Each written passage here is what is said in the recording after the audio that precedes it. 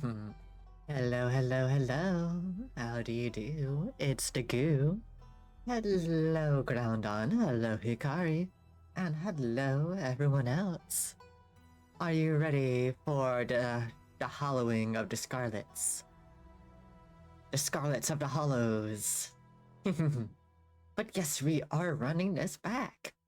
It's been at least over 3 years that I last played this game, and it was with a friend. We were playing through it, and then we sort of stopped because we just ran out of chapters. But there are new chapters coming up, and I want to tackle them. So, I think it'll also be fun if I do hardcore mode. Oh, close my door. There you go. Now I can talk normally. But yes, hardcore mode is pretty much what you expect. If I remember correctly, it is you're not able to backtrack on a save if you feel like you did something oopsie daisies. So I think that would be perfect for our run back. Now granted, even though I have played this before, my memory may be a little bit fuzzy, so I may not remember everything. So, I say we do it. Every trait in Scarlet Hollow provides the opportunity to avoid making in-game defense sacrifices. Hardcore mode removes those opportunities, but you'll be able to select a third trait. Even with their new abilities, this is the darkest world state. Like kicking continue, you agree to suffer. I mean, I do like suffering.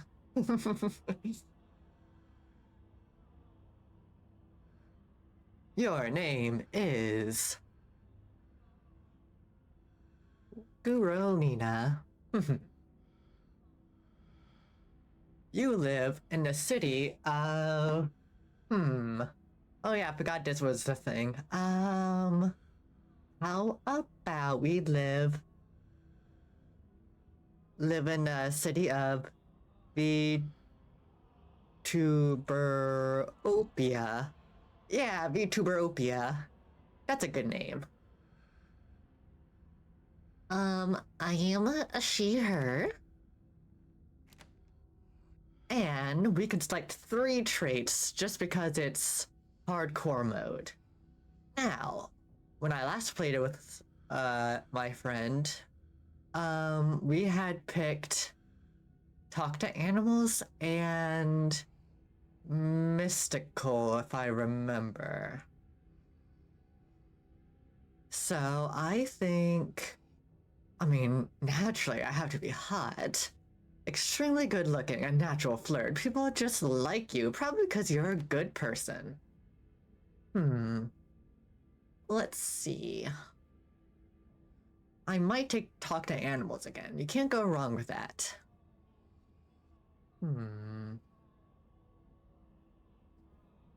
Maybe...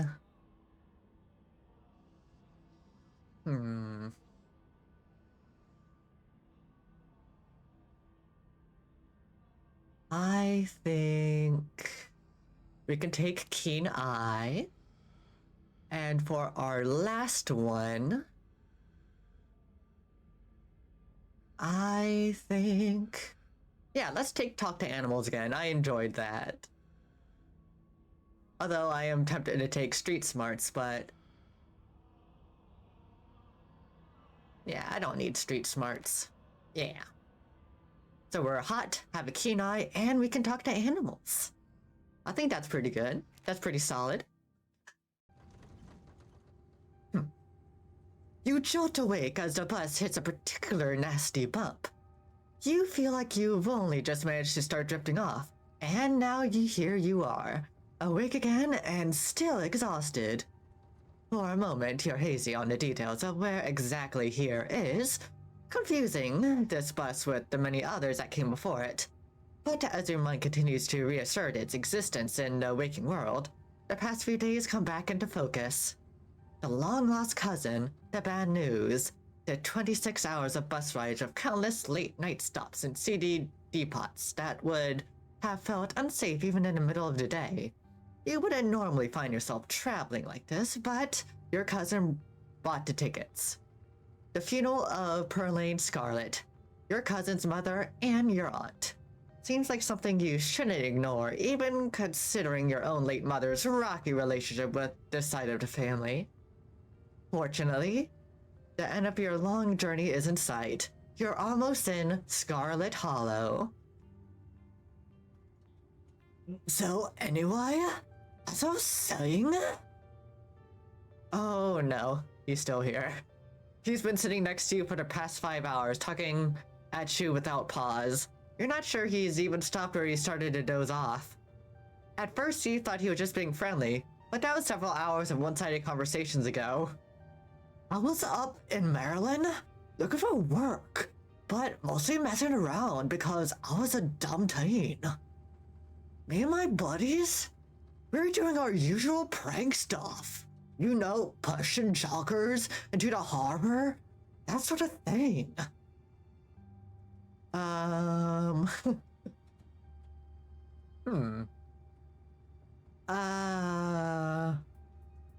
Why are you talking to me? Why wouldn't I talk to you? We're on a bus. Buses are one of the best places to meet new people, hands down. And you're the only person left to meet. So this girl comes up swinging her purse, yelling about how she was gonna call the cops or whatever. It was hilarious. She actually hit my friend and said it hurt a lot. So I guess she really was mad at me and not playing. But she kept swinging, and soon enough, she lost her balance and fell into the harbor on her own. We didn't even have to push her. We had a good laugh and fished her out, and her phone got soaked so she couldn't call the cops on us. We wound up hanging out all day. She kind of became my girlfriend after that, and we've been on and off for about a year, so it's pretty serious. Though about 5 months ago, she tried to break up with me, like, for real. And geez, you ever get so mad you just want to, like, kill somebody? What? Did he say she tried to break up with him?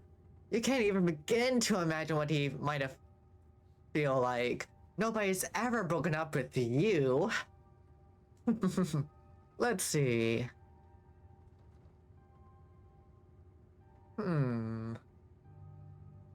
I'm just going to smile and pretend he didn't just say that.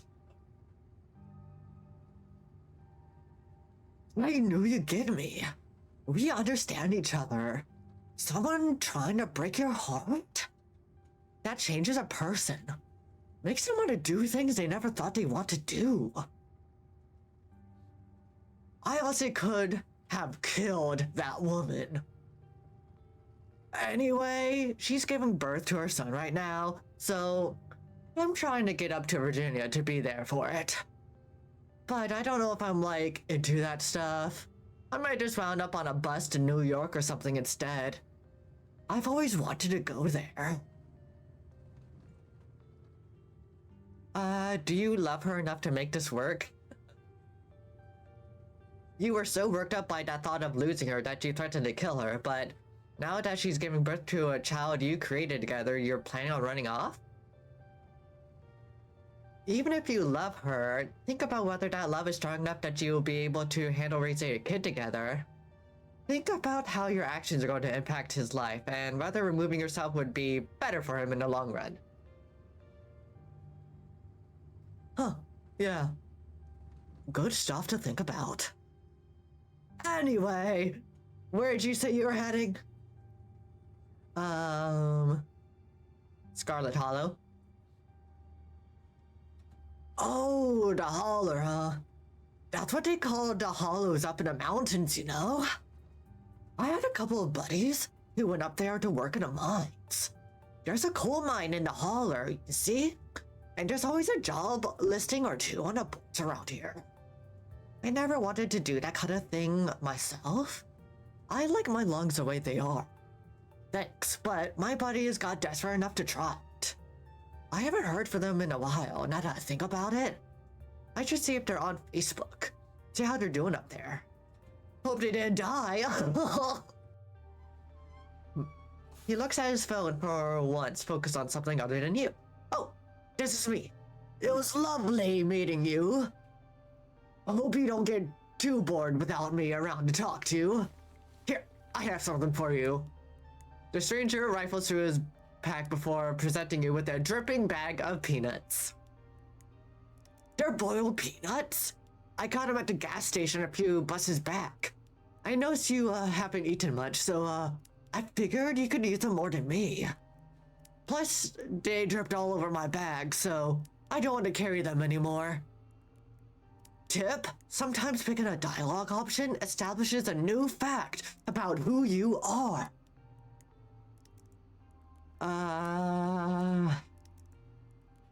I'll take the peanuts. Thanks. You're welcome. And with that, I leave you. Safe travels, friend.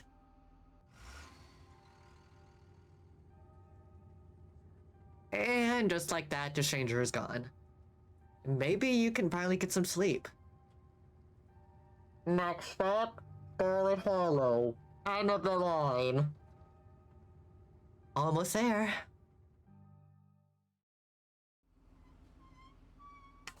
The bus finally comes to a stop. Its brakes squealing as it deposits you in front of the Scarlet Hollow bus station.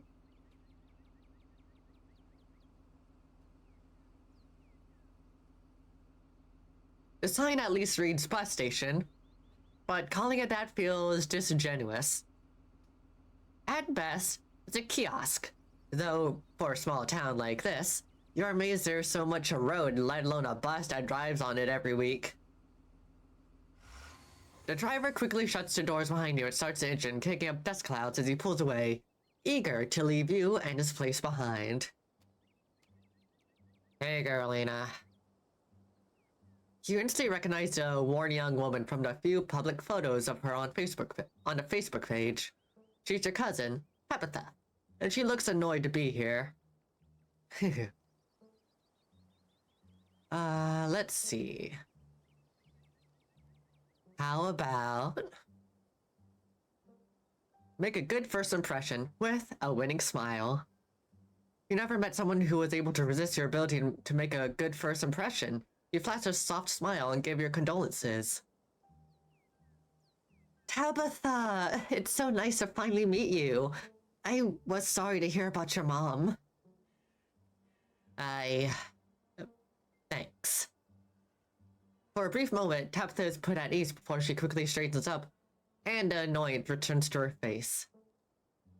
It might not have been much, but you can confidently notch up another victory courtesy of the winning Girlina smile. Trademark. Come on, let's go. I don't want to spend any more time down here than I have to. Your cousin turns and motions to an old BMW parked near the bus kiosk. You follow her, clambering into the dusty relic.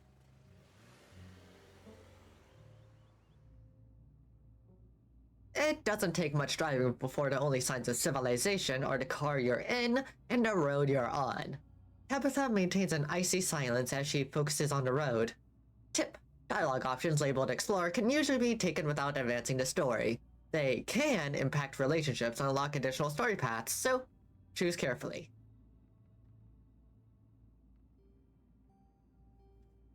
Oh dear, I forgot about this option. I guess we're both members of the Dead Moms Club now, huh? Oh dear.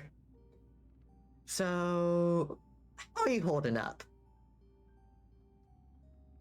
Fine. Are you sure? You seem tense. You know you can talk to me, right? I went through something similar with my own mom passed. She tenses up even more at the mention of your mom before letting out a heavy sigh. Maybe it's a sore spot for her. You quickly apologize. I'm sorry, I know that's probably not what you're looking to hear right now. Look, I appreciate your concern, but I'm fine, really. So the funeral.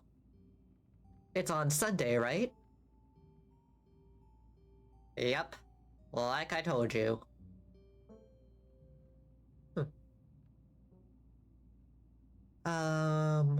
Have you worked out all the details yet? Mm-hmm. Taken care of.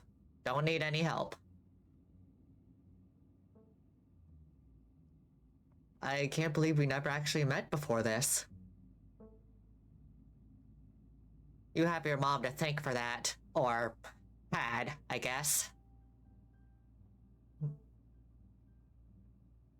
Hmm.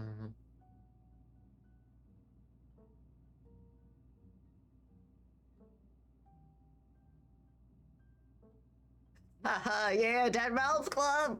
No. um, I don't know why my mom left or what kind of grudge she had against this side of her family, but I'm sorry. I wish I'd known about you.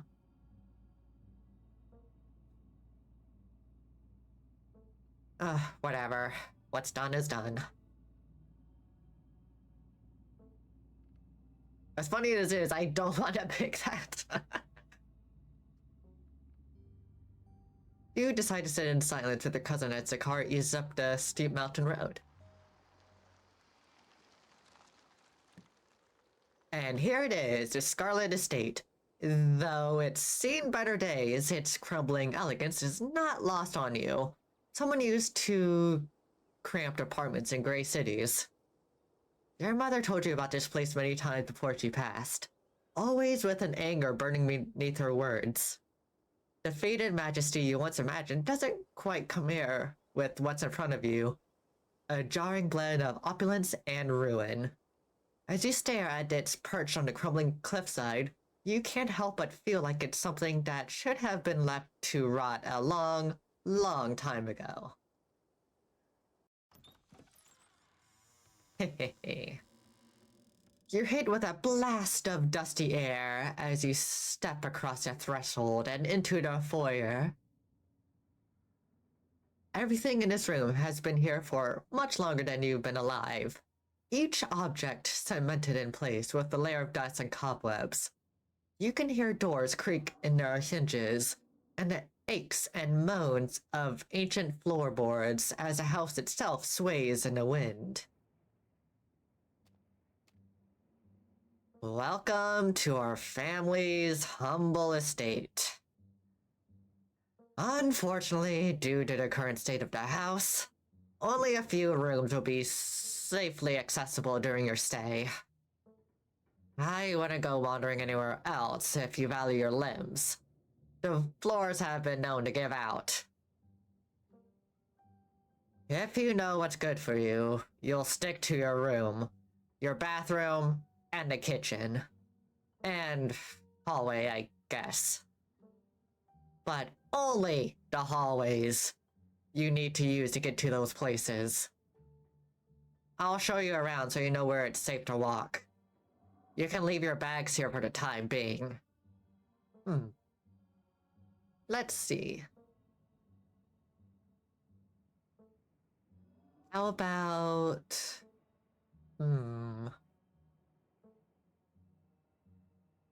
Maybe I should... Go to... Just so people can see the choices. I'm gonna put this here instead. There we go. I think that'll be fine. Ooh, also, move this widget. So that's not covering the dialogue boxes as well. There we go. Might be for the best, anywho. Alright. I will say... So you live here? Yeah, and I'm letting you stay here for free. So mind your manners. Or did your mother not teach you about those? Shall we begin our tour? Follow me.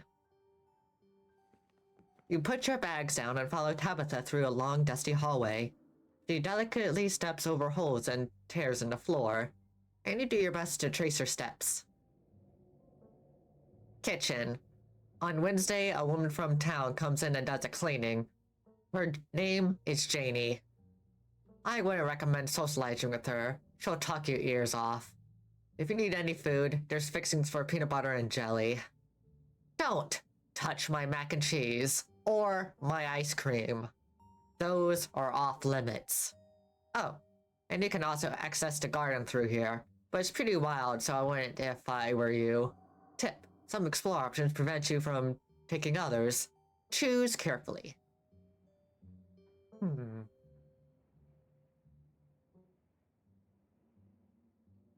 Let's see. What if I say, is there somewhere in town to buy food? I might want to eat something other than PB&J this week. Is there somewhere in town we can get groceries? Well, aren't you fancy? Yeah, there's a general store. There's also a diner. I usually order my food in bulk online, though, so I wouldn't be going with you.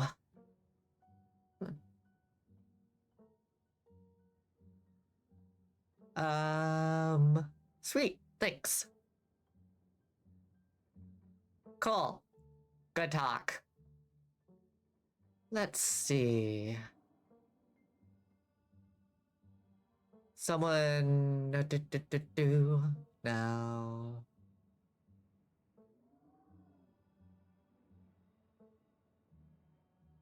It's nice.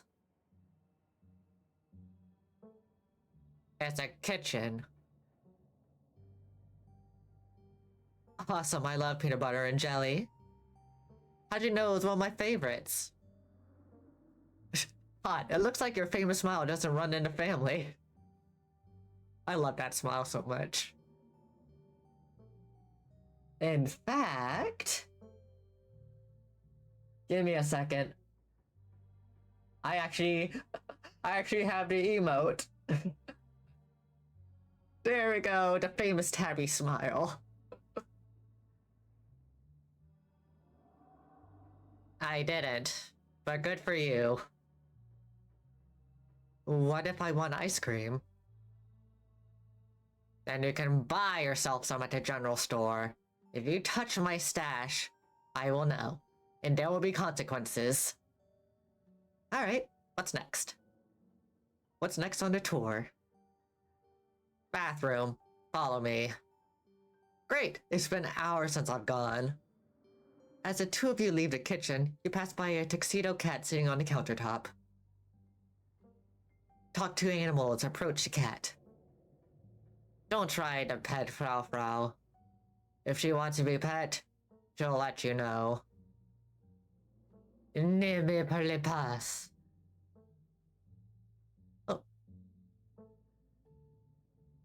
Oh, Let's see. Okay, but can I pet you? Ugh, another filthy American sticking down business where it doesn't belong. No, you may not pet me. I would sooner smear myself with sewage than be touched with your filthy apons. Ugh, stop wasting my time. Let's finish the tour. You once again followed Tabitha through a long, dusty hallway. Maybe after a few nights it'll get easier to navigate these spaces, but for the time being, you feel lucky to have not fallen through the floors. Guest bathroom. Not much to show.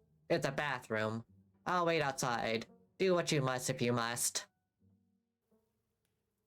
It is a wretched bathroom. Piles of junk sit untouched in the corners of the room, and mystery stains paint the floor.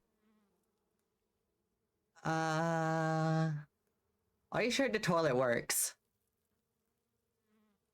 Yeah, why wouldn't it? The water bills get paid, therefore the toilet works. Now do your business so we can move on. Okay. You sign resignation. Okay. That's the spirit. Lift toilet seat.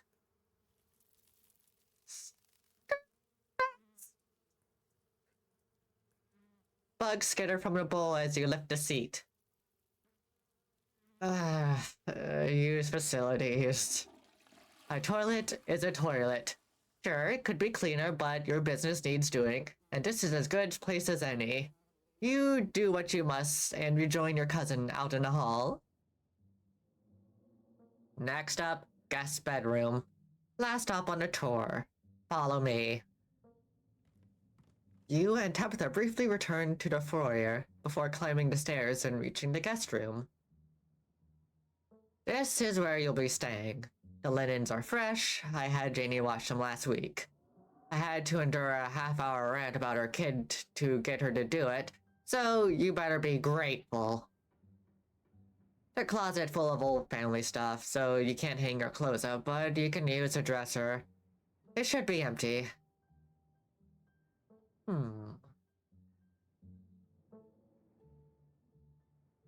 Then let's do Kenai. What's with all the boxes?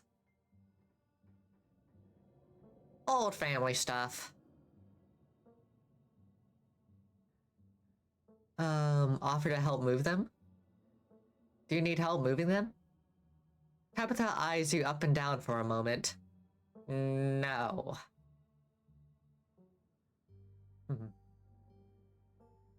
Who used to sleep here? When? This house is almost 150 years old. Many people have slept here. And now you'll sleep here, carrying on the fine tradition of bedrooms being slept in.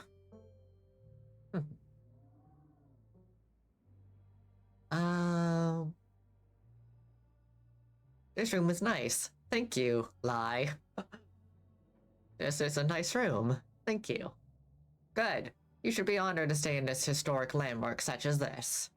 Every piece of furniture in this room is a genuine antique, handed down through the family for generations.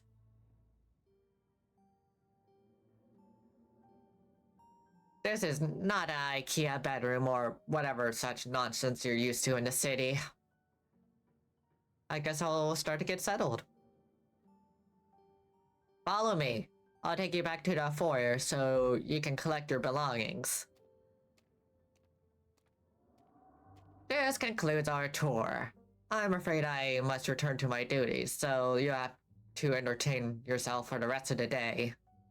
Don't expect to see much of me. Tip: some dialogue options will open an additional conversation paths, some right away, and others down the line.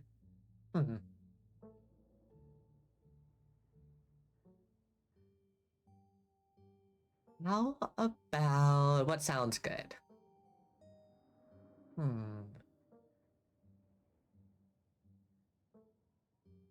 Well, how about this, Kenai? You know, we don't have to inherit our parents' bad blood. We can start fresh now that it's just us.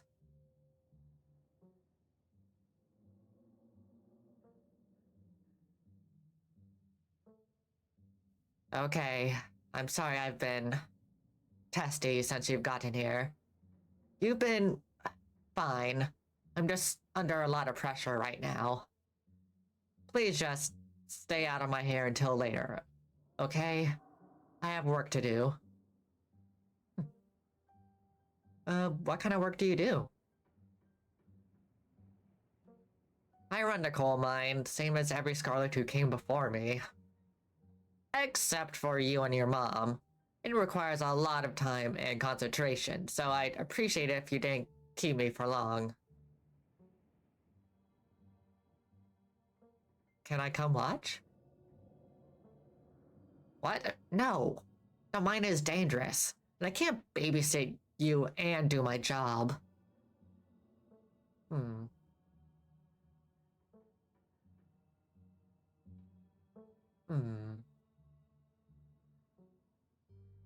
Hashtag girl boss.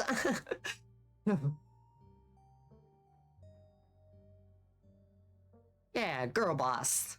Let's go hashtagging. Damn, I can't believe you're only in your 20s and already running a coal mine. Talk about hashtag girl boss.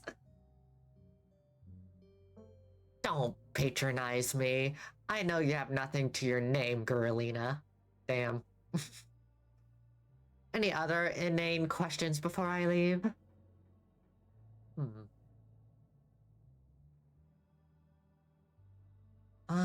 I won't keep you, but we should hang out when you get back. We'll see. There's a lot that needs to get done this week. Your cousin leaves through the front door, and now it's just you. You and this sprawling, decrepit estate. Let's see. How about we go get some food? A PB&J sounds great right now.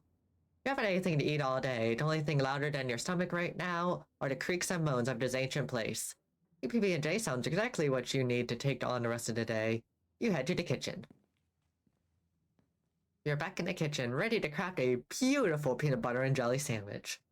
It's a daunting task, given the state of the place, but the aggressive growls of your stomach outweigh the fear of food poisoning. To get started, you'll probably need to find some peanut butter, some jelly, bread, a plate, and a knife. I want to talk to Frau Frau again. Frau Frau hisses as you draw near, remains firmly in place. You may want to talk to me, but I don't want to talk to you. Go away.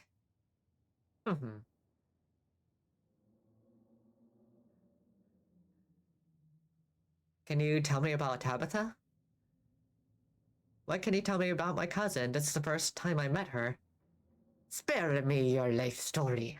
Tabitha at least knows not to bother me. Do you like living here? I despise small talk. Do you know what's in the sealed part of the estate? Nosy, aren't you? But of course I'm not surprised. You seem to enjoy poking your head where it doesn't belong. If you were to take a hint, I suppose I have to take things into my own hands. Buffalo lunges at your hand and bites you hard. You back away. Darn, okay. Let's search the cabinets. This cabinet must be the type that keeps the dishware and, oddly enough, the utensils. Let's examine the mugs. It reads I was blown away at Blowing Rock, North Carolina. So your aunt and cousin actually traveled sometimes, even if it was only a few hours from the estate. Maybe you can route your return trip through Blowing Rock. It might be nice to see the local sites before heading home. Examine the shot glass. It reads, I survived Deb's 50th. Your aunt's name was Perlane, so this wasn't from her 50th. From the few stories you've heard from your mom, Perlane wasn't the type to have kitschy friends who gave out themed shot glasses at their birthday parties. Keen eye. Maybe it belongs to Janie. You imagine she might need alcoholic beverage to get through cleaning this place, especially with Tabitha's sour face peering over her shoulder. Well, let's grab a plate and a butter knife. All you need now is some actual food. Grab a bowl. You reach for the bowl, but as you pull it down, a blend of vinegar and dead moss splashes into you, immediately staining your shirt. On the back of the bowl is a note that reads, Moth trap, do not touch. Whoops.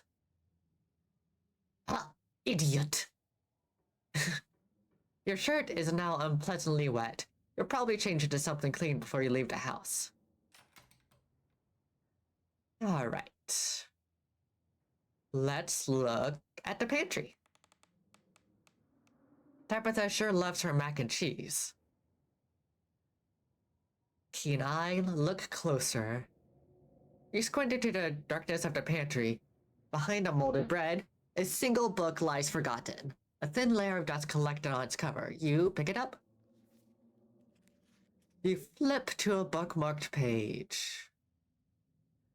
Both Calf Brain and Asphyx are unappetizing enough on their own, and you can only imagine how vile the combination of the two would be. What kind of person would call this their favorite food? No wonder your mom ran far, far away from this place. You shut the book and put it back in its place. Let's take the bread. Pick up one of the non-moldy loaves of bread. Great. One step closer to a satisfying snack. I'll take the peanut butter. The king of nut butters, and only 3% of each jar is mashed up cockroaches. All you need now is some jelly. Examine the mac and cheese. You pick up a box of Tabitha's mac and cheese. You can't say you've ever seen this brand before.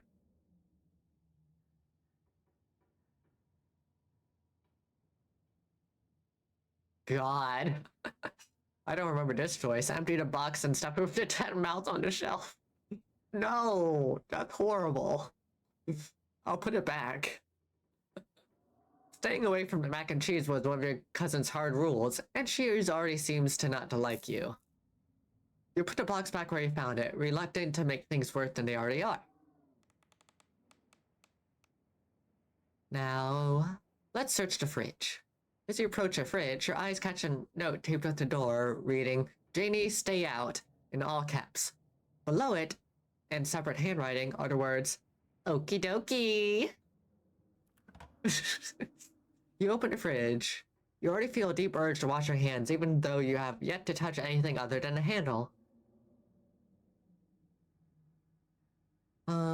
Examine the old takeout. Why did you do that? What were you expecting? This takeout container is disgusting beyond words. A liquefied mess wholly congealed in its styrofoam shell. You can't even tell what it used to be. This substance doesn't just smell bad, it smells ancient. God's sake, put it back.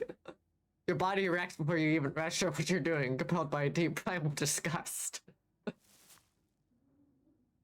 You shove the container back to the fridge, pushing it into the depths of the shelves and out of your mind. Hopefully you can forget it exists and move on with your life. Check the mayonnaise? You know you probably shouldn't, but a part of you has to know how old that mayonnaise is. You pick up the jar, its label flicking in your hands. It expired 10 years ago. This jar of mayonnaise is old enough to graduate 5th grade. Best to put it back and forget you ever saw it.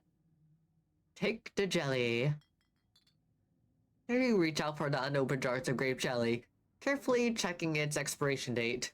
You breathe a sigh of relief when you realize it's recent.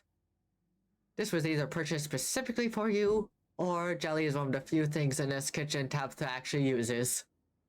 This is the last ingredient you did to make your PB&J. Time to close this fridge and get to work. Let's look at the ice cream. Tabitha explicitly told me not to do this. You think to yourself as you reach for the pint of banana chocolate chunk. Put it back. You stare longingly at the pint of ice cream for a few moments before your self-restraint kicks in and you put it back where you found it. Tabitha always seems to not like you, and it's probably best not to fan the flames of her hatred. Close the fridge. You return to the kitchen, closing the fridge behind you. Make that PB&J! Despite the state of the horrendous kitchen, you have successfully combined your 3 ingredients to make a peanut butter and jelly sandwich. Congratulations. You can feed yourself. A job well done.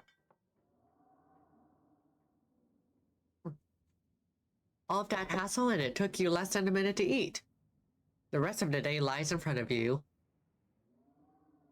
Then, let's check out the garden. The garden was reclaimed by the wilderness long ago.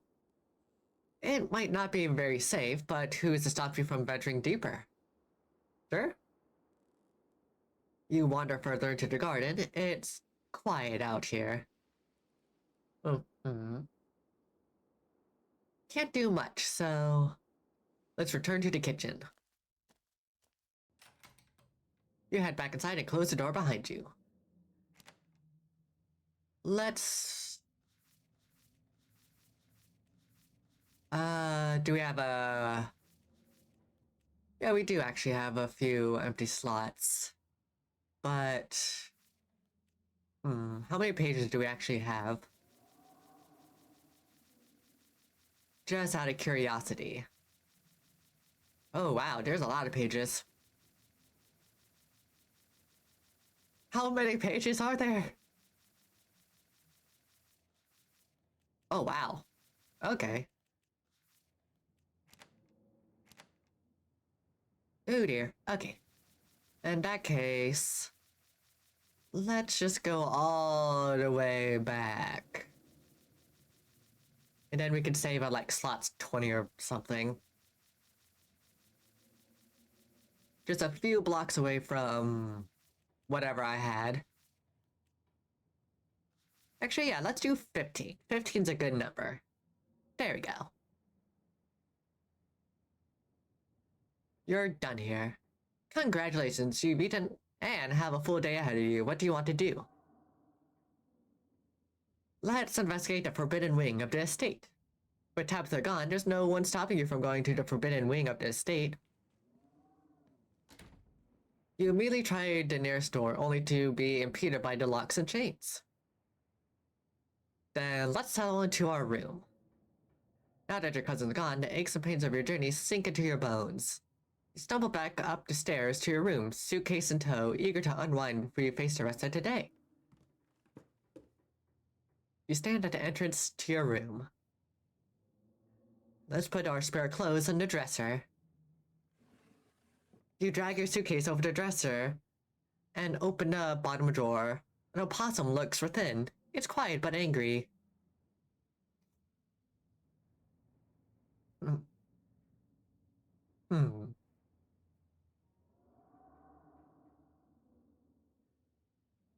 Let's see.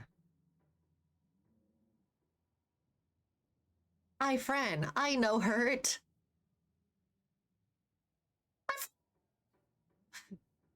What's your name, little guy? I'm Gurlina. Dustin. I love Dustin. I forgot all about Dustin. Then how about... let's fashion our clothes into a nest for him. You poor thing, you look cold in there. You gently lay your clothes on top of the creature, arrange them in a little nest. Dustin closes his mouth, somewhat more at ease than before, and looks up at you with his shiny black eyes. Human is kind to Dustin. Dustin will remember this. You close the drawer, satisfied with yourself for a job well done. Let's check the closet. You can see why your cousin said you shouldn't put your clothes in the dresser. That you should put your clothes in the dresser instead of the closet. There must be decades of family history stacked up in there. Pick up the doll? Of course you're sharing a room with a creepy doll. You pick it up and examine it more closely. Its foot reads property of Alexandra. No need to carry this around with you. Examine the painting on the wall. This must be an older relative of yours. Judging by the dates on the inscription, you never heard of her, but you barely heard anything about your aunt and cousin until a week ago, so that's not really a surprise. Maybe you could ask Tabitha about this Maribel Scarlet the next time you see her. That is, if she's actually in the mood for conversation. Look out the window. You can only imagine how beautiful the garden must have been in its heyday. If you owned a place, you'd totally get out there with a shovel and some gardening gloves and whip it into shape. You go out and pull weeds, chop trees, carve topiaries, and do whatever you need to return it to its former glory. And once it was all done, you sit by the fountain, which of course would have a little goldfish in it, and drink a floral tea while enjoying the birdsong. Yeah, you definitely do that. Just not right now. That's enough. It doesn't seem like there's much else for you to do here right now. Might as well head to town. Now that you're settled in, there's not much left for you to do here other than head out and explore the town. You do just that. Before leaving the house, you rinse off and change into a clean shirt. You're not about to meet new people coated in vinegar and dead moths. If you had known you wind up having to walk all the way back to town, you probably would have just asked Tabitha to leave you at the bus stop. Especially with how unhappy she seemed to see you. If only you could wipe the slate between the two of you and clean and bury some of the tension. Though maybe her mother's funeral isn't the best time for something like that. Then again, maybe it's a perfect time.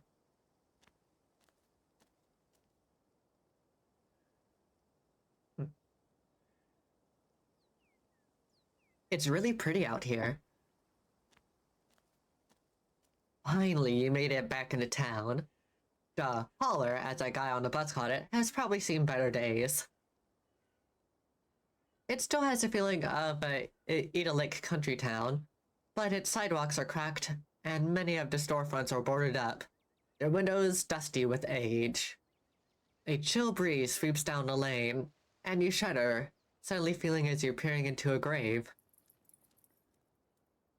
Dog! Gretchen, come back! Quit bothering! Oh, what I do declare? Who is this gorgeous stranger? And why does she smell of peanut butter? Oh, I haven't seen you around here before. But the young woman is no to be flustered by her parents. It's a phenomenon that you, as a hot, are all too familiar with. Sorry about Gretchen. She can be very slippery when she wants to be. I hope she didn't scare you. It's nice to meet you, Gretchen. I'm Gurlina. Oh my! I can't remember the last time I met a newcomer who was so wonderfully polite. It's a pleasure to make your acquaintance, Gurlina. That's a funny way to introduce yourself. I'm Stella. It's not often I see a strange face up in a holler. Every now and then, there's a new crop of cool folks, but you don't look dusty enough for that. You aren't in town for the funeral, are you? The Scarlet funeral? Yep, I am. I just got into town today. Wow, I didn't think there would be anyone else coming. Are you staying with Tabby? How's she holding up? Upon mention of your cousin, Gretchen mutters under her breath. One of those days, I'll get that Tabitha to pet me. I haven't seen her since Perlane passed. Or for a while before that, now that I think about it.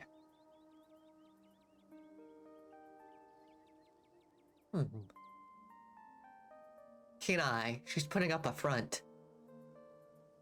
I don't think she's doing too well. She's been icy, sure, but it feels like she's putting it as a front.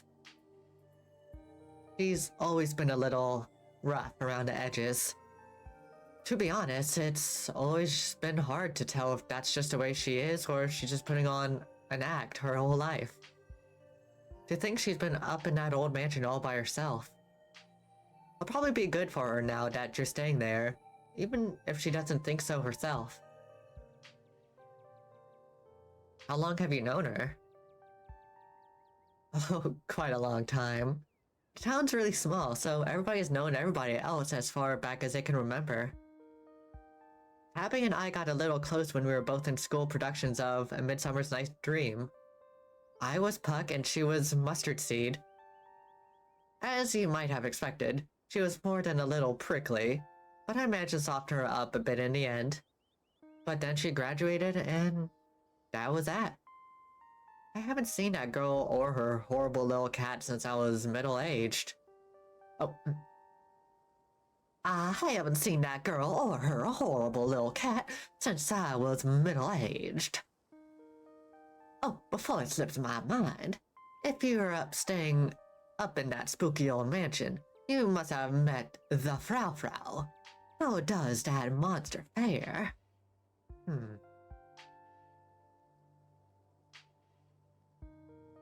Hehehe. It sounds like you and Frau have a history. Wait, what? Are you messing with me?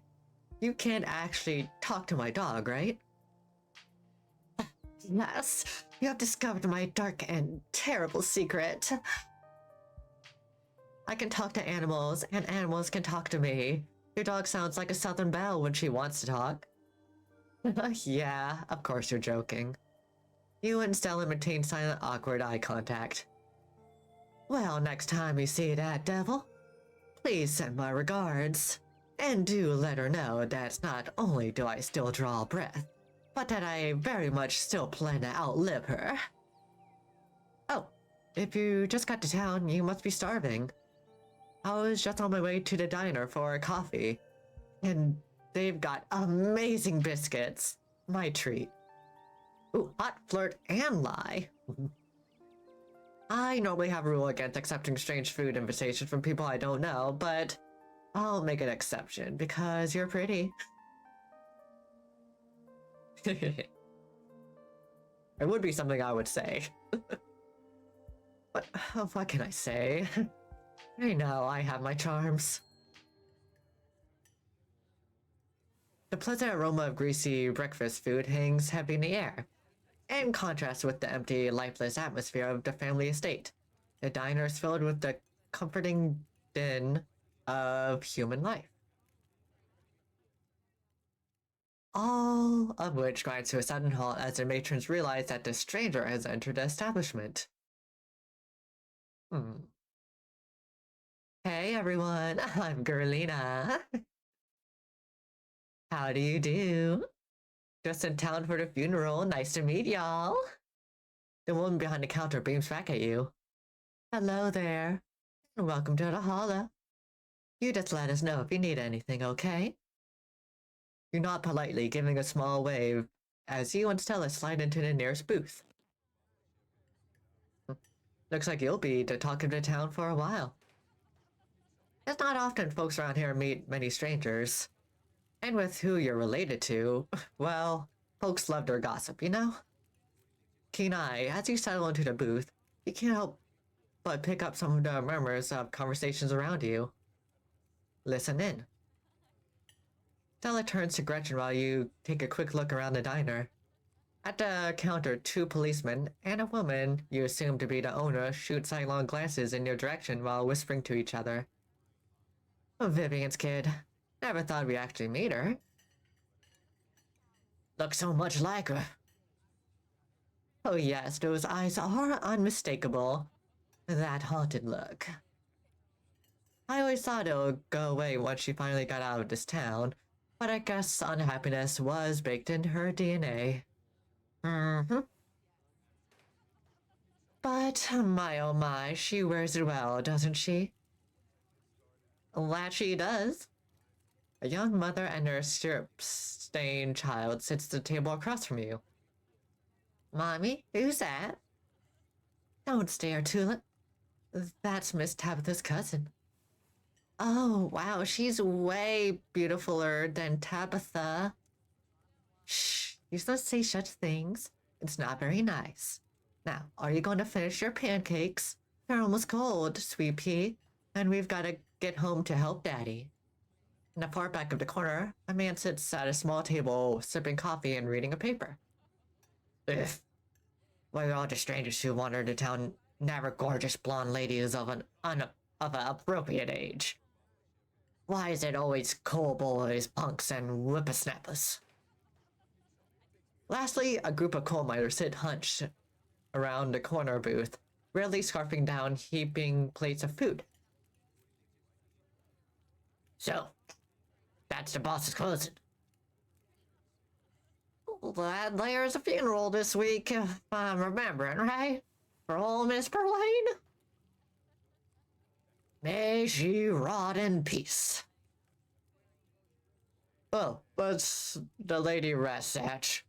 One should speak ill of the dead, no matter how foul they were, especially before they've been so much laid to rest. If you've been around her heyday, you'll be speaking ill too, Rodriguez. He's right. Nastiest woman I ever met. And that Tabitha's a blessing compared to her. Cursed a whole lot of them. May every scarlet burn in hell. That's enough of that. Hey, Stella. I went ahead and fixed you a cup of coffee. They quietly placed a cup of coffee in front of Stella. And here's some bacon for the little lady. For me? For me? Gretchen snips her bacon and digs in. Tip, you can hit the Y or triangle button on your gamepad to hide the text box at any time. I like how it specifically says that, just for Gretchen. But unfortunately, my own text box is in the way. And what about you, stranger? Anything I can get you? The name's Avery. I'll be taking care of you today. Let's see. How about... Let's see. How about... a biscuit and a coffee? That sounds good to me. Could I have a biscuit and coffee, please? I heard they were really good. Best in the country. Avery pours the fragrant brew into an empty mug in front of you. They linger after pouring your coffee, turning to you nervously. Oh, and... sorry for your loss.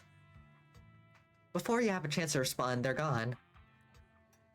Glad you took my advice with the biscuit. You won't regret it. Anyway, the funeral's not till Sunday, right? That gives you quite a bit of time to slum around town. I'm trying to think if there are any cool events going on this week. There's always the reading adventures at the library, which are supposed to be for little kids, but I do it every month anyway. Oh, and I'm pretty sure Avery's throwing a party Saturday night, so that's a fun thing to look forward to. And there's a weekly Sunday potluck. That should be right after the funeral, too, so it'll be a special occasion. Let's see. Is a potluck like a church thing?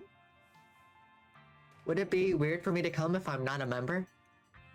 No, the Sunday thing is coincidental. It's actually hosted by the library. Not too many people go to church around here, if I'm being honest.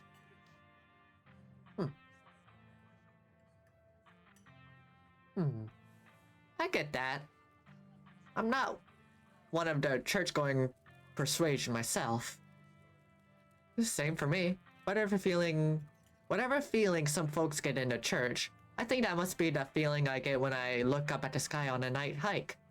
That feeling of peace and wholeness. But that's not to say we're a town of heathens or anything like that. There are plenty of God-fearing folks around. They just aren't fan of the church.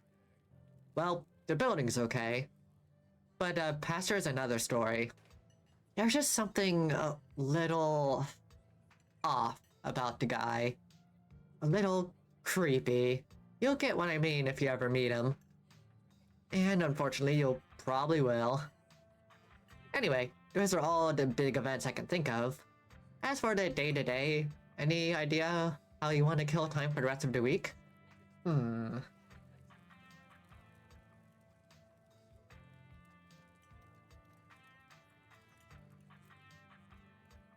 How about Kenai? Do you have something in mind? Something telling me this is a loaded question.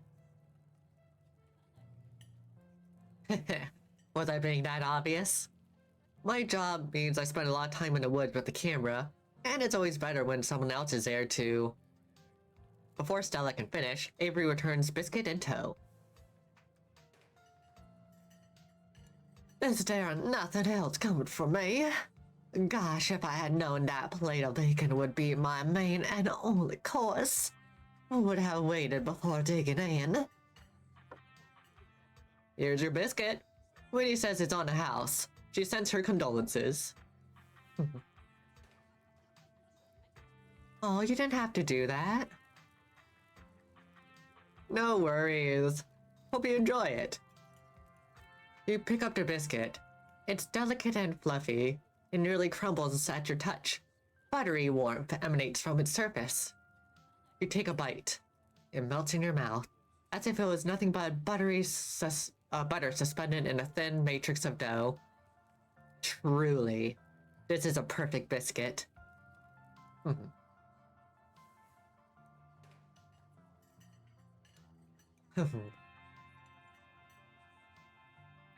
Whoa. This is really good. This is a really good biscuit. Wow. I'm so glad you like it. Avery lingers at the table for a moment. So, has Stella mentioned she's famous? Oh, Avery, I'm not that famous. You're the only person I know who's been on the news. If that's not famous, then I don't know what is. Stella sighs. I'm a YouTuber. Wow, that's rad. I never met a YouTuber before.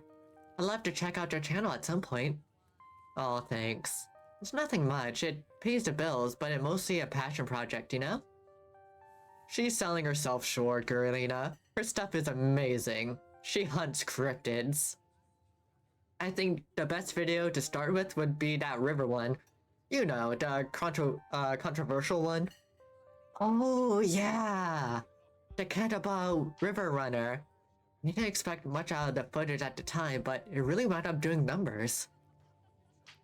So, the River Runner is a cryptid that's only known from a single sighting. 2 Boy Scouts thought they saw something big and weird in the Catawba River, and that's all I had to go on. But then I wound up catching this on camera. Stella pulls out her phone and shows you a clip of something in a river. Keen eye. Despite the shaky camera footage, you can clearly make out the shape of a creature's head and its relative body proportions. You're pretty sure it's a cat, and a big one at that. Some folks said it was a beaver, but if that was the case, it will be at least twice the size of any beaver I've seen. I also had people saying it was a dog or even a capybara that must have escaped from a local wildlife sanctuary. It was a mountain lion. I could smell its stink from a mile away. I'm still not sure what it was, and I'm the one who saw the thing with my own 2 eyes.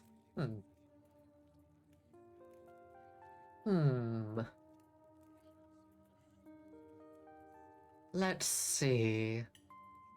I could be direct with the talk to animals. Or I could say that, with my keen eyes, it looks like a big cat, so it's not too direct. Or I could just flat out say, oh, that's an honest to God cryptid there. Yeah, let's say, be like a different angle, like, oh, it looks like a big cat. See, it's got those little kitty cat ears right there. Maybe it's a mountain lion. No way. It's absolutely not a mountain lion. There are no mountain lions this far east. I did a whole video on the Appalachian mountain lion myth and found Jack Squat. And there's no reason one would be swimming in a river like this. They're not fans of water. And the body is too long. No way. Personally, I'm a fan of the capybara theory. There's always people keeping those things as exotic pets. Kind of a Sewer Gator type situation. Yeah, exactly. Some exotic pet owner set it free, and now it will forever roam the Catawba, confusing Boy Scouts and YouTuber commenters for years to come. So, speaking of things to do around here, I was actually planning on filming this week's video tonight. I was wondering if maybe you want to come along. It's a pretty easy one this week. You couldn't even have to camp anywhere. I'm going to go after the... Wait, no spoilers. I should probably get back to it instead of standing around chatting with friends anyway. See you around. Now that the coast is clear, I'm going after the skunk ape. Oh? Ew, stinky. That's what they say. You should be able to smell it before you see it, according to some sources. Most skunk ape sightings are from Florida, but while I was doing research for this week's video, I came across a report where a lady from a town over claimed to have seen one on her deck playing tug-of-war with her dog. And as I leave no stone unturned, I decided it was worth investigating. So, what do you say? Want to tag along? Hold a camera for me while I narrate against a darkening sky? That sort of thing? Let's see.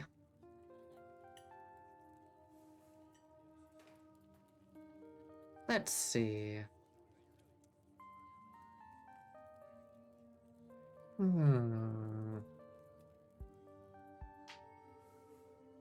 Maybe, maybe not. When I played this years ago, I did accept her offer.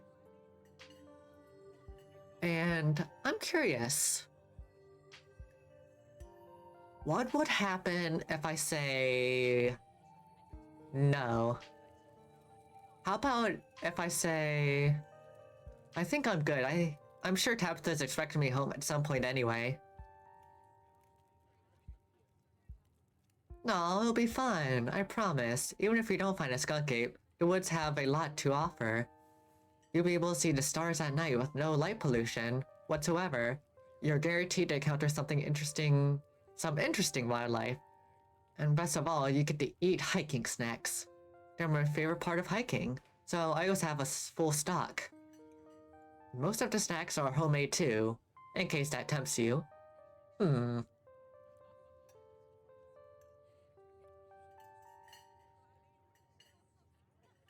Let's see.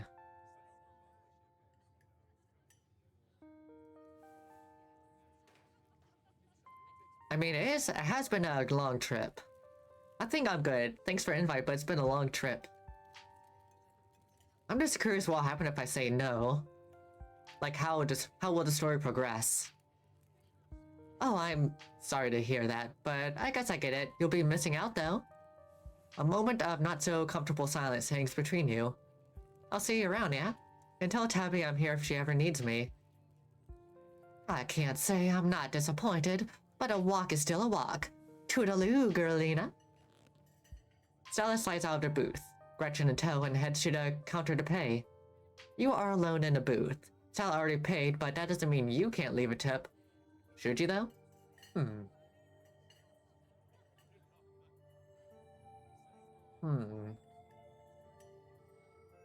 You can't afford to leave a tip.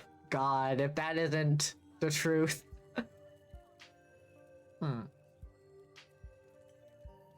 Let's see, how about we leave a generous tip? You reach into your pocket and pull out a crumpled $5 bill. You know it's a bit more than one would expect to get from a short dining experience, but you might as well share the wealth while you got it. You smooth out the bill before placing on the table inconspicuously. Hanging out with Stella, I managed to pass some time, but there's still plenty of daylight left. Maybe it's worth spending more time exploring the town. Alright. Let's go to the town hall. What you find inside the elegant building is not a town hall, as was suggested by the letters carved in stone out in front. Instead, you find something that looks more like a library. In fact, it is a library. The air is thick with the smell of old paper and fresh coffee. A man busies himself sorting books on a mobile shelf, and a cat lounges on a book cart. There's a group of teens gathered on the stairs, not sitting in chairs despite the prevalence of empty seats. As is their custom, they glance up at you with a slight annoyance, as it is also their customs. Keen eye, but your focus can't help being drawn to a massive mural on a far wall depicting a scene of a town of fire and a man savagely tied to what looks like a metal beam. Hi there, I'm Oscar. If you need any help, just let me know. And I am a pixel. I am the god. You better pet me. Let's go talk to Oscar. Oscar, clearly the librarian here, smiles at you from behind a shelf of books. But as his eyes focus on your face, the smile fades. replaced with a look of dawning recognition. I'm fairly certain this is all new. I don't recognize this at all.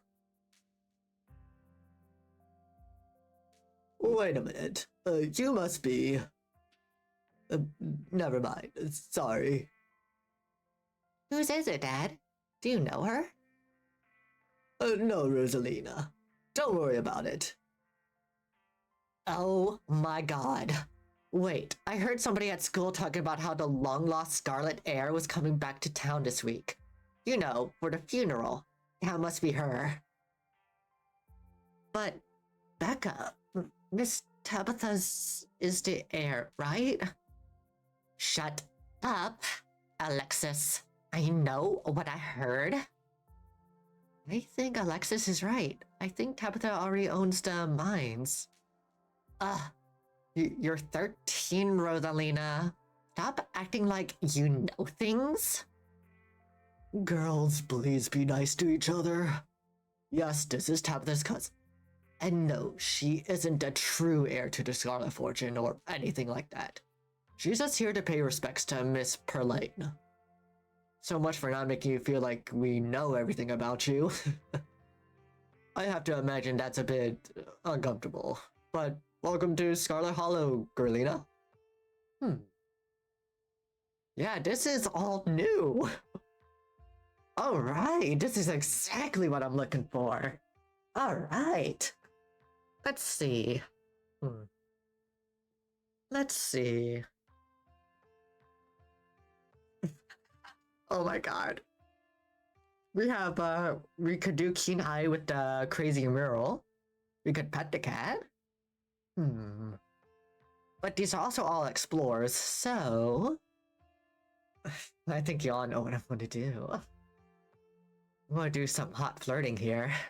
So, what's a handsome, well-educated man like yourself doing in a town like this? Well, been a while since anyone said something like that to me.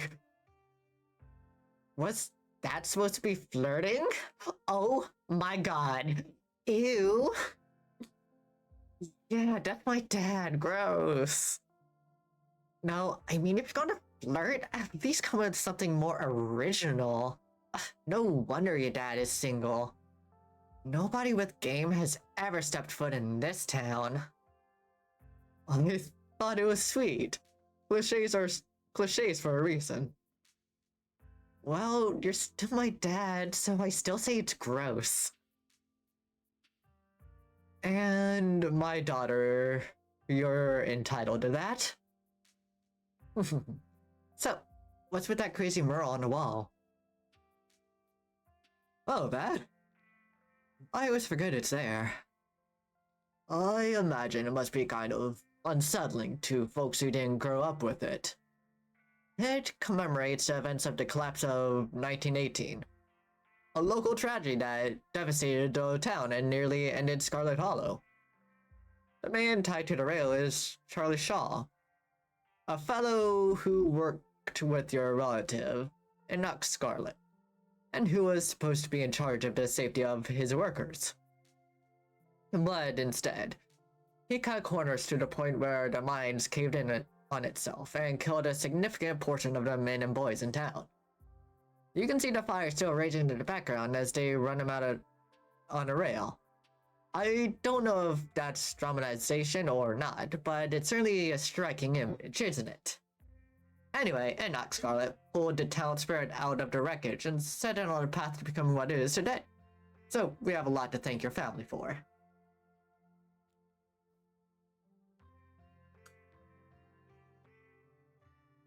Is living with your dad kind of like living with a teacher? Are you like always in school basically? Yeah, it's fun, right? It seems fun to me. All my dad does is watch TV and drink beer. See, that's what dads are supposed to do. That's normal. I'm going to pet the cat. You pet Pixel. He purrs loudly in response. leaning fully into your knuckles as you scratch underneath his chin. That's exactly right. A little to the left. Yes, good job. You're killing it. He gets too excited for a second and gives you an affectionate little bite, still purring a mile a minute. Oh, I love it. I love it so much. Oh, sorry. Got a little lost in the sauce there. I definitely won't do it again. Keep petting me and see. I definitely won't. You pull your hand away slowly before you can decide you're a fun toy that he wants to try and disembowel. God, my cat does that all the time.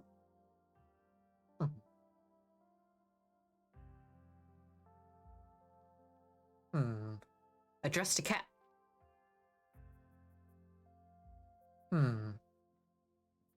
It's very nice to meet you, Pixel. You're much nicer than my cousin's cat.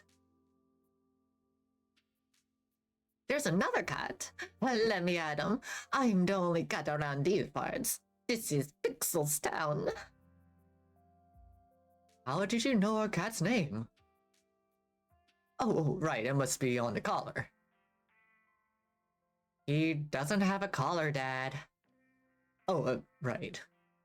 You must have heard about him from somebody else in town. Pixel is pretty well known around here, being the library cat and all.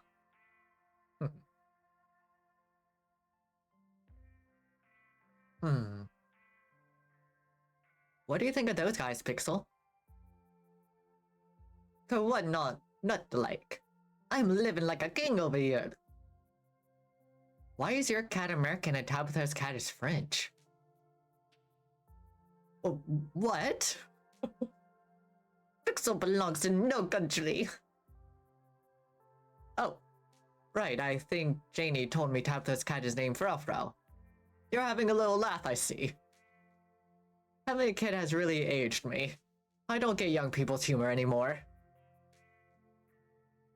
Enough questions. You think better of it and turn your attention back to the humans.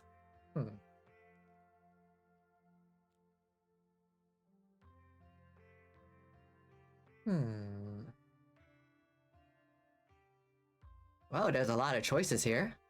And most of them explore, so that's good. How about this? There are a lot of boarded up buildings on Main Street. Why do you think people still stay here? Why don't they leave like my mom did? That's a big question. Oh my god, you can't just ask something like that. Wait, be quiet. I want to hear what they say. Don't tell me to be quiet, 13-year-old.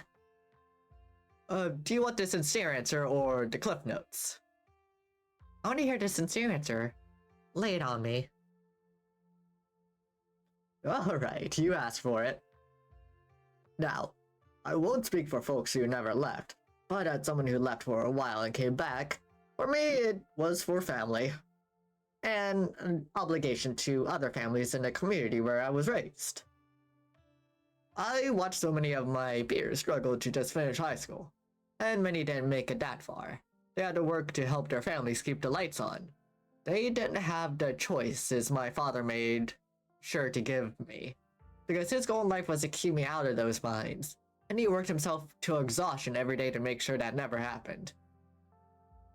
And ultimately, my choice was whether to abandon these people I'd grown up with, or to come back and use that education to try to make things better for the next generation. So, I let my parents drop their kids off all day in summer. When they have to work, I set up my little reading adventure stamp rally with them. And I tried to get the country to buy us another computer so more people can access resources they don't have at home. Okay, this is important. Do you think a Japanese air dragon would like pizza or eclairs? Probably eclairs. Pizza. I could really go for a pizza right now. Maybe rice cakes, because they're all airy and rice comes from Japan? Rice doesn't come from Japan. It comes from all of Asia. You'll learn that when you catch up to us in school. And that's why I'm the one clicking the answers. My vibe, is it Claire's. Plus, there is nothing better for raising a kid than a couple of doting grandparents who wanted to spend time with her before they passed.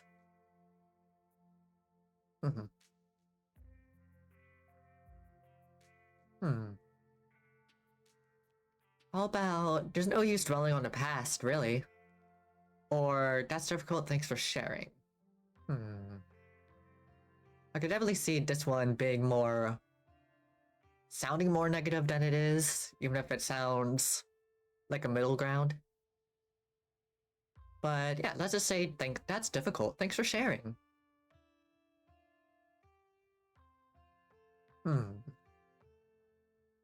Do you know my cousin? Well, everyone in town like these kind of know each other, but I wouldn't say we're friends or even acquaintances. I know of her, and presumably she knows of me. I hope she's doing alright. I know how hard it is to grapple with the loss of a parent, especially so young. It's disappointingly common up in these parts. People don't tend to go to the doctor until it's too late. And most of them live hard lives on top of that. It seems even Perlane wasn't safe from the ravages of mountain life. He's still doing it. Didn't they just meet?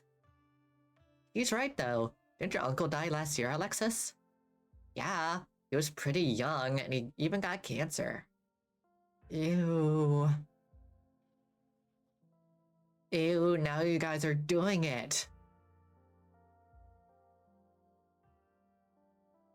I don't remember asking for a Greek chorus to chime in on my conversation, girls. Then don't talk so loud.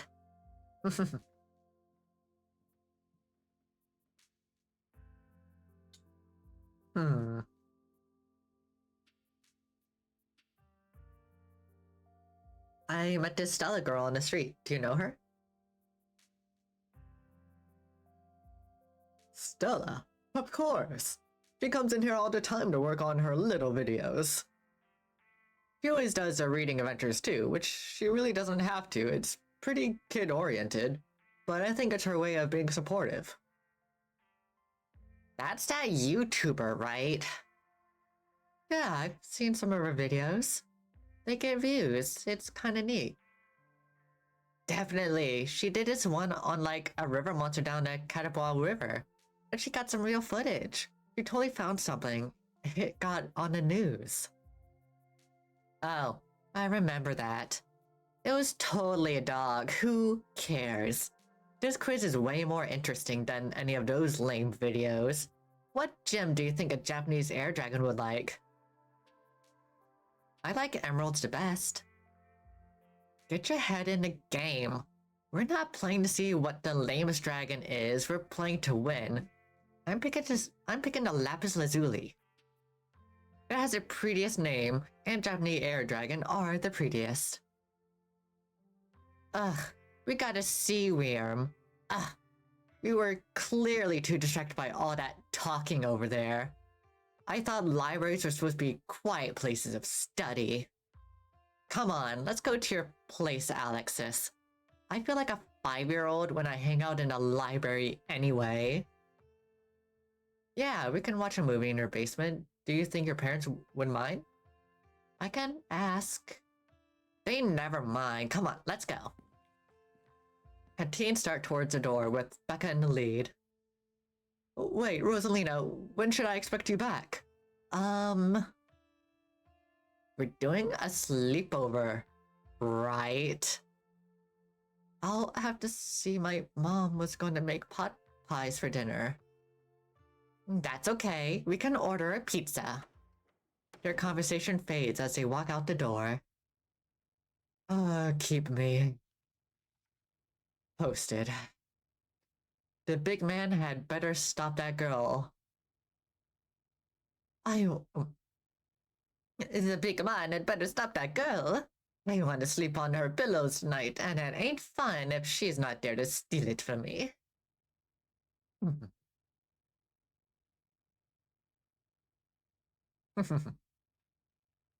Teens, am I right? You say, Noli, despite your lack of children. I'm sure I'll miss this when she's off at college. That's what I keep telling myself, at least. Anyway, I better go shelve these books before it gets too late. But feel free to stop by any time. I'm always around. Everybody leaves Pixel. Who's supposed to pet Pixel now? Big Man only pays attention to papers. Ooh, what's that? Have chat to library early Monday afternoon. Cool. You make your way back to Main Street. Looks like the sun's finally starting to set. Maybe you'll see if a sleepy southern town like Scarlet Hollow has a vibrant nightlife. Another day, but for now, you feel ready to head back to the estate. Alright, so what's going to happen now? You return to the dirt road, beginning the trek back up to the estate.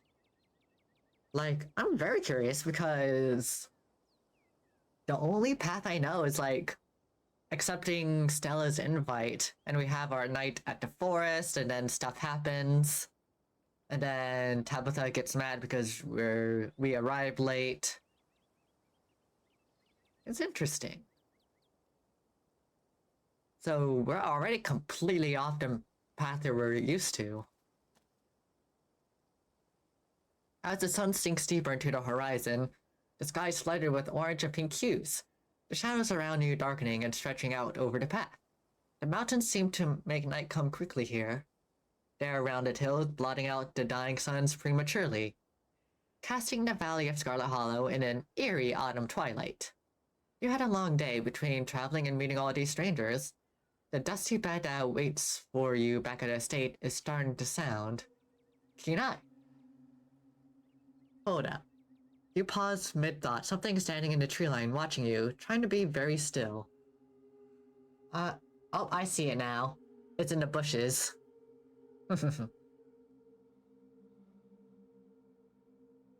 It's a cat. And a very big one. Is this what you saw in Stella's footage?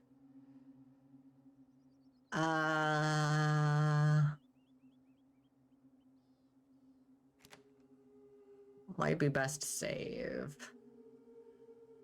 Don't know what saving will do on hardcore, but it's fine.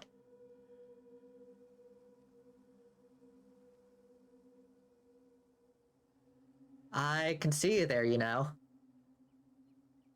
The creature continues to watch you from the tree line and remains silent. Just because you can speak to animals doesn't mean the animal always has to speak to you. Well, how about we just continue down the path?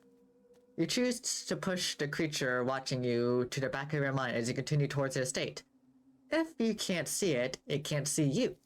The foliage in the tree line snaps and crunches as you walk, matching your pace. It would seem that the creature you encountered is intent on stalking you. Awesome. It becomes you. Becomes it. Becomes you. Oh, so we're still going to get an animal scene. Just not the usual, huh? Okay. You whip around to see that it's already emerged frozen mid-step as your gaze falls upon it. An honest-to-goodness mountain lion, and there's something horribly wrong with it. It plummeted, that runs and runs and runs, becomes itself, becomes nothing. It takes another step towards you, drool leaking from its slack mouth. A gardener cannot tend to empty soil.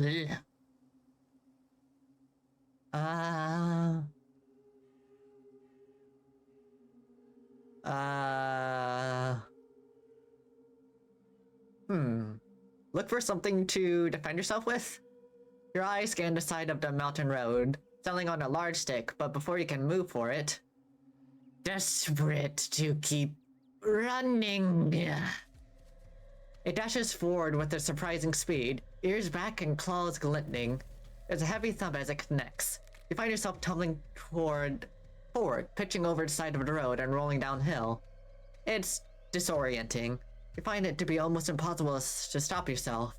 The incline too steep. Every attempt ending in more scratches and bumps from the rough terrain of the mountainside. You finally land with a breath-stealing thump in a small copse of trees. Battered and bruised, bleeding from the thorny shrubbery, but not dead. Your eyes are blood. You need to open. It doesn't bother trying to hide now, leaping down into the clearing with killing intent. Its wide, yellow eyes ready to finish what it started. And then... Ooh, pastel berries! Hehe, and you remember me and the gameplay on this visual back in 2022? Aww. That makes me flutter with joy. But it's good to see you, Pastel. I hope the days have been treating you well. Also, yeah, I'm running this back and doing hardcore mode. And we've already, like, stepped off of the path that we're normally used to. Because we decided to say no to Stella into joining her for her video. And we spent time at the library getting to know Oscar more in the beginning of the day. And now on our way back home, we got jumped by this mountain lion. Yeah. Yeah. So this is all new to me. So like I'm all for it. I'm all for the new. The unknown of knowing what's happening next. Oh. Well, goodbye. The evening air is pierced with the sound of a gunshot. The mountain lion is gone in a flash, leaving a thin trail of blood behind as it disappears into dark woods beyond the path. Oh, it's you! Damn, nearly had the thing. And I nearly had you too. Who the hell are you? And what you doing out here? Looking to get shot. Oh.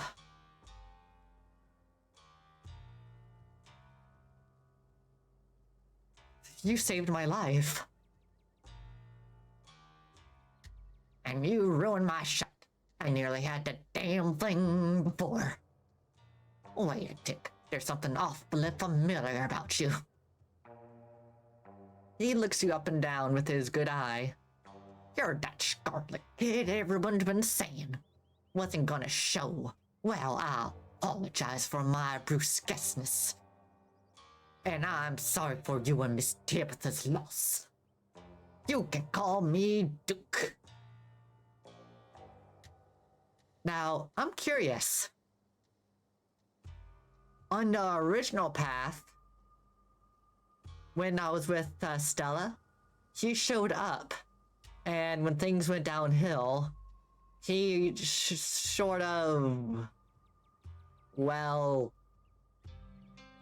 something happened to him. So, I'm curious with this new development. Is something not going to happen to him? In fact, he saved my life. I wasn't really even expecting him. Duke seems to think for a moment, glancing up at the darkening sky. You better not keep walking around on your own out there. Or with that thing on the prowl.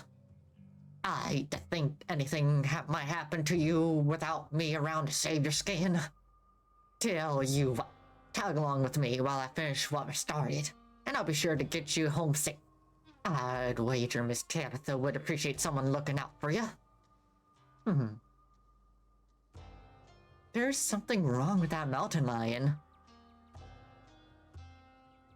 El probably got the cancer. Had all them looks. Doesn't mean it's any less dangerous. If I had to guess, I'd say it was more deadly than ever now that it sees death coming for it. As you well know, when's the last time you heard of a mountain lion attacking anybody? Especially on this side of the continent.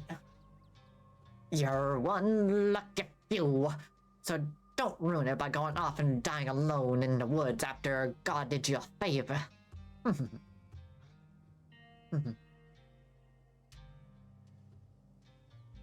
I appreciate you looking out for me too.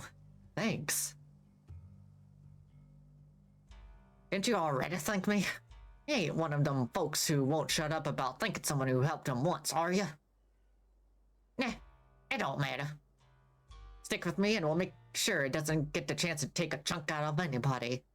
I don't like the thought of a man-eater like that around my town. You and Duke make your way to the dark woods, following the trail of blood the mountain lion left behind. Long before the sun had completely set, and the two of you find yourselves in near total darkness, though Duke has a flashlight, uses it sparingly, letting you both adjust to starlight instead. Every sound feels deafening as the two of you pick your way through the underbrush. Every snapping twig could be the deadly paw of the thing that hunted you. Every rustling leaf you heard of a vicious attack. Though you know deep down it's probably nothing but squirrels and shrews. Until you hear the unmistakable sound of something large shifting among the fallen leaves. Gotcha! The old man quietly steps forward, gun held at the ready. Oh, there's Stella. Oh dear. All these squares make a circle. All these squares make a circle. What the hell?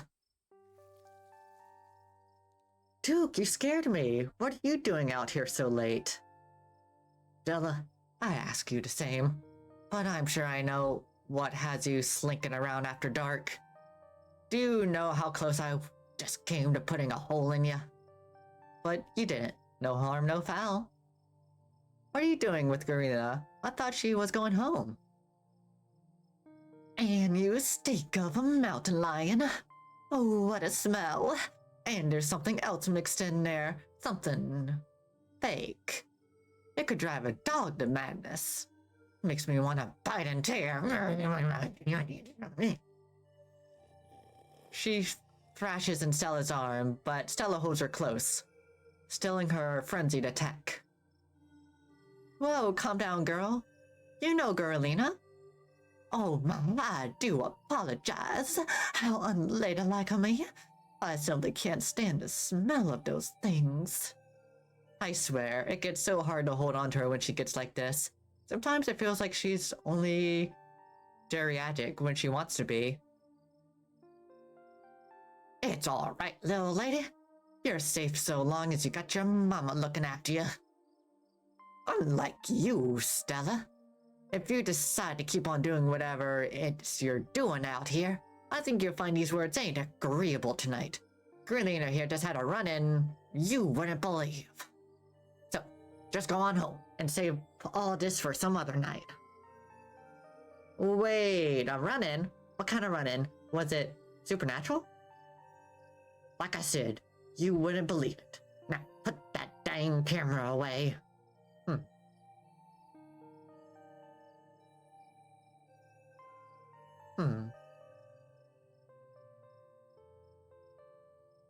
Yeah, let's just say, like, I was attacked by a mountain lion, you know, the kind you said didn't exist these parts. I almost died. Oh, I see she's been trying to fill your head with her nonsense too. It's not nonsense, it's... Don't you get started, Stella Richmond. You was both there. We saw the damn thing. It was a mountain lion, plain and simple. No ifs, ands, or buts about it. It's just that I did the whole video on them and found absolutely no evidence that they existed out here. Eastern mountain lions are extinct. There hasn't been a sighting in decades. There hasn't been a sighting in decades until now. Your friend here damn near got eaten by one. So, if you don't want your last video to be found 20 years from now next to a pile of your bones in a den of some long-dead creature, you best get out of these woods. I know it's frustrating. Believe me, she is never going to believe you about the mountain lion. That would be so cool. No, it would not. Your mama and daddy are spinning in the graves hearing talk like that. If they ain't around to stop you, then I'll take that responsibility. Come on, me. The old man shoos her away. Fine, fine. I'll go.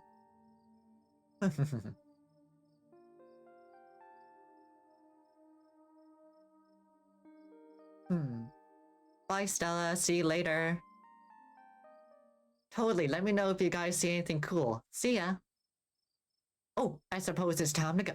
So long, darlings, and good luck with that wretched pest. And with that, she starts back down the path, leaving you and Duke alone in the dark woods. Stella ain't usually one to go back down so easy. I have the sneaking suspicion that she has no intention of going home just yet. Damn, we've been stopped too long. Now the old hip's starting to voice his complaints. There's an overlook up this way. Let's sit a spell. I brought a few victuals along if you're peckish. I was not expecting a social path with Duke, but here we are. Also, don't think I don't see those peepers in the left of the screen. You find your way along the narrow path and emerge on a rocky outcropping overlooking the dark forest. The sky above is smeared with stars, more than you have ever seen before. Duke interrupted the serenity of the scene with his old man grunts, holding his creaky joints as he settles in on a nearby log. He starts rustling through a small pack you hadn't noticed he was carrying, pulling out some beef jerky and a couple of beers. At least it's nice night, even if the circumstances leave something to be desired. Help yourself to jerky. And for the beer, I was planning on having both cans myself. But I suppose I can be convinced to spare one. I can't believe Stella wouldn't believe us about the mountain lion. Are they really that rare up here? If you ask most people, that ain't been any in these parts for decades. But everybody who lives deep enough in the hills has a story or two about seeing one. Not that anyone believes us. And if you don't manage to bag that son of a bitch, you have one of them stories too. And then you'll get rare pleasure of telling people what you've seen with your own two eyes, and never having nobody to believe you. I'll have some of that jerky. Damn straight you will. Why am I liking him so much? You take a laborious bite of that jerky, straining your jaw as it fights back, but you manage to tear off a leathery piece. He's like a granddaddy who's just looking out for you. I love that. It's not especially flavorful, but it is very satisfying, like how you imagine old-timey war rations might taste.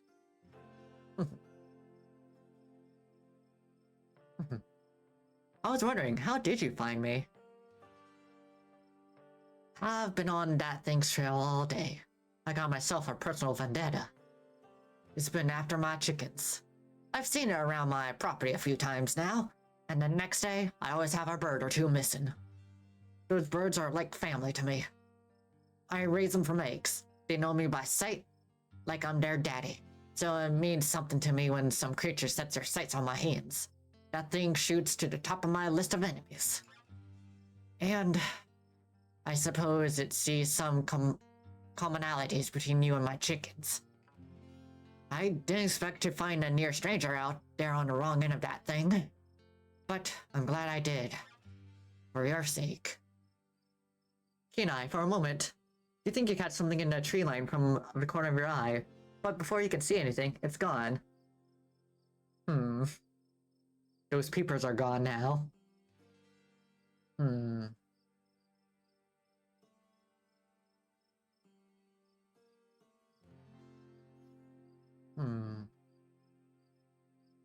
About what you said earlier, why did everyone think I wasn't going to come for the funeral? That'll be Miss Perline's doing. She was never very kind when talking about your side of the family. Bless her heart. And God rest her soul, of course. But she told everybody your side of the family is sworn off Scarlet Hollow. And everyone who lived here, so nobody around these parts thought you'd be seeing much of you.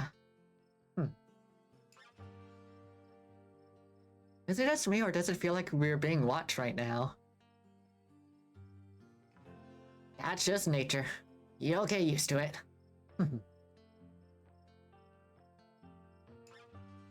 Hmm.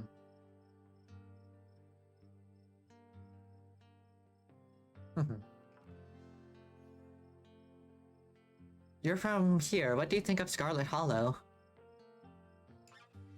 What do I think? You might as well be asking me what I think of the air I breathe, or the dirt I'm standing. How am I supposed to know? I'm in it. I should be the one asking you. What do you think of our town? One of the things here was being attacked by a mountain lion, so... Okay, that's kind of a funny answer.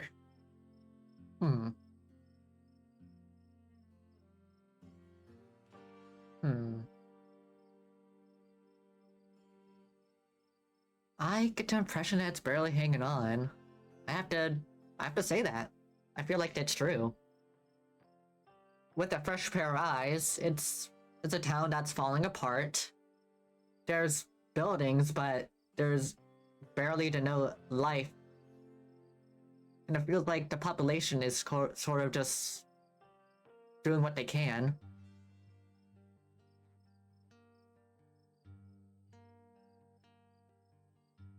Now you watch yourself. Only locals get the privilege of smack talking the town. Mainstream might not be doing as well as it used to, but that don't mean folks still ain't living here. They'll come back. Scarlet Hollow always comes back, no matter how many times it looks to be falling apart. So Duke, tell me about yourself. You wanna know about me? Can't say I know what there is to tell. I've got a beautiful wife, Irma, who I love to hell and back. And we've got our boy, Bo, and our little farm. And our closest neighbor is that bastard Julius Tremaine. But it's neither here nor there. Tell me, what's the biggest pumpkin you've ever seen?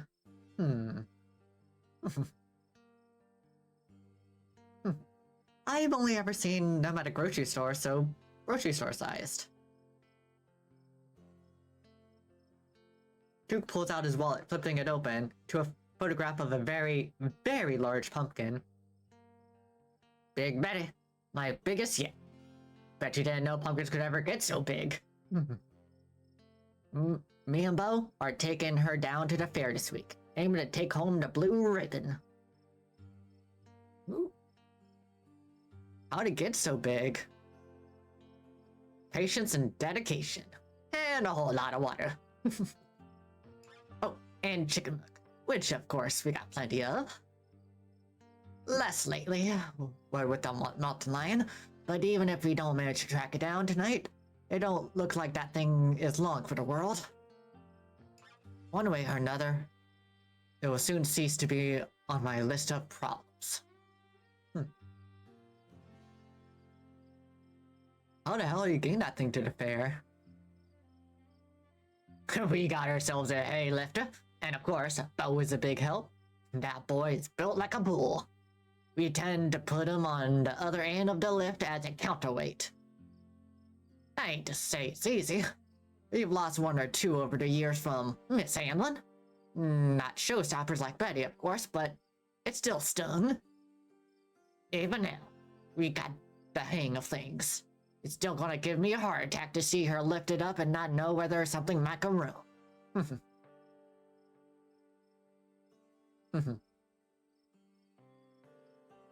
What a pumpkin, she's gorgeous. She really is. Maybe if you're lucky, you'll get a glimpse of her when she's on her way out of town. She really is something. You need to see it with your own eyes. Pictures don't do her justice. This is kind of amazing. I was not expecting to get a full social path of Duke. Because usually, I mean, in the beginning, a few years ago, like, all you really could do was go with Stella. So, like, being able to, like, branch out like this. Like, I'm just filled with, like, the jittery feelings.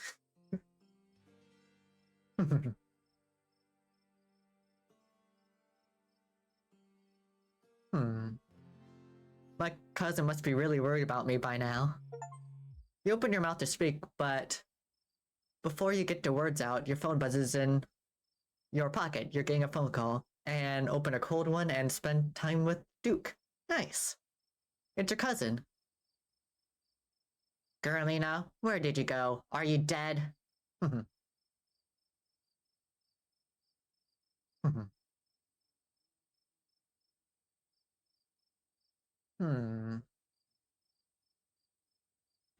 Are you dead? Yes!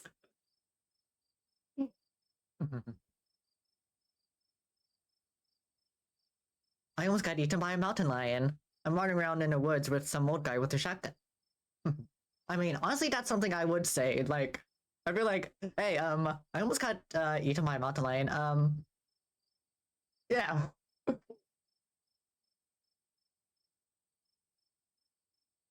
You what? No wonder you sound like you're inside a blender. Your reception must be terrible out there. If that's Miss Tabitha, you should tell her you're with old Duke.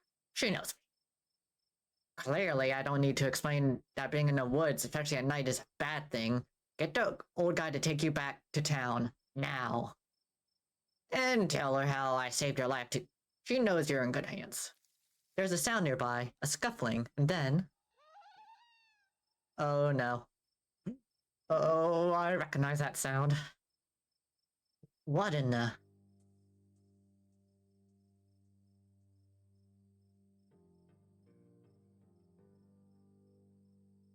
Hmm.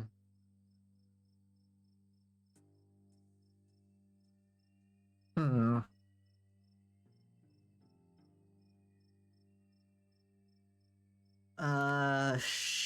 Sure. Hmm.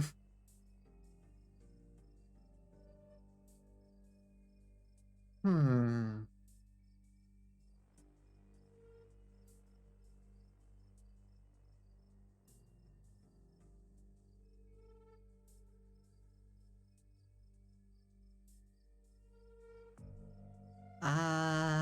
What do I want to pick? Hmm.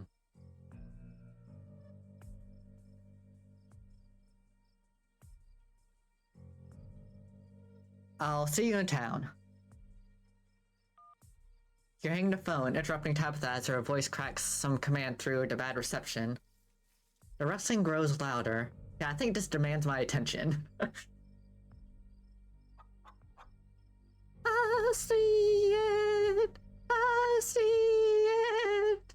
It's sweet and kind. A bed of flowers. A nice wind. A gentle gardener. That must be my birdie. She's still alive. The old man takes a step towards the tree line. Get their thieving little hands off her. Duke charges forward, flashlight in hand, crashing through the brush. Damn, that thing's fast. Which way did it go? There's an odd sound nearby, though it isn't the sound of whatever the two of you were chasing. Kenai, it's a human voice, and one you recognize immediately. It would appear that Stella didn't leave the woods after all. No, not like this. All these squares make a circle. All of these squares make a circle. It seems we found one of Duke's chickens, folks, and she's not looking good. I'm hesitant to speculate, but... Duke stops mid-stride to listen, his hearing evidently not quite as sharp as yours. Damn it, I know that voice. There appears to be some kind of growth. I've never seen anything like it. Jeez, I hope I don't get demonetized for this. Stella, I swear to God, didn't I tell you to go on home? The two of you emerged into the clearing, revealing what Stella had been filming so intently. It's Birdie, her little chicken body panting desperate breaths as she lies in crumpled heap at Stella's feet. Birdie, oh no, what happened to you, sweetheart? A new beginning. I'm going home. I'm going home. I'm going home. Dude, I just found her like this. I think there's something seriously wrong with her. Hmm.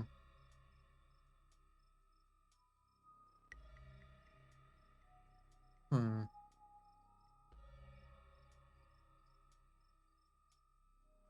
I'm sorry, Duke.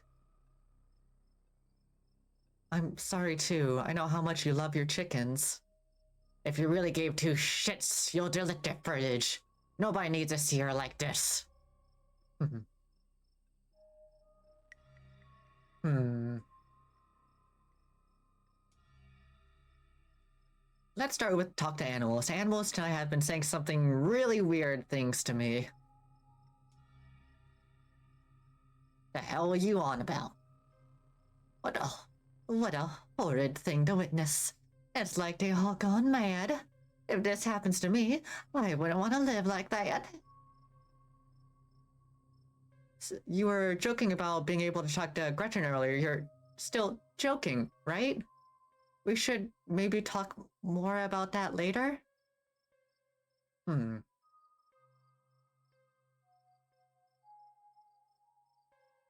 Let's examine the chicken. You stoop down to look at the chicken. Examine the head first. Its poor little chicken eyes look up at you glazed over, but still rolling around in their sockets with unfortunate life. Can't hide from me. I can see you. I can smell you. Sick, sick creature. The wing. The wings is barely still attached, but that seems to be the least of this chicken's concerns. The old becomes the new. I've never flown, but now I soar. Whatever's got a hold of her butts her wing up. Whatever got a hold of her butts her wing up too. Little bastard. Yeah, what a bastard. And the growth. Good God. At first we thought it might have been a tumor, but this is something else. The skin is stretched taut, the growth pulsing beneath. She could still get better. Maybe she just needs that thing to pop, and she'll be right as rain in a couple days. Happens to me once, and there's not much that's a scar these days. I don't know, it kinda looks like there's something in there. It smells like it could be buried somewhere deep. My senses scream out that this is an abomination. Oh, Stella, please don't get too close. Can you hear the birth that dwells within me? Can you hear the way it roars and thunders? Keen-eye, looking more closely at the growth, you think you can see something squirming inside. Having investigated to your heart's content, you step back and give the bird space. Do you think she's become an egg? Like one of those things is gonna pop out of her? What a horrid thought. No, I refuse to entertain that notion. She ain't some kind of incubator. She just needs that thing drained. Maybe some antibiotics, that's all.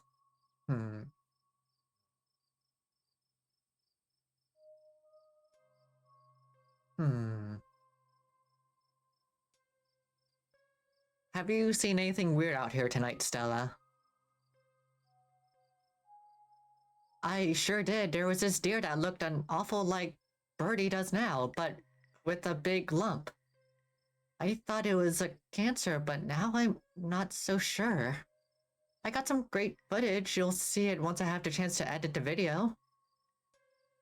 I didn't get a good look, but there was something off about that mountain lion earlier, too.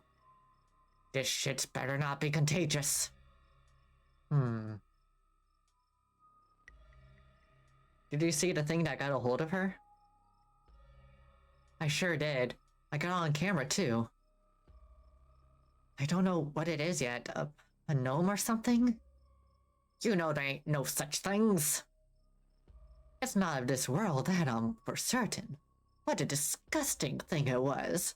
Unappetizing in every sense of the word.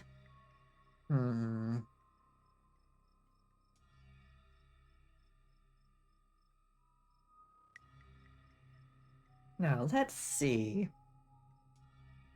There are some key differences from before.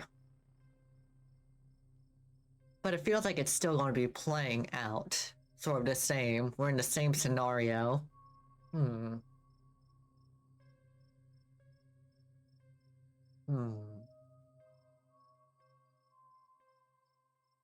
What are we supposed to do now? We're taking my bird, and we're getting the hell out of here. As you, Duke, and Stella take stock of the situation, the sound begins to wrap around you, gently at first, barely a whisper. But then a guttural moan, and then another, and another, until suddenly you find yourself surrounded by a chorus of groaning misery. There's something out here. All around us, I can smell it. There's so many of them. I think we should get out of here. Agreed. We all had enough excitement. Come on, Birdie, let's get you home. Are you guys hearing this? She starts filming again. As Duke scoops up the injured Birdie, the voice in the trees intensify. It's like you're all suddenly surrounded. The strange sounds coming closer and bolder. What in the hell is that? The gardeners come to mend and nurture. Let me blossom and sprout. Let me become. Don't you step another foot closer, or I'll shoot. Don't think I won't. The man hesitates, and the thing steps forward, fixing what seems to be its eye on Birdie, tucked under Duke's arm. Stella, there's another one. Oh no! You and Stella turn just in time to see another of the creatures slithering out from the bush. Oh my god. What's going on over there? As Duke glances back, everything seems to happen at once. Pair of unnatural feet, and then chaos. Ooh, so... sort of the same, but also different. Because if you went with Stella, it would be you holding back Gretchen, or like, protecting Duke.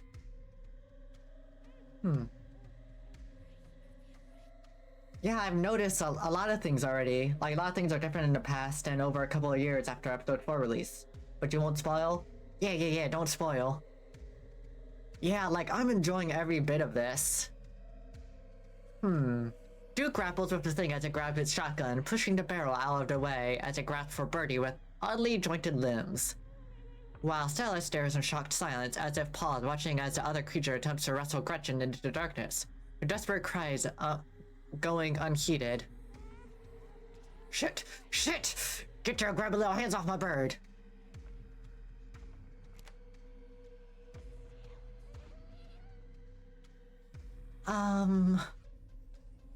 I would assume if I help Duke, Stella would jump after Gretchen? Because I feel like Stella would definitely jump in to save Gretchen. But we had a moment of Duke. I feel like we have to help Duke.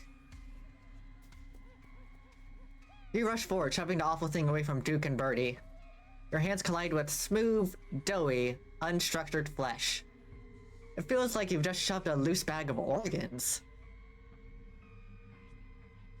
That's different. It barely staggers back, the shove having done little more than shift the thing's attention to you. It rears back on its hind legs, its mouth opening, whispered tones sliding out alongside something sharp and unnatural. I've never seen them up bad. Okay. And now it lies in a heap on the ground, its malformed insides oozing out onto the dead leaves.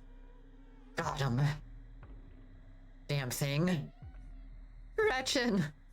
You both turn in time to see Gretchen disappear into the underbrush. Her yelps grow distant as she is dragged away. Stella wastes no time in diving after her, rushing headlong into the dark woods.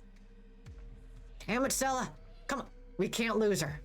The two of you chase after her, following Stella in her pursuit of the thing that stole her dog. Good God, there's tons of the damn things. You and Duke push to keep pace with Stella's desperate footfalls, doing your best to ignore the sudden abundance of pale faces leering at you from the trees. What in the hell are they? Where are they coming from?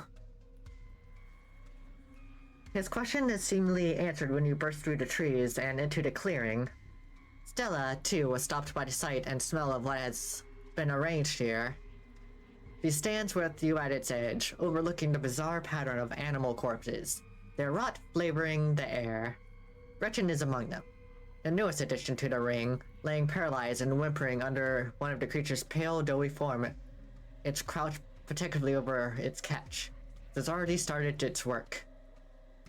Stella, I can't see you, but I smell you. Stella, my darling, you feel so worried. If only you could see what I see now. The ground's gone bad, but the gardeners are here to fix it. Gretchen. She tried to step forward, but Duke holds her back. Kenai, that's the mountain lion from before, isn't it? Jesus Christ, Girlina, can we not talk about the mountain lion right now? There's a time and place, ma'am, but this ain't it. Either of them.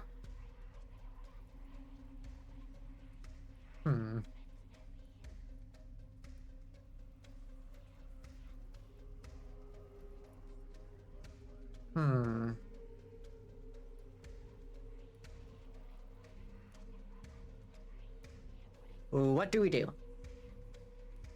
She'll be like Birdie soon, won't she? Figures appear at the edge of the clearing.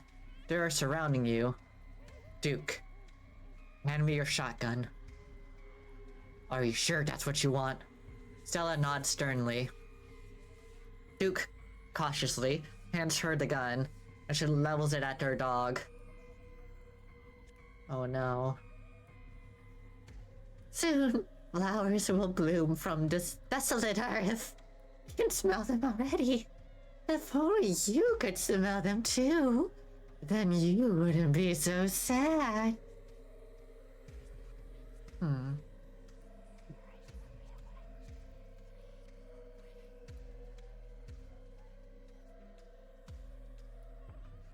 There's way too many of them to try to shoot. And there's only a finite number of bullets.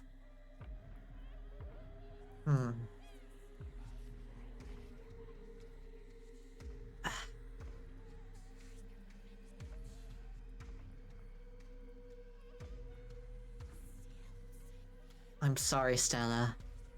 No. Say nothing. There's nothing I can say in this situation. You say nothing as Stella's finger wraps around the trigger. Stella, don't cry. Everything's gonna be okay. Because everything has always been okay. And everything will be okay. Because everything has always been. Turn away. You turn away, unable to watch what's about to unfold. She only hesitates for a moment before pulling the trigger. The shot rings out over the clearing. The creature scatters at the sudden noise, and the three of you run as, well, driven by the feeling that they won't be gone long. The voices still murmur in the trees around you. My truck's parked out on the trail. Let's get the hell out of here. Duke leads the charge back through the woods, though the creature clearly aren't done with you.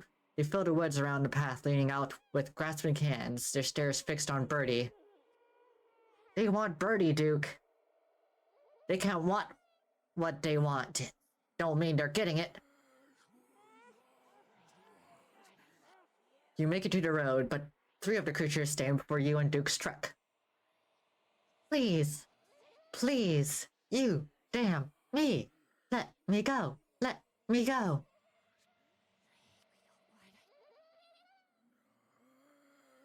Duke, you have to give them Birdie.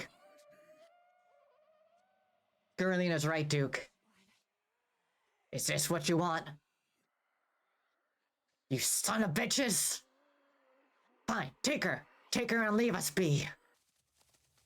Duke.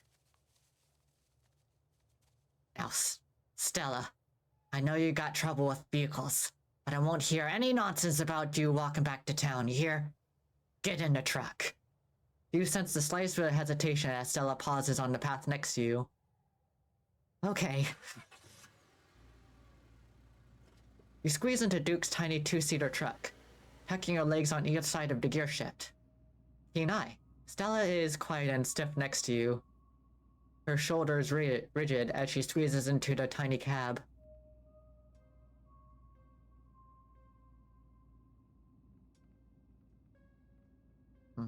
Hey, Stella. You good? She doesn't respond. Place a comforting hand on her shoulder. You reach out and rest your palm gently on her shoulder. She jumps slightly at your touch, but remains focused on the wilderness rolling past the window. Whew. Let's see.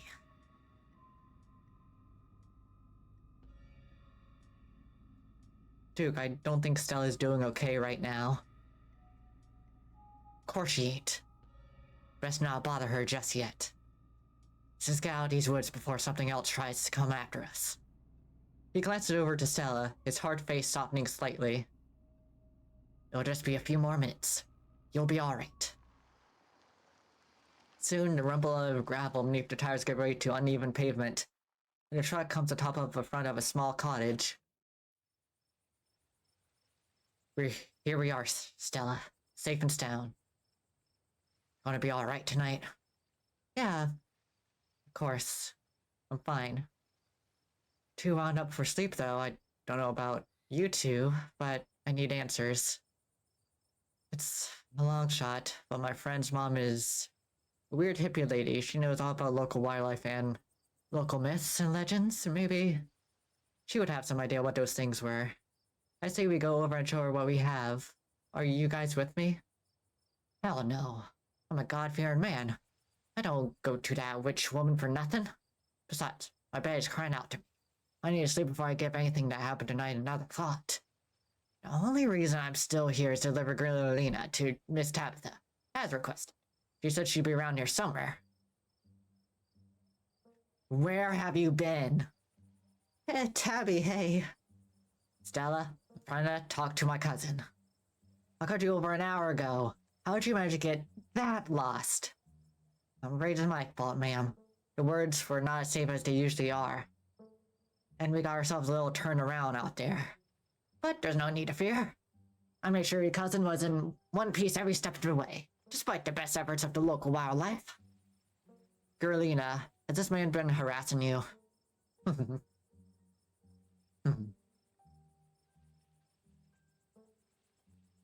No way, this dude saved my life. Stella, is that true?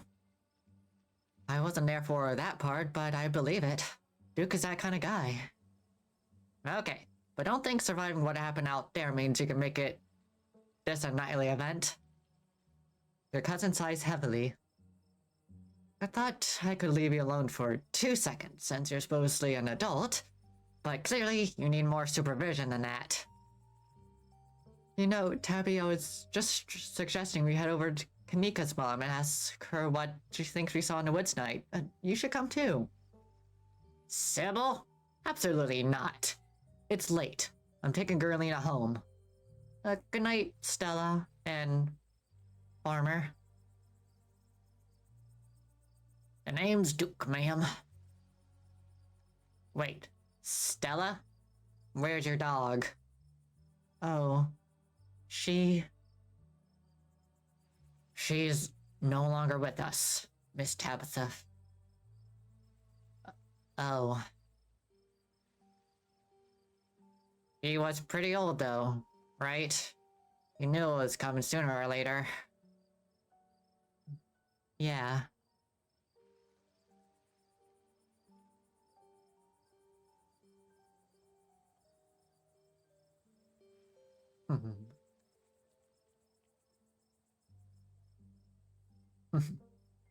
Hmm.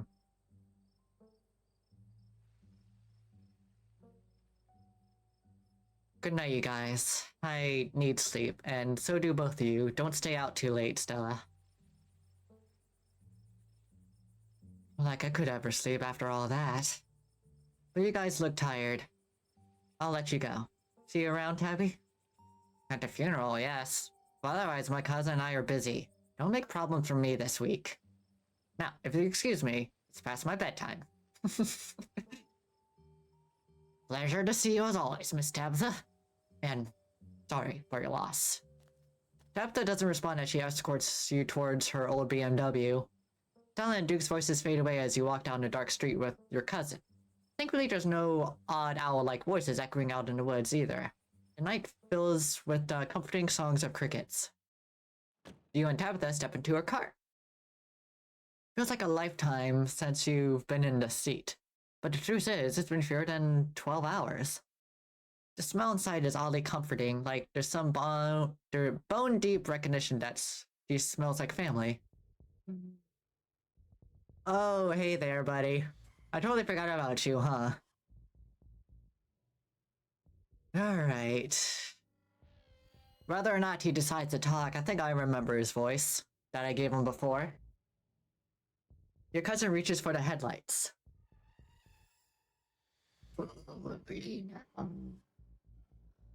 Keen eye. You can ever so faintly make out the name tag on his jacket. Wayne. Welcome home. The figure steps out of the light, disappearing back into the darkness of the woods. Oh yeah. Technically, this would be the first instance. Wait. Would this be way too early for Wayne? No, let me think back. If I think back, the first instance we see Wayne from when I played before was at the mining area.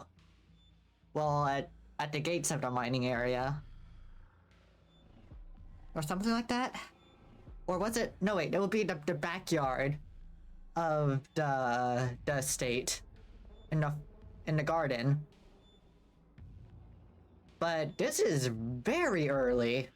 And not only that, but Tabitha's with us too. Huh.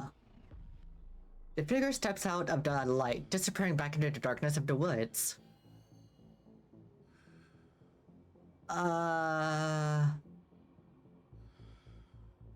Who was that? Why did he know my name? Just one of the miners being dramatic. Everyone here knows your name. I'm sure you noticed that. It's not a big deal. His jacket said Wayne. Yeah. Well, you saw him for 2 seconds. So maybe you misread it. It doesn't matter. Let's not freak out over nothing. As she turns on the engine, her keys rattle, betraying her the fresh tremor in her hands. She's just as nervous as you are. You both ride in silence back up to the estate. Interesting. Okay. That was a thing that happened.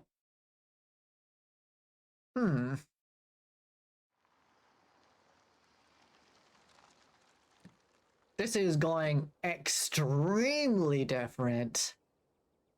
Like, and I'm all for it.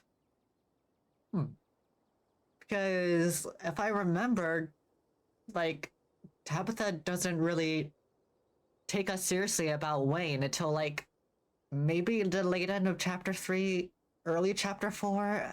My memory's really hazy. But this is still, like, the tail end of chapter 1. The stars vaguely illuminate its hulking shape, perched on the cliffside despite the warm porch light. It feels even more abandoned now than it did during the day, its windows dark and lifeless.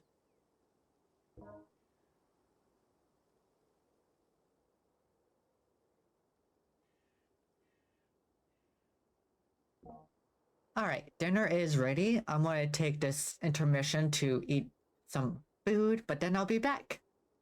So, I'll be probably thinking like 25 minutes, give or take. So, I'll be right back. Wham!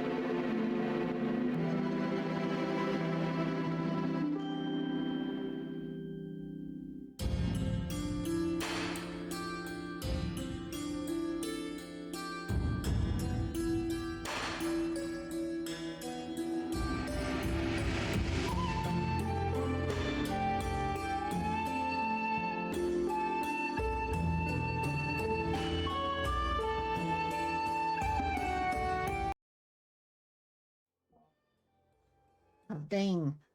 You're all still here. Yay!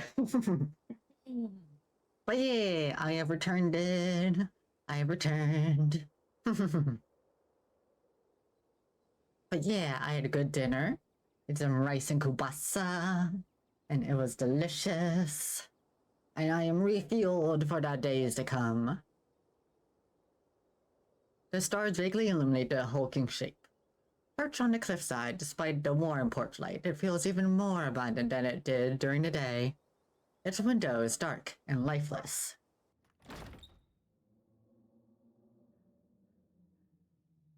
Well, see you in the morning.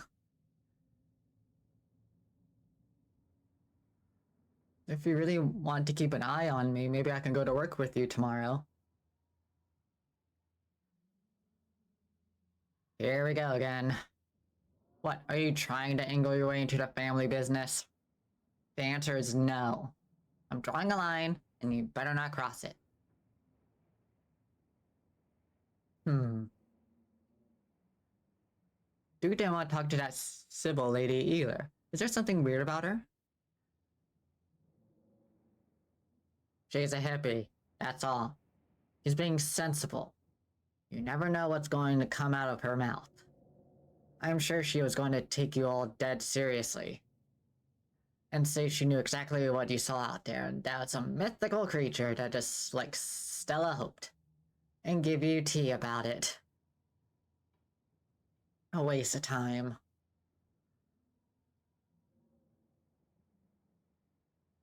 Sure you don't want to stay up with me for a little bit? We could talk. Not tonight. I've had a long day, and so have you. Good night. Your cousin heads upstairs, giving you a dismissive wave as she makes her way to her bedroom.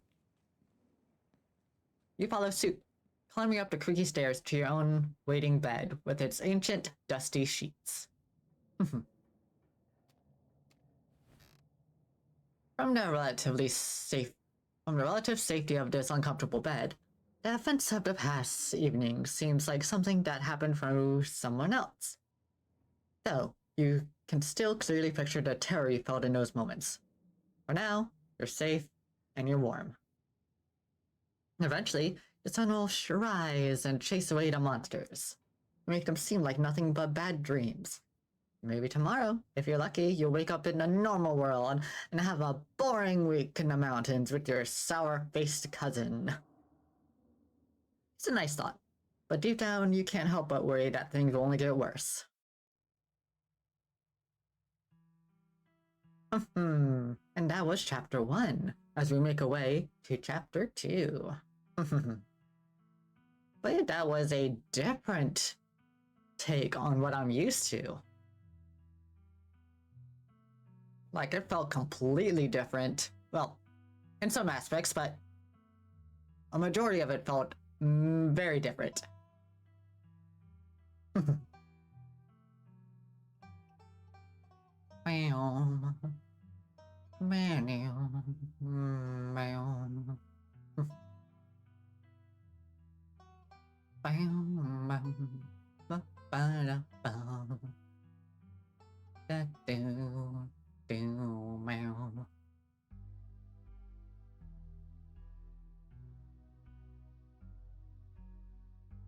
Maybe I should try to go after a sick boy again.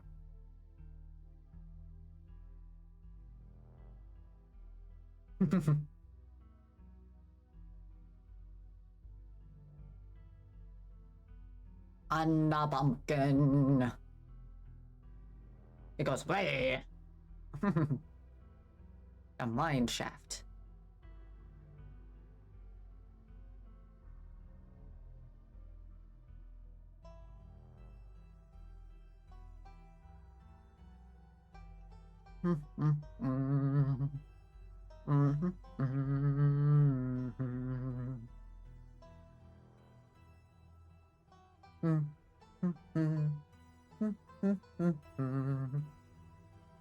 Look at all them locks.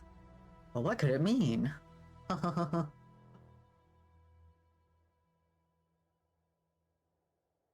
Scarlet Hollow.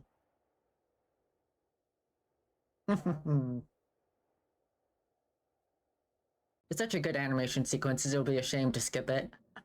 Episode 2 awaits! Woo! If you'd like to continue with this World Save in Episode 2, please save the game now.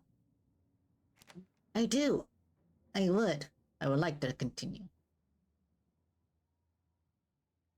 Would you like to see a recap of Episode 1 before you start Episode 2? I'm good.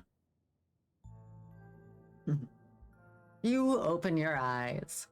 The sun has risen. The birds are singing. You are still alive, and for now, you are safe. Your gaze wanders across the room to the window and the woods beyond. You wonder if the monsters are lurking out there right now, just beyond the trees, ready to pounce as soon as you leave the crumbling estate. A familiar unease settles into your gut, tangling into a knot of anxiety, wriggling as the events of last night play out in your head. You can't help but remember the sights of pale faces jeering at you as they carried Gretchen's poor little body into the underbrush. You're not sure if you'll ever feel okay again after what you've seen, but you can't stay in the bed forever. Hunger pulls you from the clammy depths of the mattress. No, you can refresh yourself on the events of the previous day by using the journal icon in the quick menu. Got it. I want to check out on Dustin. You open the drawers to check in on Dustin. Oh good, he's still here. Good morning, Dustin. How are you today? Dustin feels good. Protective night.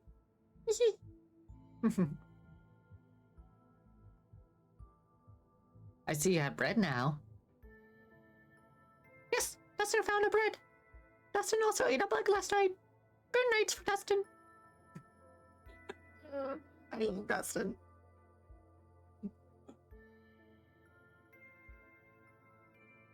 Can I talk to you about something horrible that happened last night? You can always talk to Dustin. What happened? The woods are full of monsters and killed my friend's dog. Dustin gets scared. Dustin pretends to be dead. Baby, pretend to be dead. Monsters leave it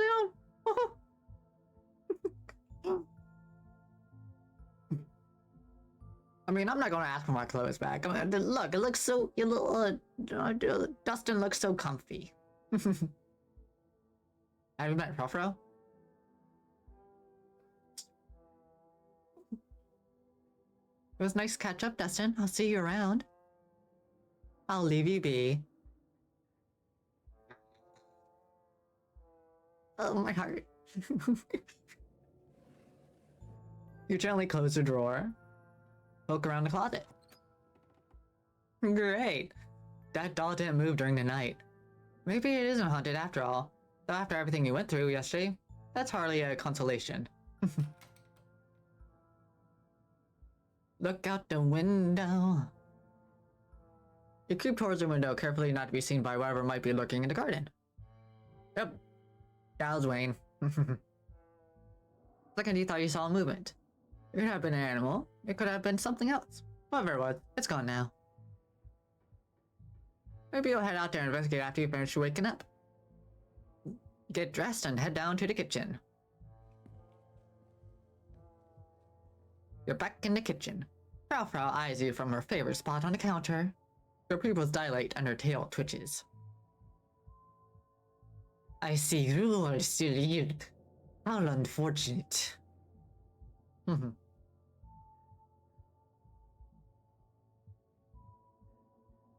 Gretchen died last night.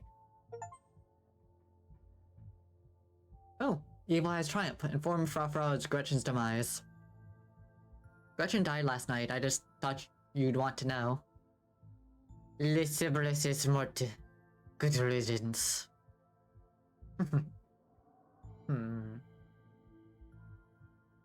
Look, I don't want to be here either. Who would have thought we had anything in common? Hey. You sure took your time getting up.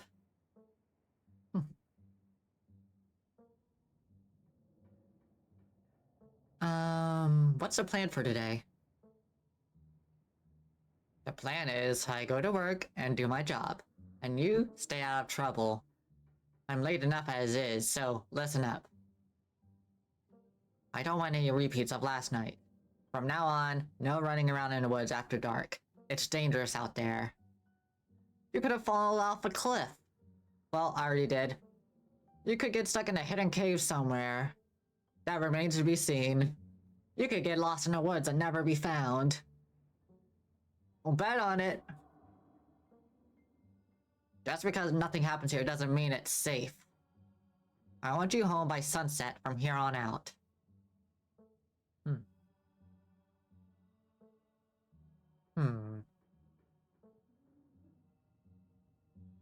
I tried getting home by sunset. I was attacked by a mountain lion. And get home before sunset.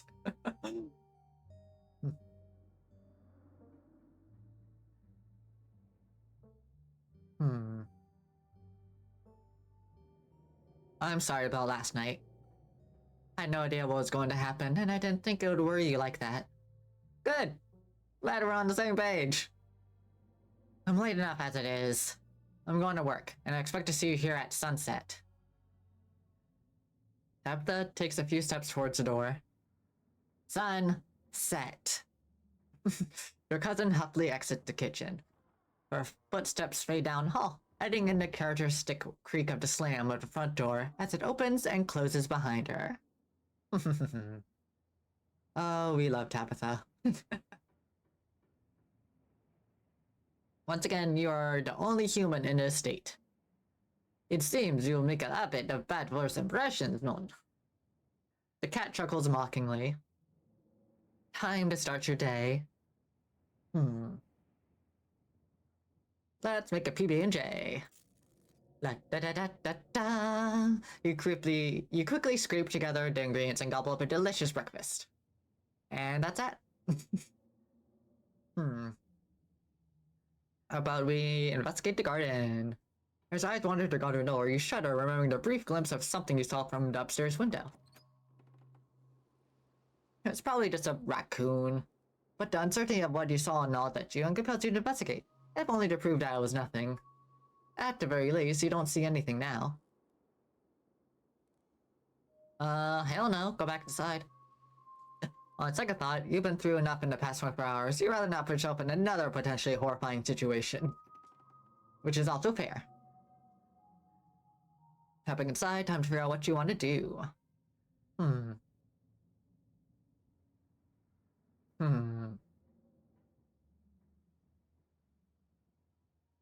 How about we clean the guest bathroom?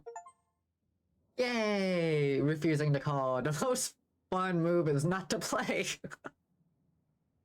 you're gonna have to keep using that ungodly bathroom, you're gonna at least make sure the surfaces have been bleached. You scrounge for cleaning supplies, finding a few dusty containers and spray bottles, none of which you recognize. They all feel like antiques, but they're the best you got.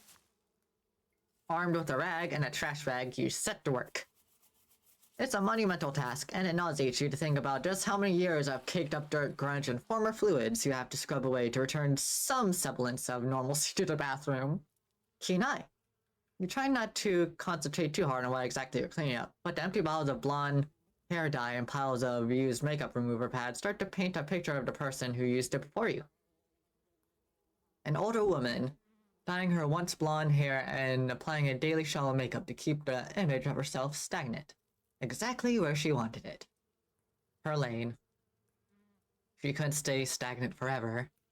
As you dump the overflowing trash can, you can't help but notice perched atop of the old bottles of hair dye a few freshly used napkins. They're covered in what looks like crusted bodily fluid, some mix of blood and unhealthy yellow pus. Oh dear. Anyway, that might be as much as you can do without a pressure washer and renovations. It looks better. But at least taking showers here won't make you feel dirtier than when you started. But your admiration of a job adequately done is interrupted by a sudden heavy thunk, thunk, thunk of a metal door knocker. The sound seeming to reverberate its way down to your spine. someone is at the front door. Before you get the chance to decide whether or not to answer, it opens. Oh no! Begone! I refuse thee! Oh, I'm sorry. I hope I didn't scare you. My name is Sybil. I'm a family friend. Just thought I should stop by to check in on you. Doug came by my tea room last night. She told me about what you saw out in the woods, and she showed me her footage too. I brought some fresh tea. Let's settle in somewhere and talk. You and the old hippie make your way to the kitchen. She gives one of Tabitha's few mugs a thorough rinse before pouring you steaming tea from their thermos. The smell is amazing. A nostalgic earthy odor reminiscent of fall, as if it was brewed with autumn leaves. You said you were a family friend? That I am. I used to know Vivian. In fact, before she left town. Maybe if you find yourself with the time to kill one of these days, I could tell you unsavory tales of her youth. I was a little less close with Perlane, not for lack of trying. She was quite a character, bless her, and may she rest in peace.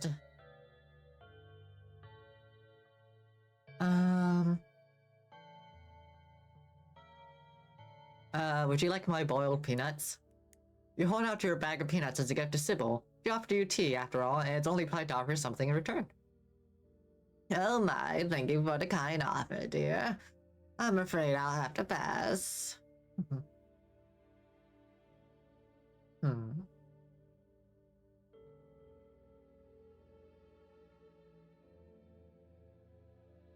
I don't want to sip that tea. What do you want to talk to me about? Of course, I suppose it's time I cut to the chase. As difficult as it may be to discuss.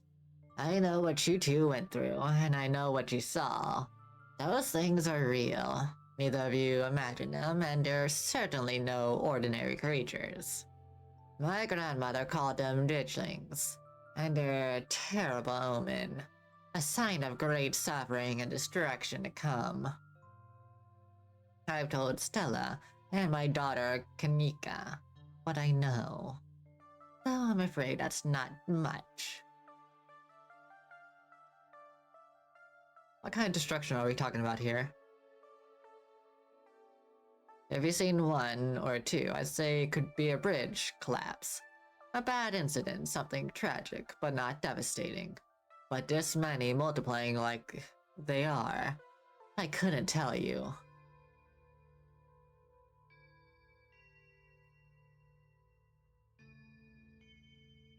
If something bad is coming, we need to get people out of here. Leave and go where? These people's whole lives are in this town.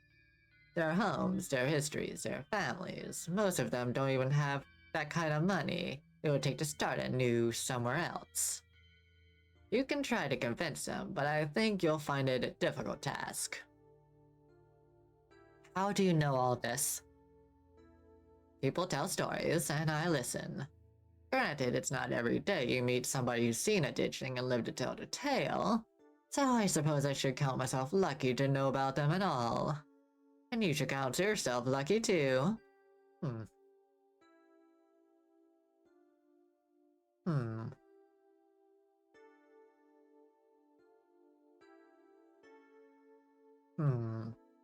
Thanks. This was helpful. Of course. There's a sound somewhere above you, a creaking floorboard betraying a shifting presence. There's something in the room above you. You heard that too, didn't you? You know, dear, I was planning to stop by the mines for a quick chat with your cousin. Maybe it'll be a good idea if you came along. I don't like the thought of you being alone in his big house. Not with the town the way it is right now. Do you think this place is haunted? If it is haunted, I wouldn't doubt that you'll find out as soon as you're alone here for too long.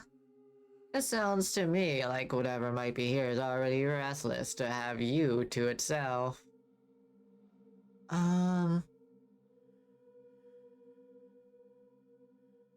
Let's see.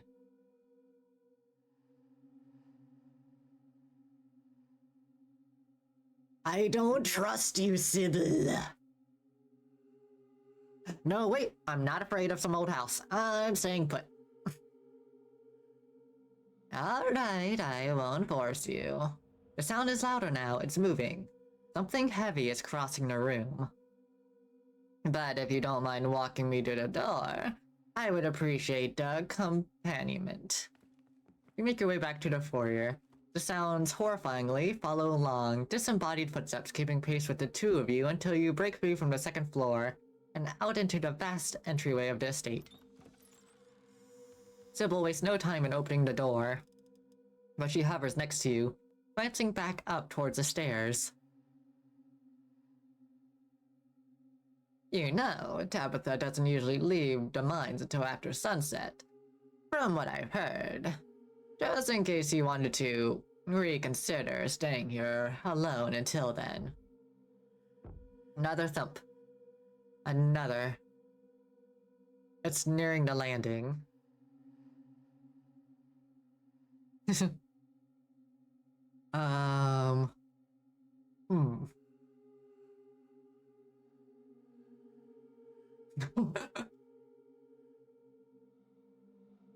This will totally go back to normal once you leave. A bang as the door upstairs is shut violently. You both can't help but take a few steps back, crossing the precipice, your footsteps hollow against a wooden porch. The door slams shut in your face. A lock clicks into place. Oh dear, was that the lock? The woman tries the door, but to no avail. It would appear so.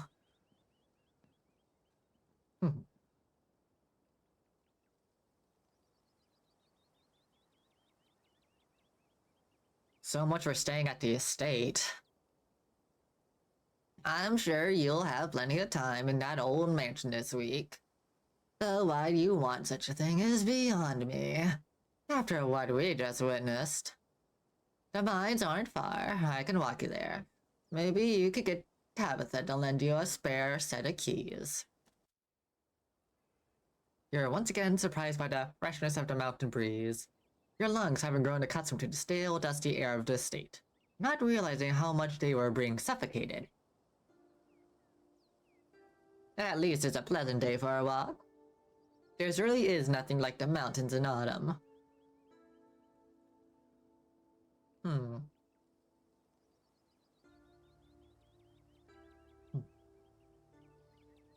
Continue on in silence.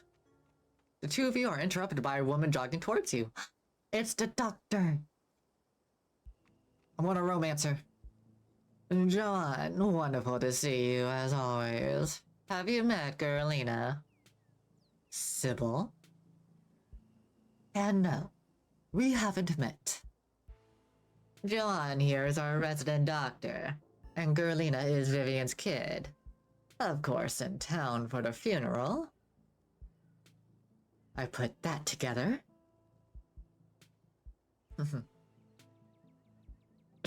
You're pretty.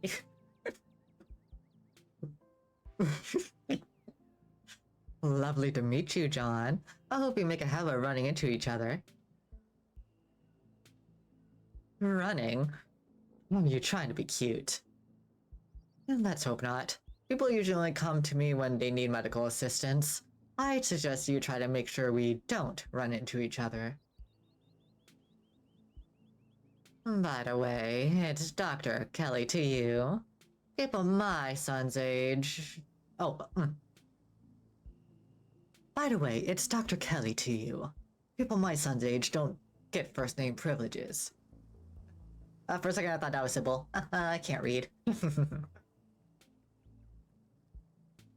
How is Reese doing? Anna better these days? Dr. Kelly left with a small, frustrated sigh. He's surviving, same as usual. You know that. Her son has a rare condition. Do you make a habit of sharing that kind of private information with anyone who wanders into town? Tell him Kanika says hello. I get the feeling she and Stella miss seeing him. Oh, you know, since you're here, maybe we should set them up for a visit this week. Doesn't that sound nice? Gerlina could come too. Sybil, they're adults. We don't need to set them up on playdates. You know how easy it is for him to tire himself out. It's not worth it. I need to get home and get him his meds. I can't stand around talking all day. The woman starts her jog again, her pace faster than before. Almost as if she's running away from her awkward interaction. She's a bit of a brute-cess woman, isn't she? But her heart's in the right place. Anyway, we should be on our way too. It's not much farther now. She was right. It takes very little time to reach Scarlet Hollow Mines. A humble exterior greets you at the place that made your family's fortune. Your cousin just so happens to be at the gates, but it seems you aren't the only visitor she's dealing with at the moment. This is ridiculous. You can't fire me for having a damn cold. There's gotta be some kind of, I don't know, rights violation. You aren't fired, Terrence. You're laid off. Cutbacks had to be made, and honestly, I'm one to prioritize those cutback on workers who have a habit on missing shifts. I had mono. I was puking my guts out. I couldn't crawl my sorry ass into that pit, and you wouldn't have wanted me there anyway. And you only give us 3 days a year to get sick. That's a shit system.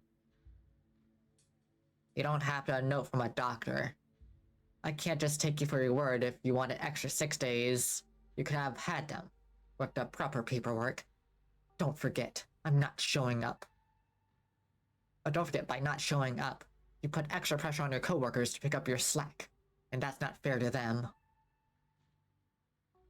And if you have a tendency to get sick like that, maybe you shouldn't be working in a place like this to begin with. As for your lodgings, I'll give you 2 weeks to move out. To hell with you, and your damn mind, and the shithouse you've had me living in. I'd all be better off a heap of rubble. The miner kicks the dirt in a final act of frustration, but wanders off, leaving Tabitha standing steadfast at the gates. Sybil? Gerlina? What are you doing here? Gerlina and I had a nice little chat this morning. Then we got locked out, so I decided I might as well bring Gerlina along to your office. I assume you preferred that to having your cousin try to break in. So it looks to me like you're busy. I wouldn't want to impose. Why don't you drop by the tea room sometime this week, Tabitha? Yeah, sure. I'll swing by tomorrow. But what was that about getting locked out? How'd you manage that? We got a little spooked. Old houses and their noises. I'm sure you understand. And the lock must have been on a hair trigger. Anyway, it was lovely meeting you, Gerlina. I'm sure we'll be seeing each other around town. The woman finally leaves and you're alone with your cousin once again. Well, so much for you not intruding on my work. Come on, I guess I'll babysit you in my office. Just don't make yourself a burden, alright? I have a lot of work to do today.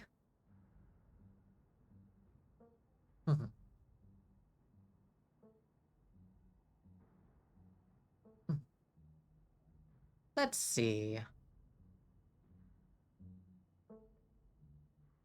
There were all these weird noises that started when Sybil showed up. Heh, guess the house doesn't like Sybil, huh?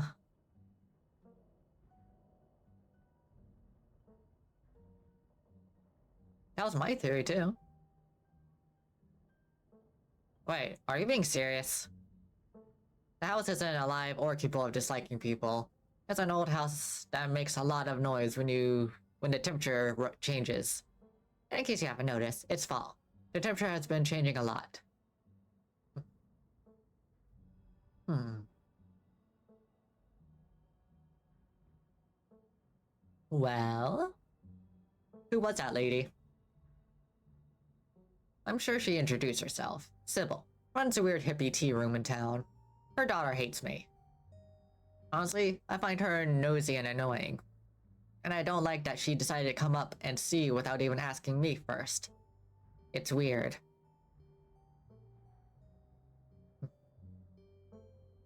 I cleaned the guest bathroom. You what? But there could have been important stuff in there. Sure, it was messy, but it's not like it was unsanitary or anything. What gave you the right to throw things away just because they look like trash to you? I don't appreciate people coming to my space and moving things around. Don't try to be helpful, okay? Got it? Hmm. Hmm. Um... I'm sorry, I thought you'd be happy. Well, I'm not. So let that be a lesson. I don't want you to wind up throwing away precious family heirlooms because you thought they were trash. Tabitha clears her throat, clearly still seething, but trying to cover it back up. I have to get back to work. Try not to bother me. I need to concentrate. She returns to her place behind the desk and proceeds to ignore you. As you settle in, you take in the details of her office. You're surprised to see a poster of what looks like Stella. She has apparently been banned from the binds. Keen eye. There are also a suspicious number of ordinary photos of her and Gretchen.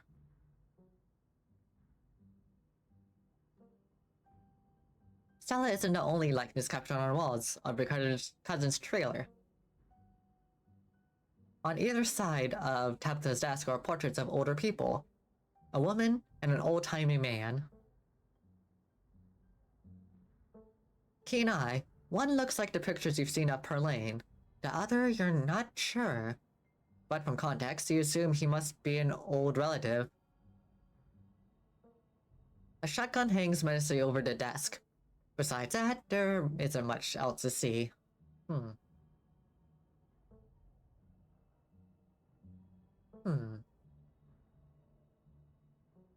I really admired your leadership with that guy earlier.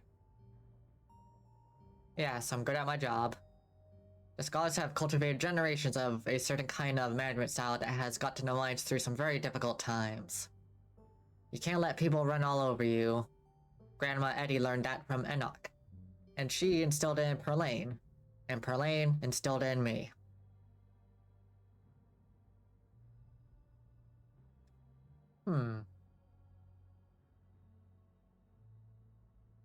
Why is there a poster of Stella saying she's banned from your property? Stella likes to poke around in places she shouldn't. She keeps sneaking up here to film videos or whatever her excuse was. As if that's not a lawsuit waiting to happen, so she's banned.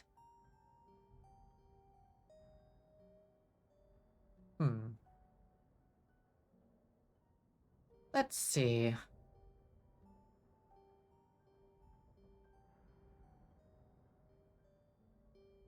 I learned there was a big mine collapse up here once. Do you think something like that could happen again? Of course not. It only happened because of someone else's negligence. We don't make those kind of mistakes. Especially not with current mining technology. Our family trusted a man who shouldn't have trusted. Charles Shaw. He cut corners, used cheap and damaged materials. People died because of him. So we never hired someone else from outside the family to help run the place ever again. And what do you know? We never come close to having another collapse.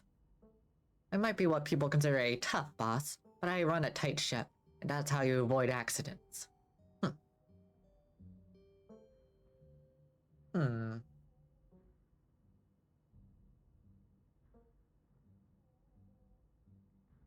Are the miners working in the same mine that collapsed? Did they have to dig out people's bodies? No, that particular shaft has been boarded up ever since. Most of the bodies weren't able to be recovered, but not without the risk of making more. This is a difficult line of work. The man all knew that. God, you really talk a lot, don't you? And that's where I sit quietly. You sit for a few long minutes, Tabitha types away at her keyboard. The pleasant bird song you used to hearing as the constant backdrop of Scarlet Hollow has been replaced with the distant sounds of machinery, muffled as it is by Tabitha's thin office walls.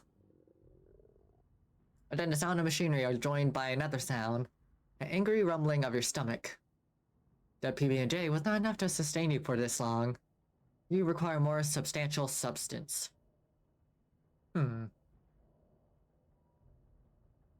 Let's see.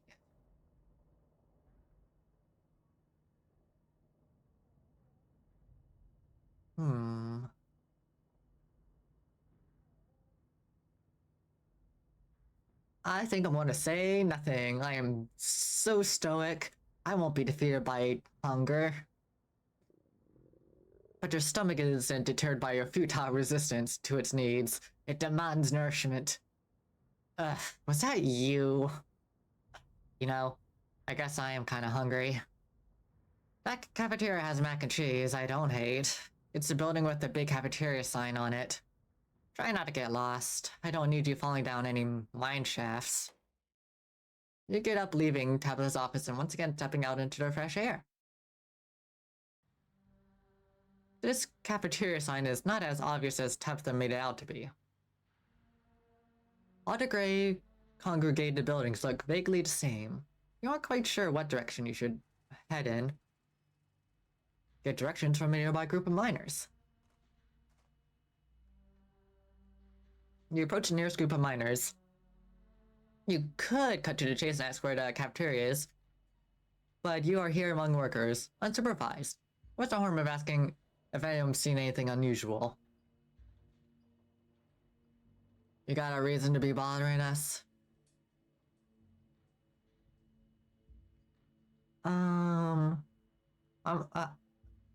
It's fine. I'm just looking for the cafeteria. I'm gonna do you a favor and not tell you where it is. Oh, come on, Zach. Go easy on her. I'm not going easy on her. The caf is slop. You're better off grabbing a bite at the diner. Only good establishment in town. I don't know. The mac and cheese is pretty decent.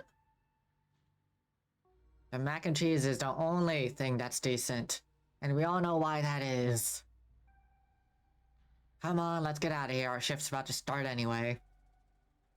So much for getting a straight answer. The cafeteria remains hidden, a hidden treasure, and you remain without a map. Approach another group of miners? Well, if it isn't the boss's cousin. Can we help you with something? Trying to find a cafeteria. I'm hungry. Oh, sure, it's right over by...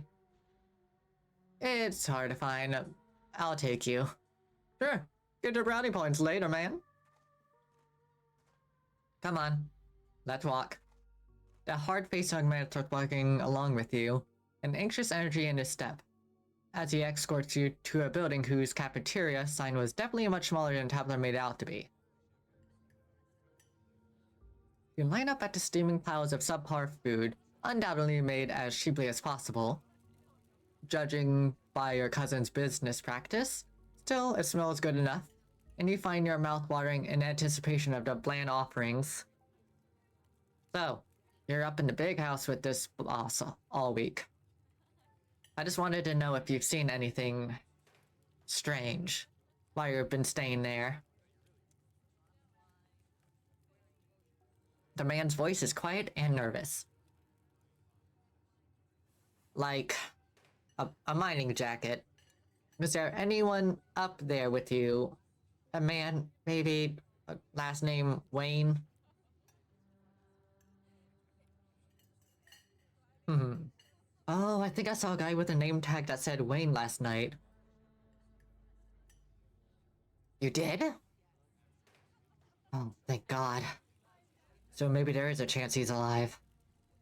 He's been missing over a week. Nobody around here seems to give a shit. Especially not the person who's seen him last. Which happens to be your... Oh, are we talking about a certain young man who may or may not have caught the boss's eye? That's Sam Wayne, fella, wasn't it? Whatever. If anyone asks, we never talk. Got it? I don't want to disappear, too. What's got that kid so jumpy? It's like you never heard of a guy running off because he got broke up with before. Yep, I heard he skipped town over last. Oh, it's my lucky day. They got the chicken and dumplings.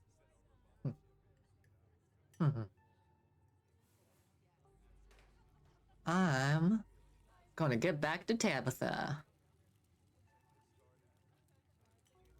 Or like, am I going back to Tabitha without food or take my food and go?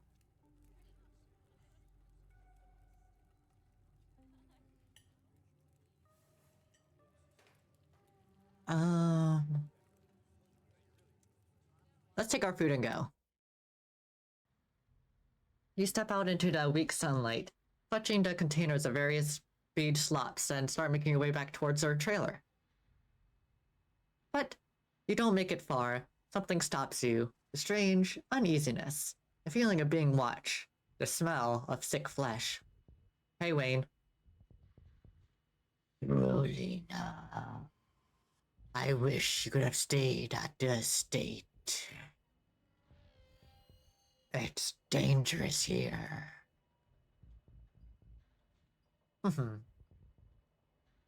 Oh, hey, some buddies of yours were looking for you. I figure Wayne doesn't respond to this. So, it wasn't you who locked me out? No. There are other forces at work in this town, all trying to pull you in their own directions. Through whatever deceptions they can manage. They've already made things more difficult for us both. I hope you have the strength to survive what they intend to put you through. For both our sakes. I am the only person in this town who truly cares about your safety. Don't forget that. Even if it's already too late to stop what's going to happen.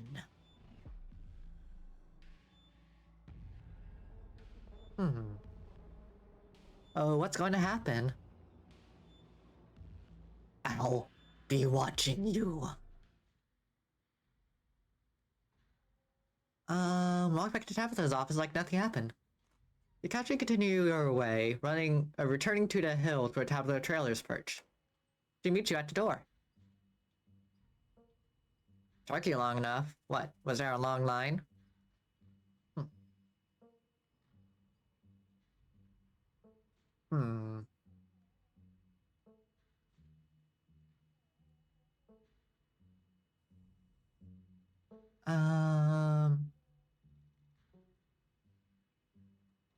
Can you take me back to his state? I don't think I should be here. I'm in danger.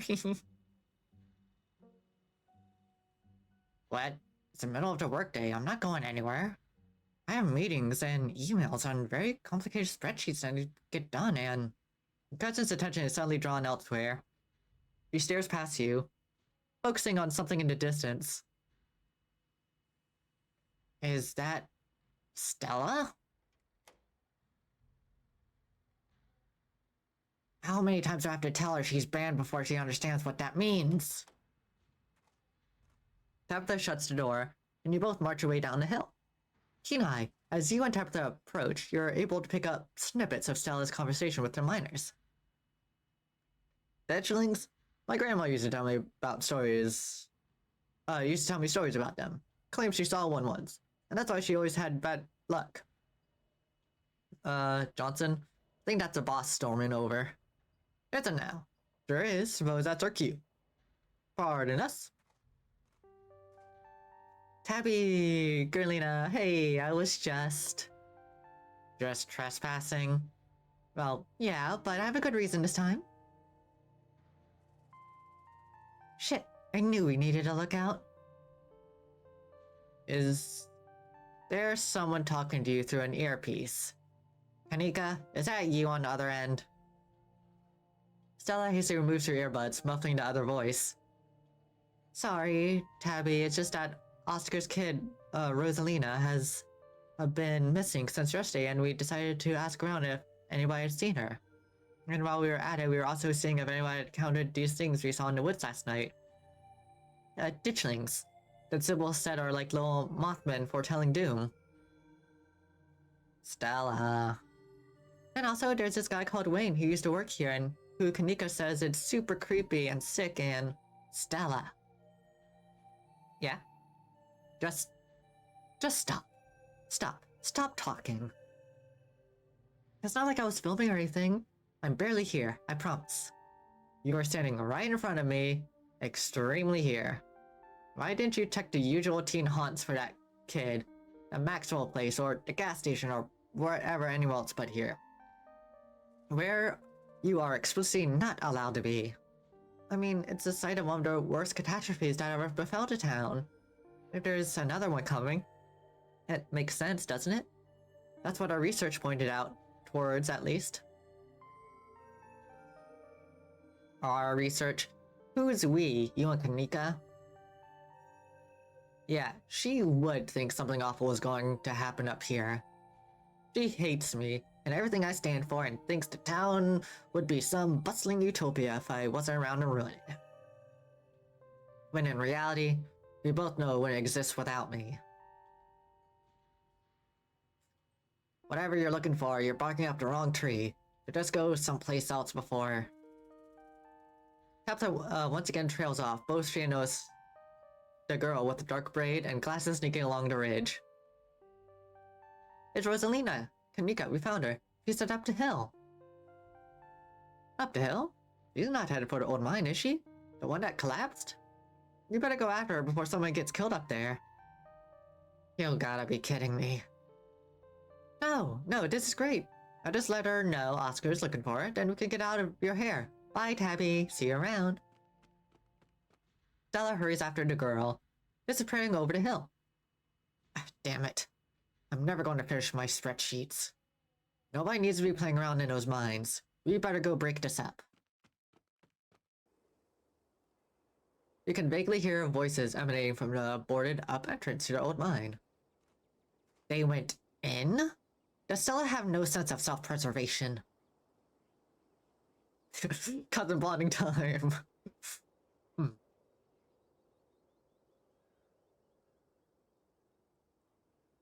We have to go in there, don't we? I don't like the thought of you walking around in an abandoned coal mine, but I'd rather not leave you out here unattended while it gets dark. You should be safe enough with me to guide the way. Tabitha huffs her way up the mine entrance and disappears into the darkness. Follow her. You follow her and enter the mines. The inside of the mine is warmer than you expected the air, thick and wet. Is warmer than you expected. The air is thick and wet. The ceiling hangs much lower than you are tall, forcing you and Tabitha to hunch over. Your legs bent in a painful squat as you begin to navigate its maze of corridors. I take it you know which mine we're in. This isn't one of those... This isn't the one that collapsed 100 years ago, is it? The one that killed a bunch of people? The one that killed 168 people. A man named Charles Shaw decided it was okay to use faulty wood for support struts, and the entire mine came down. It almost ruined our family. Lucky few died instantaneously, but for most of the souls who perished there, it was slow and agonizing. Trapped under rubble, left to slowly succumb to crush injuries, or burns, or dehydration. It took a week to clear out most of the rubble and recover the bodies. The few survivors who were dragged out were never the same. I can't say I blame them.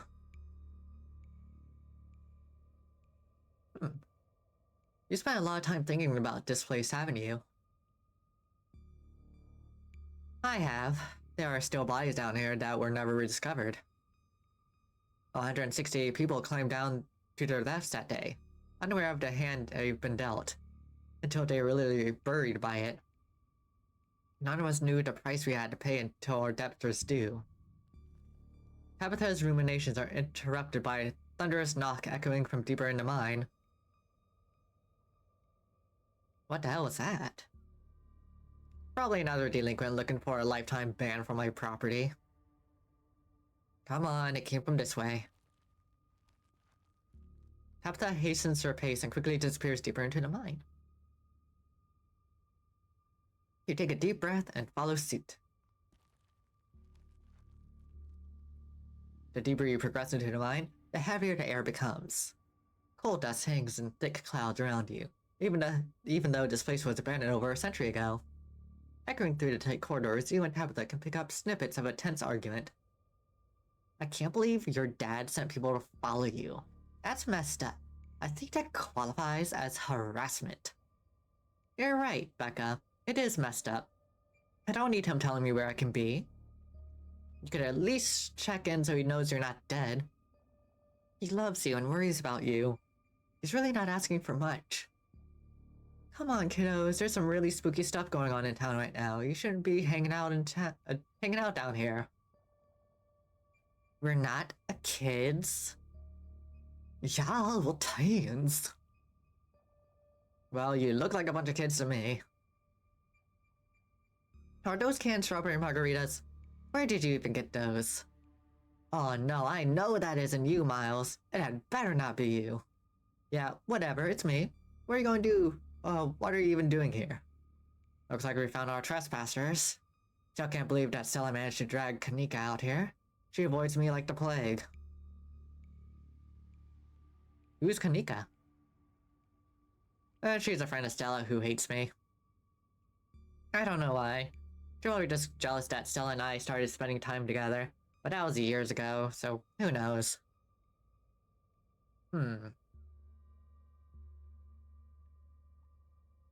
Let's move on, they're close.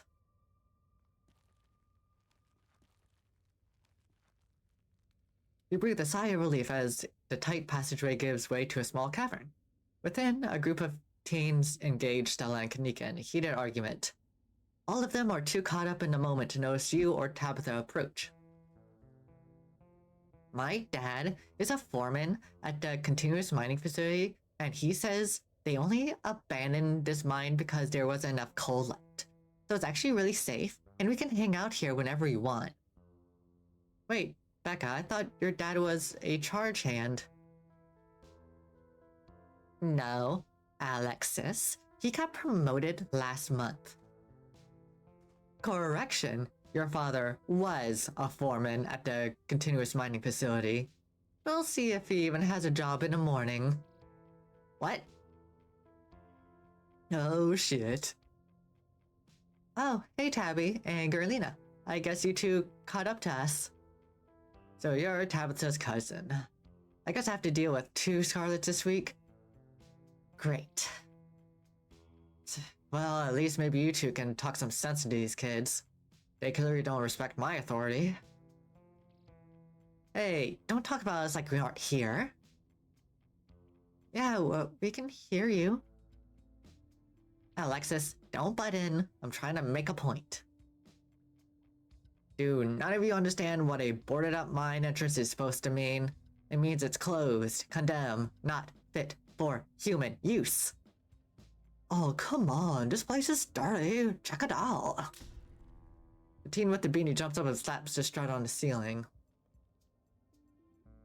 Oh, was that the knocking we were hearing earlier? Oh my god, Zane, cut it out, you're embarrassing us. I'm sorry for Zane's behavior. I don't think he realized how extremely 8th grade it is to jump up and hit things. No offense, Rosalina. None taken. The other 8th graders are totally immature. Not like you, Rosalina. You're chill and smart too. Enough. Damage is already done. Now leave. I'm putting my mother in the ground this week. I do not have the patience to deal with children. I can't believe I actually agree with Tabitha about anything. But this is the worst place I've ever been in my entire life, and I would like to see the sun again before I die. Oh, come on, you guys. Maybe it's not a big deal. We used to do dangerous things all the time, and I still do dangerous things now. Who are we to tell them where they can hang out? I don't know who you think you are in this situation, Stella, but I own this mine. It's entirely within my right to tell them to leave. Much like it is entirely within my right to tell you to leave. Was your lifetime ban from my mind's not clear enough message for you? Hell yeah, Tabitha tore this sad 20-something to shreds. Hey, I'm defending you, and I'm not sad. Where'd you get that idea? Running a clickbaity YouTube channel where you run around in the woods chasing nothing is extremely sad. So she's sad, so what? Give her a few years and you'll be sad too. The passage of time is inescapable. Look, we just wanted to give Rosalina a good time. Her home life sucks right now. Yeah, tell them about where you have to sleep, Rosalina. We've been living in the library for the past couple weeks. Dad says we can't stay at our house. They've got a hot plate and a couple cots on one of the back rooms. It's actually a pretty sick setup. No, it isn't, Zane. Rosalina deserves better. I don't care about your home life. If you're going to do your underage drinking, do it in the woods. Just get off my property. Tabitha. Look, Rosalina, I'm sure Oscar has a good reason for all that. He's a good guy, and he cares about you. He thinks our house is haunted. Oh. Wait, what? And I should care because it's such a bullshit excuse. I bet he couldn't even afford it anymore. He's lying to you about saving face. What a coward. Becca, I don't think you can, say that about other people's families. Isn't it, bullying or something? Shut up, Zane. Back up, he says it's haunted? I can't believe you didn't mention it to me. I could investigate. There's no ghosts, Stella. It would be cool if there was, but Becca's right. I just wish he would be honest with me and tell me what's really going on. It's like he doesn't think I can handle it, like I'm still a little kid. Ugh, you're all children, and none of you realize how good you have it. Back in the day, each and every one of you would be pulling 12-hour shifts in exact mine. If it weren't for child labor laws, the 5 of you might have some actual characters. Exactly. Rosalina's not that mature anyway. She sleeps with stuffed animals. That doesn't mean she's not mature. I still have pork chop, you know. I rest my case. Wait, what did you say about child labor?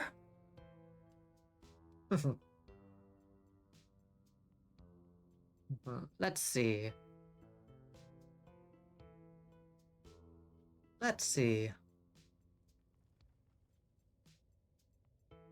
I'm not going to weigh in on this. This is between you and your dad, and the two of you should talk about it anywhere that isn't here.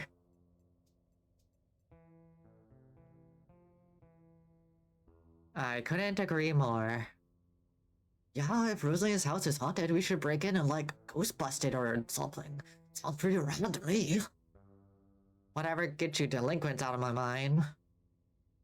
Oh my god, Zane. You can't ghost bust if there is no ghosts. Also, Rosalina lives there. She can't break into her own house. There's no ghost that you know of. I bet we can figure out how to bust if it's actually real. And if it isn't real, well, problem solved. You know, Rosalina, you could always stay over at my house until Stella ghost busts your place. We have a furnished basement with a pull-out couch. Why are we talking about this like it's a thing? It's not a thing. There are no ghosts. I don't care, and I can't believe I wasted this much time trying to argue with children. I'm washing my hands of this and calling the cops. Feel free to leave before they show up. You hear that, Miles? We're leaving. I suggest the rest of you kids leave this empty mine before someone get black lung or get crushed by rocks or meets any of the many terrible fates people tend to meet in abandoned mines. Kanika is interrupted by a pair of thundering knocks. That wasn't me. I swear. Ooh, Kite. Thank you for the care package.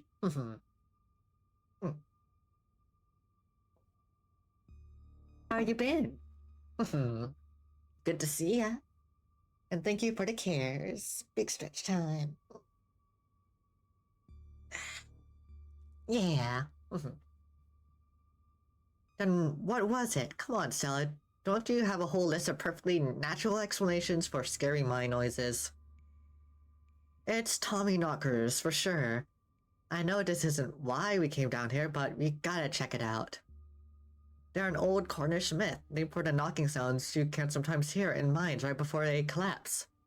Some say the knocking's a warning, while others say it's the sprites themselves bringing down the mines. Stella. I am also doing good.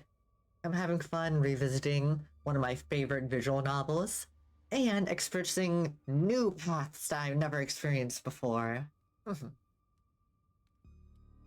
Hehe.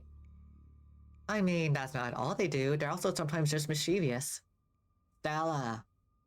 I know, but weird stuff's been happening around here the past few days. What if this is our chance to get an actual solid lead? The stakes couldn't be higher. You have no sense of self-preservation. I want you out of here, Stella. Oh, come on, Tabby. You can come along too. If you guys are going after something spooky, count me in. Nobody's going deeper into the mines. Nobody's staying in the mines. You're all leaving. Please listen to Tabitha before my heart gives out. It'll be fun, Neeks. I will not.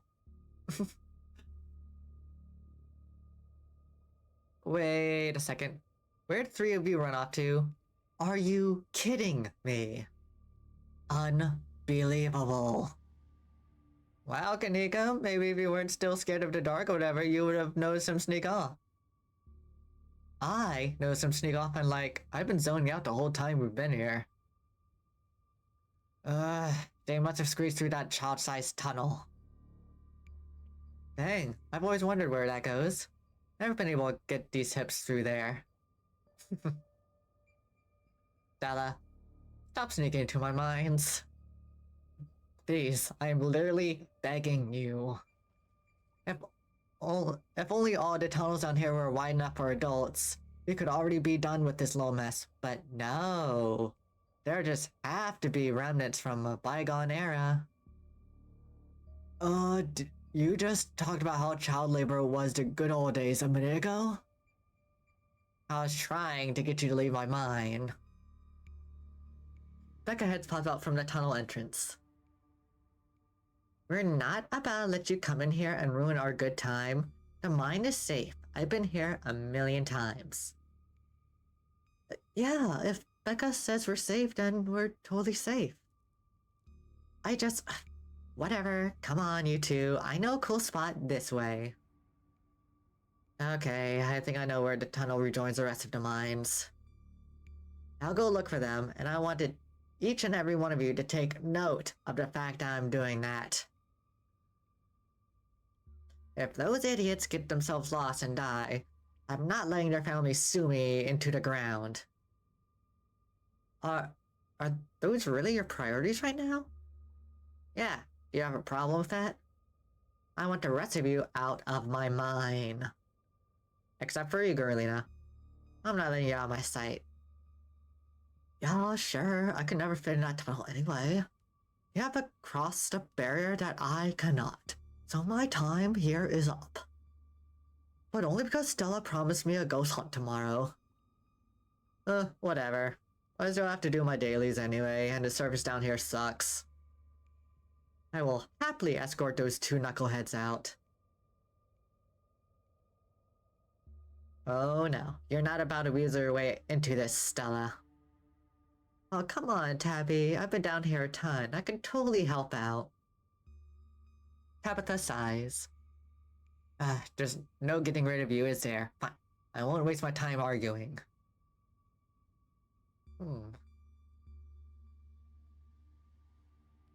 Stella, don't push Tabitha's boundaries like that. I don't need you to fight my battles for me, Girlina. It's fine. Stella can tag along. Alright, let's do this. Sure. Let's not linger any longer than we have to, shall we? I'll see you on the other side. Hopefully soon. For sure, we won't be long. Cool. Can't wait to bust some ghosts tomorrow.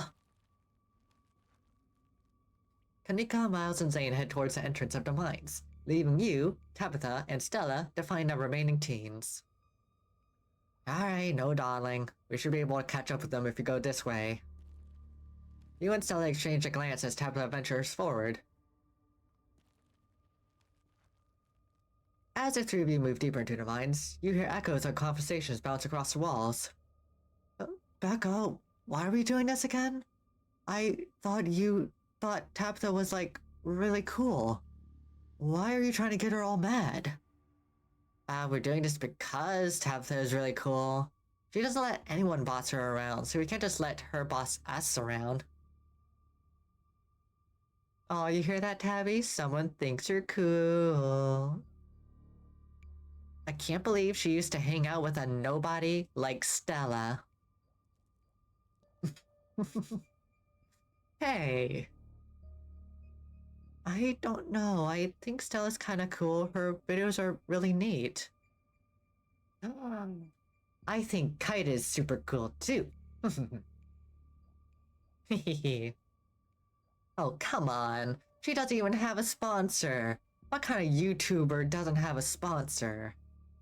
I mean, not yet. I'm in talks with Meat Rice, trademark, and I make plenty from ads and donations. Let's see. I'm just glad they're not gossiping about me. Yeah, I know there's teens, but some of that stuff stung.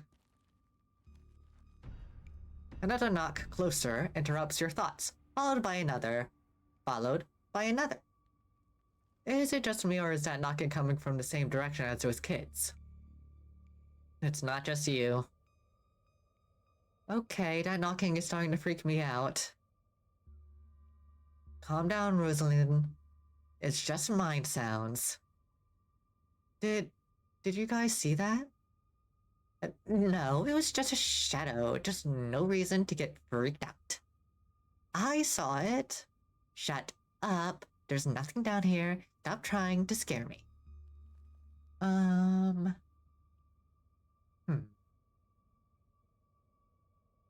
What if they're the ones doing the knocking? What if this is all just a terrible prank?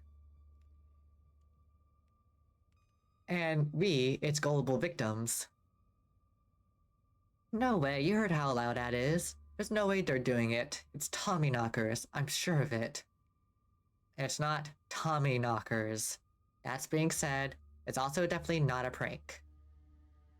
It's probably just rocks falling somewhere deeper in the mines, which is also bad, for obvious reasons.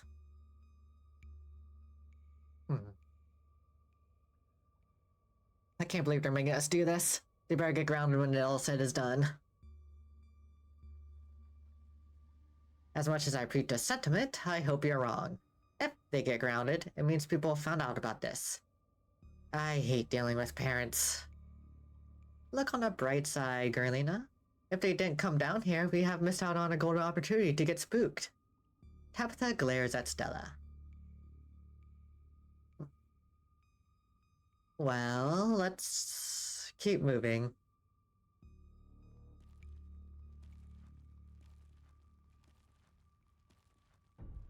As you progress deeper into the mines, the knocking grows more frequent.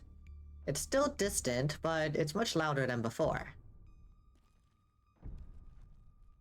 The tunnel ends abruptly in front of you. Century-old ladder is the only way forward. In the darkness beyond, you can still hear the echoes of terrified teens, their panicked arguing bouncing down the pitch-black corridors.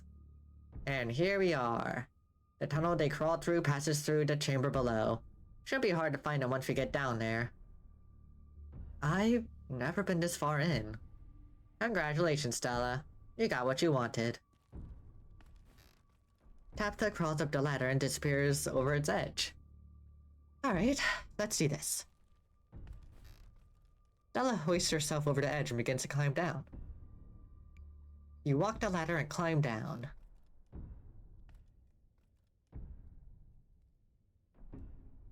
I'm pretty sure this is the way back. Come on. Pretty sure I thought you'd been down here before. Okay, maybe I didn't get this far in, but whatever. It doesn't matter. I definitely remember the way out. Hurry, I don't want to be down here anymore. I think it was actually this way? Oh, shut up. No one ever wanted you to come with us anyway.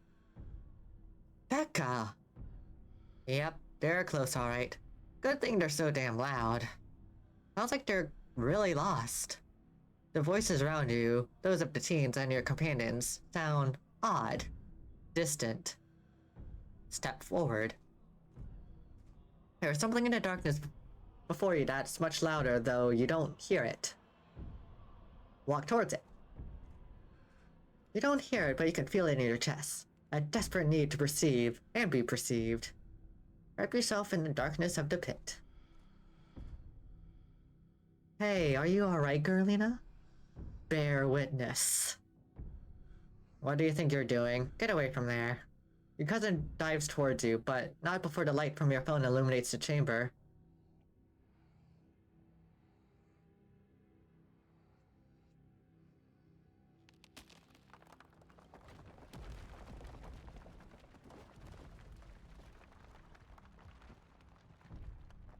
Girlina, are you alright? Oh, thank God you're alive. It looks like you had a seizure or something, and then you and Tabby just conked out. I'm fine. Ugh. You can barely open your eyes. You're not fine. Neither of you move a muscle. I don't want you straining yourselves while you're still recovering from whatever that was. I want to get you both some help. I'll be back soon, I promise. Not too much. We're still looking for the kids. You fade back out of consciousness as your companion clambers out of the pit, intent on your rescue. You raise up your elbows, head still swimming from the visions. Your surroundings come back into focus. Your head throbs as the knocking continues, now magnitudes more intense than ever. Though, through it, you once again hear the panic voices of bickering teenagers echoing down the stone corridors. Becca, you're just getting us more lost. It's this way. If you're so sure, then why don't you just leave? I can't believe I let Alexis talk me into inviting you in the first place. Becca, I'm just trying to help. I said, go. Okay, I will. Alexis, you don't have to go with her, you know that, right? Pick a side, Alexis. I'm sure Becca knows where we're going. She wouldn't just lie. Sorry, Rosalina. The increasingly desperate voices of the teens are drowned out by the thunderous knocking. You can practically feel the ground shake beneath you. You can almost see the walls vibrate with the intensity of the hellish sounds. Keen eye. Can't help but notice the timber struts around you trembling as if they were being struck by invisible blows with each knock. They're all that stands between you and the many tons of rock over your head, and they suddenly seem terribly fragile. God, that knocking is not helping my headache. What the hell just happened?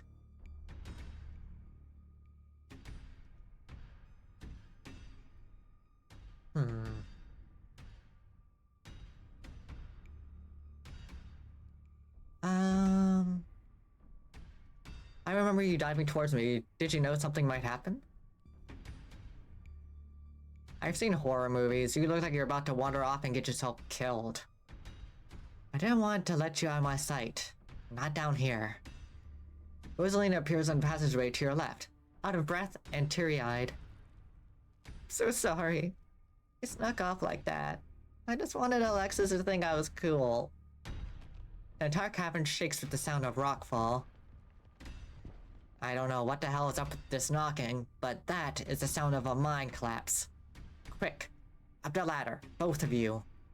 Wait, Becca and Alexis are still down there. Can't just leave them here. I know which way they're going. They'll listen to you this time.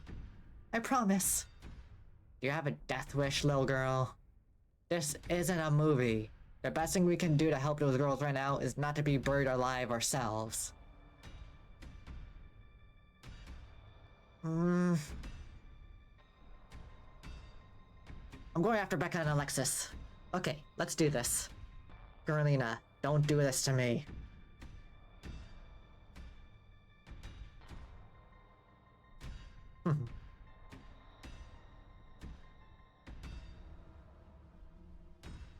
I'm not leaving unless everyone leaves. Are you serious? Thank you. They're back this way. Hurry! Rosalina runs back the way she came. You run after her. Her mind shakes with each new thunderous blow as bits of rock and dust fall off the ceiling and scatter on the floor around you.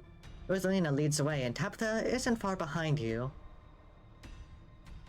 I thought you knew the way out. I thought you'd been down here a million times already.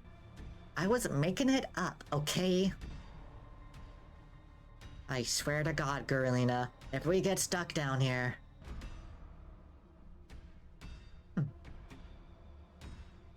You'll what, kill me?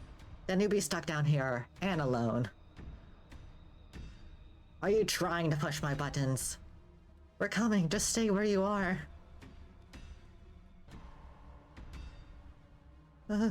Rosalina, you came back. I don't want to die down here. Grab them and start running. You reach forward and forcibly grab Becca and Alexis, silently pulling them behind you. You quickly push your way back towards the entrance, pieces of fallen rock layering the path around you.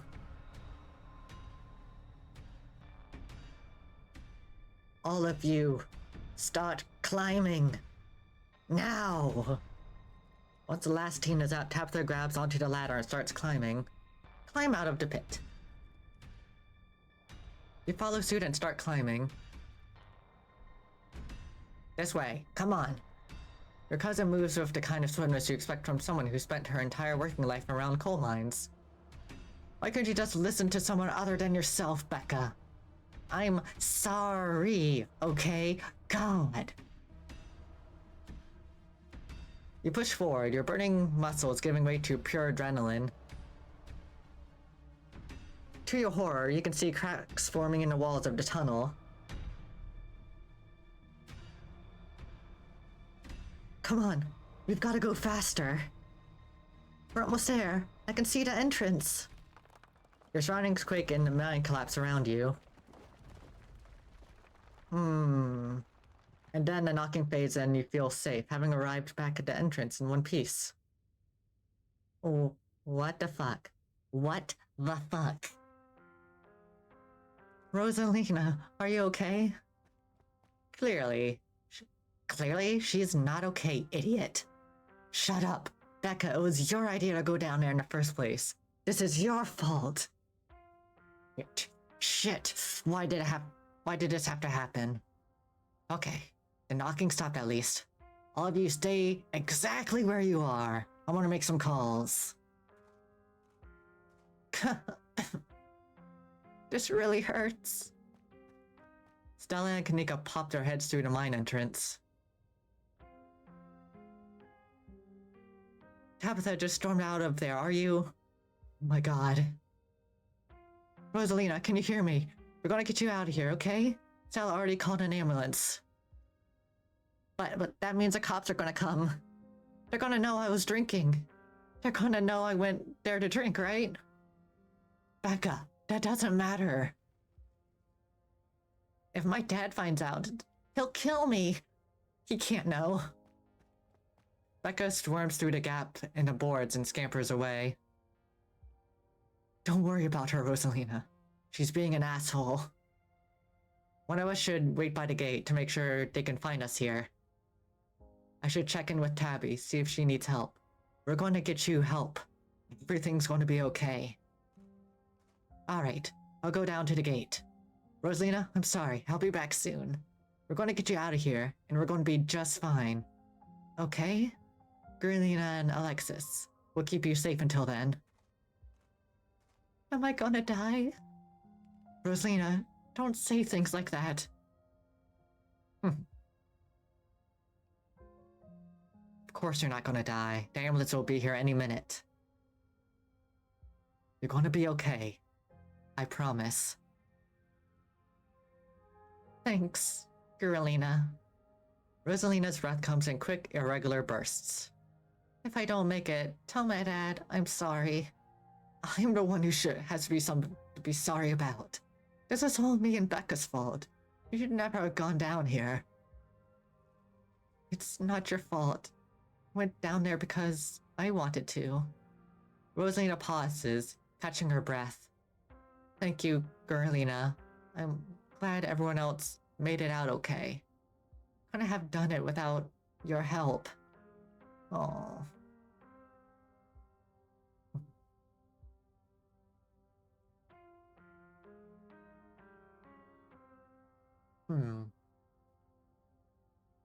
And that's why you shouldn't drink underage. It'll cost you an arm and a leg. Let's see. You should stop hanging out with Becca. She bullied both of you into doing things you didn't want to do. What are you trying to do? Make this some sort of after-school special? She's probably right, though. If I were just smart and brave like you, I wouldn't have let Becca drag me around down there. And you would have had to go after us. And then you wouldn't be... You're the nicest person I know, Rosalina. This just isn't fair. Rosalina, can you hear me? Yeah, still awake. Just hurts like hell. Sorry, I shouldn't be pushing you to talk. I'll just hold your hand until they come back with help, okay? Alexis grasps Rosalina's hand. Tears streak down both of your cheeks as you sit in silence together, waiting for the long, anxious moments to pass before help arrives. Some of my men are on the way with rock lifts. We'll get you out of there soon. They're over here, Earl. Jesus H. Christ. You weren't kidding about the emergency. It'll be a bit for the ambulance. The nearest depot is over in Brevard. So at least it'll be another half hour. You heard the man. You have half an hour to get her out of there. Move it. Rosaline? Sweetie? I'm here. Dad, I'm sorry. I'm so sorry. You don't have to be sorry. It's okay. We're all here. You can hang on, Rosalina. I know you can. If I remember correctly, I was only able to save Rosalina, well, in terms of her leg, when I had the mysticism trait, I believe it was. The occultism or whatever. When I was doing it with my friend. And this time I decided to go with Hot Animal Talk and Keen Eye. Okay.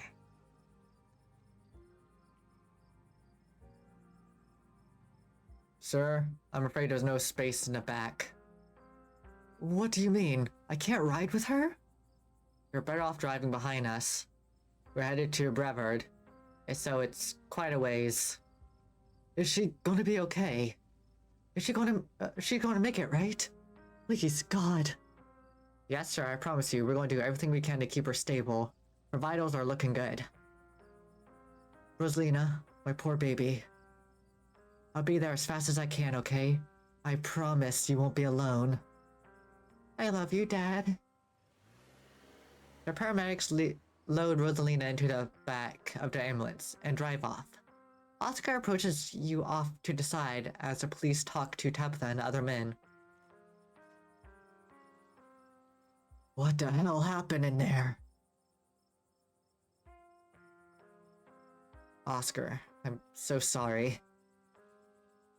It's okay. It's okay. At least nobody died. What happened, though?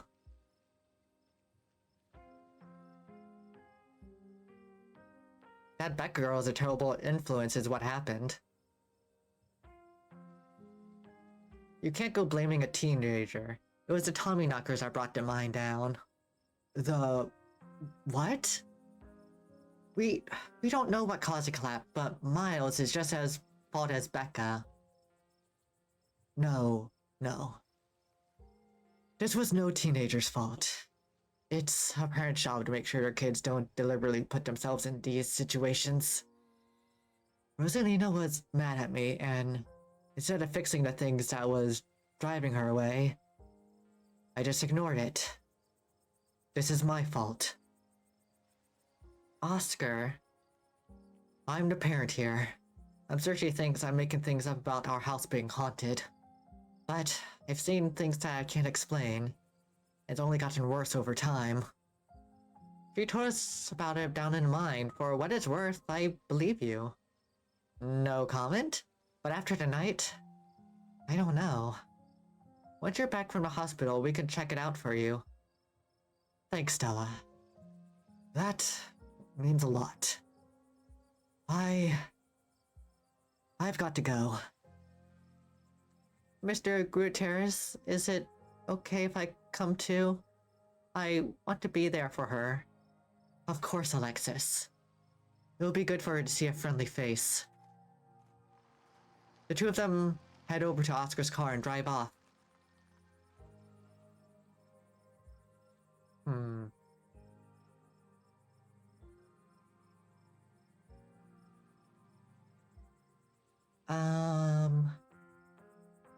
Can't believe you left us down there. Lay off her. If she hadn't leave when she did, the ambulance might have not gotten here in time. No, Kanika, it's okay. I'm sorry. I had no idea how long you two would be out of commission. I had to get help. Hey, at least you're alive, right? What happens now?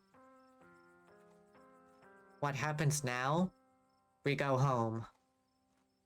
Now hold on a minute, Miss Scarlet. Oh wait, that's the only crop. Now hold on a minute, Miss Scarlet. Mind if we have a quick word with your cousin? Miss, in private? Okay, fine. Just make it quick. And don't you dare try to pull anything on her. She did nothing wrong here. Ladies, I'm afraid that means you too. Don't you need to talk to us? We witnessed this too. Oh, sure. But that can wait. We know where you're going, y'all. I'm Sheriff Hugsby, and this is Deputy Dirksen. But you can call me Earl. Pleased to make your acquaintance. Welcome to Scarlet Hollow. Hope this little incident hasn't colored your perception of the place. Lovely place to live, if you ask me. Lovely indeed. Now, Sheriff Hugsby, don't you think it's a mite odd these teens found themselves in an old, abandoned mine on the very property Gurlina family happens to own? And don't you think it's even a mite bit odder that Gurlina happens to be there with them at the time of said collapse? I'd be lying if I say they weren't peculiar. Though I'm sure you're an upright citizen, Gurlina, and all this is surely an unfortunate coincidence. Still, a good cop should ask himself these questions.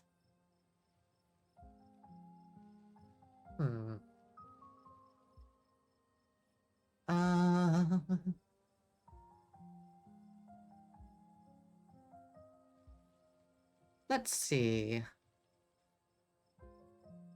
We saw some teens sneak into the abandoned mine, so we went after them.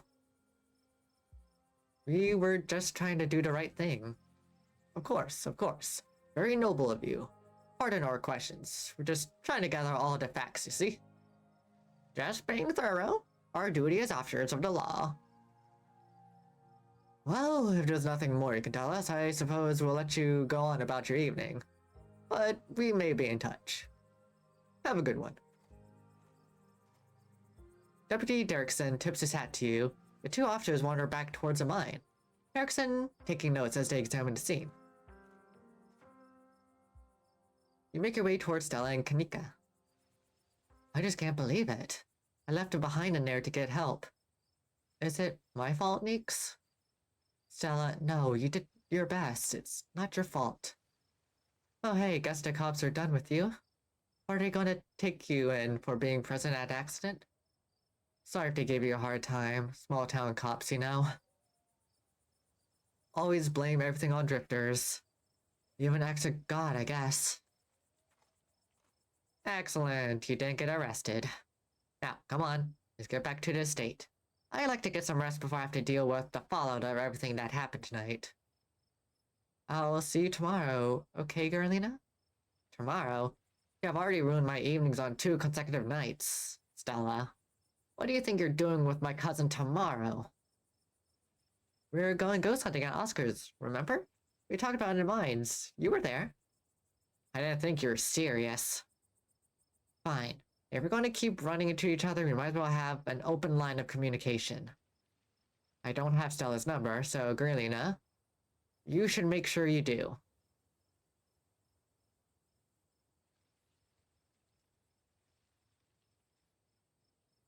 Let's see. Oh, but my privacy! Nah, I'll say sure. You give Stella your contact info. Thanks? Keep me posted on what she's doing. Let me know if that ghost hunt actually happens. It's weird that you care about what she's doing so much. Clearly, I have to. Come on, let's go. Tabitha starts walking to her car, pulling you by the arm. Are you kidnapping me? I'll follow Tabitha. Tabitha doesn't say a word as the car cuts along the darkened road. You try to keep an eye on the surrounding wilderness as she drives, wary of what may lurk behind the tree line.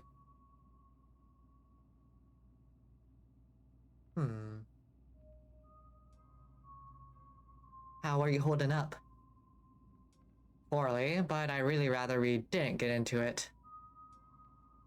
Sorry about today. Heather doesn't answer. I'll drop it. You drop it. Tabitha's eyes remain fixated on the road.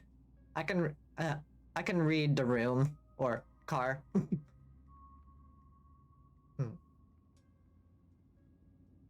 I'll ride in silence. It's very awkward. Your eyes wander back to that tree line as you and Tabitha sink back in silence. You once again cross the threshold into the estate, the musty stench of the decaying mansion greeting you with its undertones of mildew and wood rot. I thought you and Sybil said you were locked out. I thought that was the whole reason you decided to bother me at work today. Whatever. It doesn't matter. Today was a lot more stressful than it needs to be. I'm sure it's the precursor to a horrifyingly stressful week. I'm going to bed. I suggest you do the same. I'll see you in the morning. Tabitha turns and makes her way up the stairs, her posture defeated. Turn in. You head up to your room to turn in. You collapse in Tabitha's dusty guest bed, your head empty of thoughts. After your time in the shawl mines, you barely even notice the dust. Your phone buzzes on the table. Y'all, these are those things, right? Kanika sends a picture of a pair of ditch things by the side of the road. I saw them again, too. Another picture this time of them staring from a tree. WTF, these things are definitely not hairless monkeys or raccoons or whatever. I don't know what the hell they are. I guess there's more to them being here than the mine collapse. No way I'm sleeping tonight. You think about looking out the guest room window, but at this point, you're too exhausted to leave your bed. The adrenaline from the evening is finally wearing off, replaced by the creeping exhaustion that threatens to overwhelm you. Your limbs feel heavy, your eyelids slipping down over your eyes. Even as you stare down the ominous pictures on your phone, if it weren't for that pit of dread balling in your stomach, you would almost feel comfortable as you settle in between the covers, your tired bones sinking into the decrepit mattress. When you close your eyes, you see Rosalina's face twisted with pain, staring up at you with tear-streaked cheeks. Trapped by power beyond her control, terrified of what her now uncertain future were told. Your eyes shoot back open, your heart pounding as the door to your room swings open. Just a cat. It's always just a cat. Don't read into this. The woman kicked me out. Just want a warm place to sleep. It's nice to see another living being, even one as unfriendly as Tabitha's cat. The comfort of her presence sets your mind at ease, and you finally slip into a deep sleep.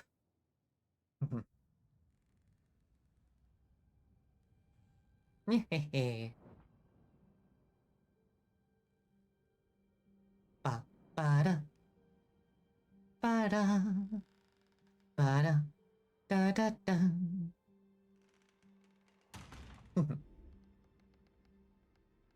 Like, these animations are way too good to skip. They put a lot of work into this.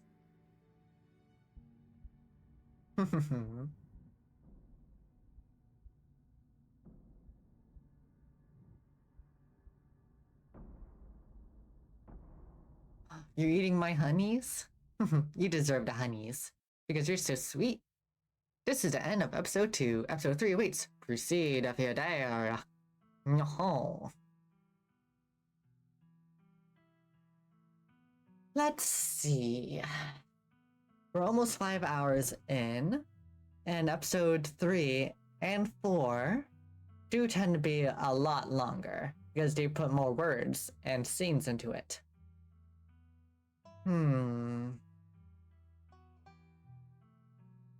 I think because we are streaming more Scarlet Hollow on Saturday, we could save episode 3 and 4 for that day. And episode 5 is still in the works, but I think it should be coming out fairly soon.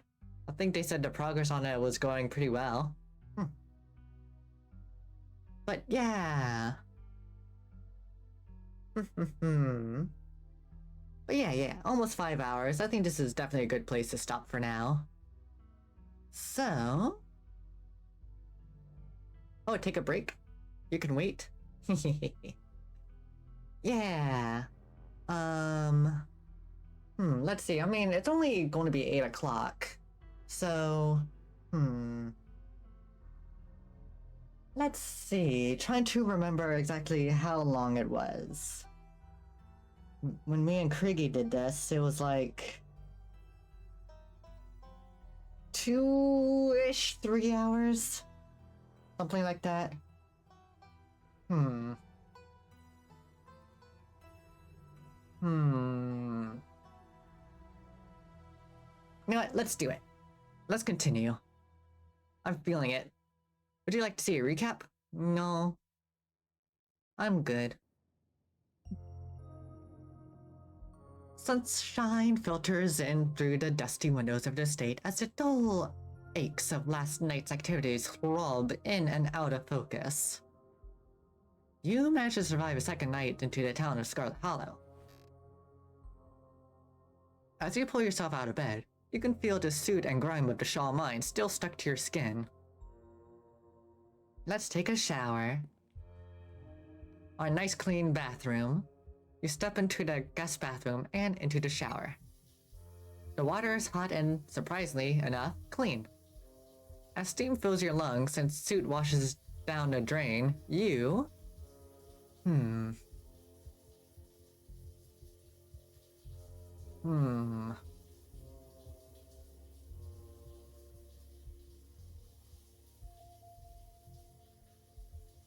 How about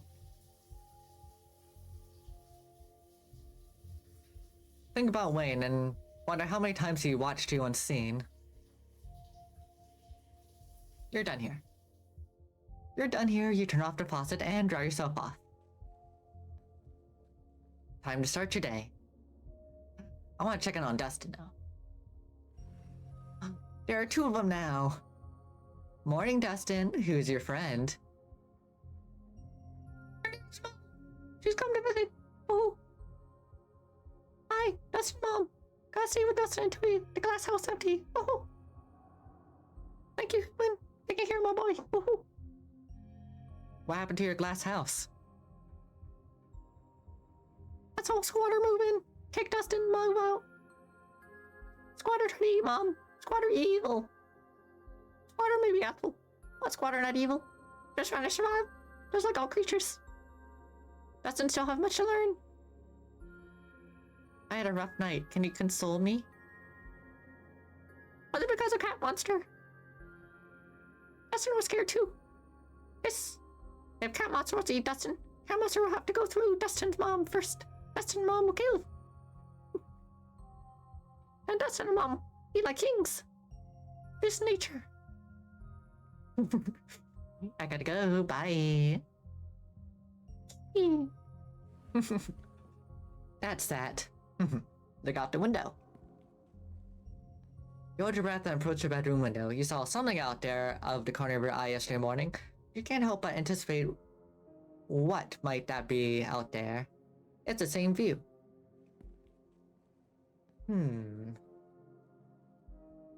Let's check the closet. Every time you see that doll, your heart skips a beat. It hasn't moved, right? Keen eye. Nope, it hasn't. Alright. Let's head downstairs. You've done everything you wanted to do up here. It's time to start your day. You enter the kitchen to find your cousin in the midst of devouring a pint of banana chocolate chunk. She isn't alone.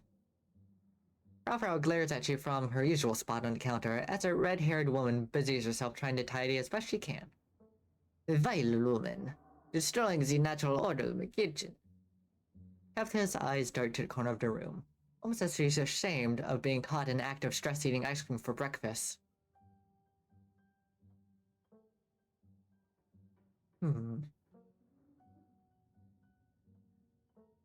Let's see. Nobody lives out in the garden, right? Gosh, I wouldn't know. Miss Tabitha won't let me touch the place. Nobody lives in the garden. Why are you even asking?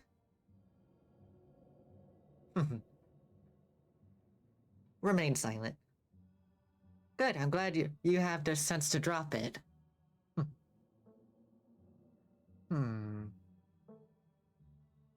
Bonjour, Frau. Oh, bonjour. Sacre bleu. Do not think you can just bonjour me just because I slept at the foot of your bed last night. I still despise you. 3 rooms at once, this is abhorrent. Just stink or linger for hours. How am I supposed to bear it? I see, talking to my cat again. Are you sure you didn't get hit on the head last night? You don't have to say good morning to your pets. I always make sure you to talk to my farm cats and alpacas like they're people. To me, they kinda are. Addressed a red-haired woman. Hi, I'm Gerlina. Good morning, I'm Janie. Just here to do my little weekly cleaning. Whatever cleaning Miss Tabitha will let me do, at least. I could have this place looking brand new, you know? Don't go making any big renovations, or moving anything around. I like knowing where my stuff is. Okie dokie. It's so nice to finally meet you, Gerlina. I mean, I guess I did meet you on Monday when you popped in at Dinah. Janie. But seeing someone somewhere and meeting them face to face are 2 completely different things, I suppose.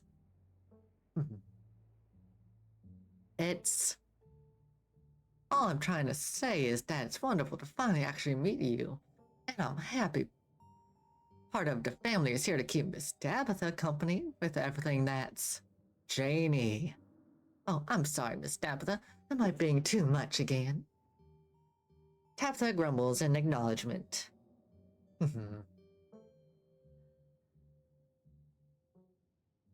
Any updates on Rosalina? Yeah, they had to take her foot. She's lucky that's all they had to take. Tabitha takes one last spoonful of ice cream, then discards the empty container, turning to you with her trademark scowl. Let's get going. I've got an errand to run in town, and every time I've left you here alone, something terrible winds up happening. So, you're coming with me. Let's see. Alright.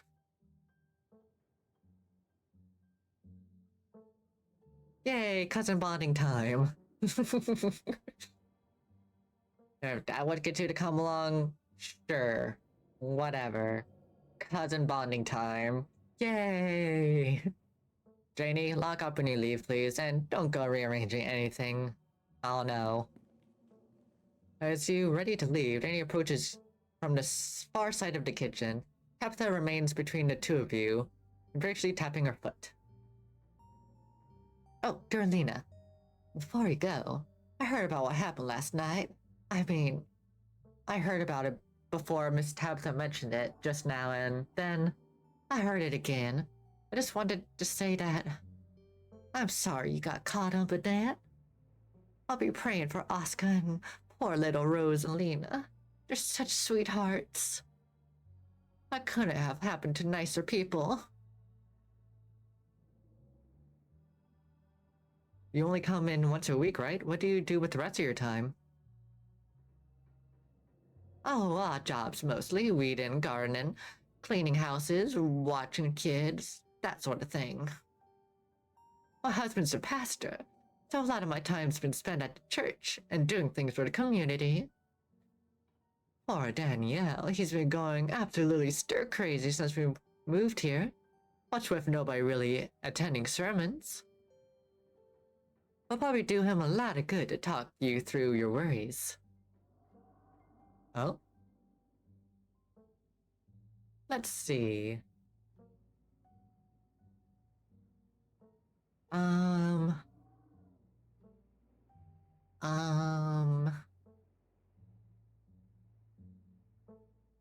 How about just be nice? Sounds wonderful. Thank you for the offer. Of course, he's always ready and willing to talk with people, so feel free to stop by the church anytime. The door is always open.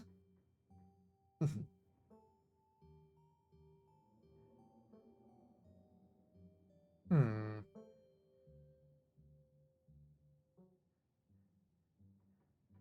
Let's see. It's been nice meeting you, but I gotta bounce. Bye, Janie. Alrighty then, be safe out there, you too. You and Tabitha walk through the doors of the estate and into her car. The ride to town is uneventful. Your cousin, unsurprisingly, more focused on the road than on making conversation. Alright, we're just popping into the general store for a few minutes. What are we doing at the general store? Picking up tea from Sybil. Oh, neat. What kind of tea? I don't know, the kind Sybil makes. She makes a bunch of weird stuff. I don't know what all of it's called. Quit interrogating me about tea blends, jeez.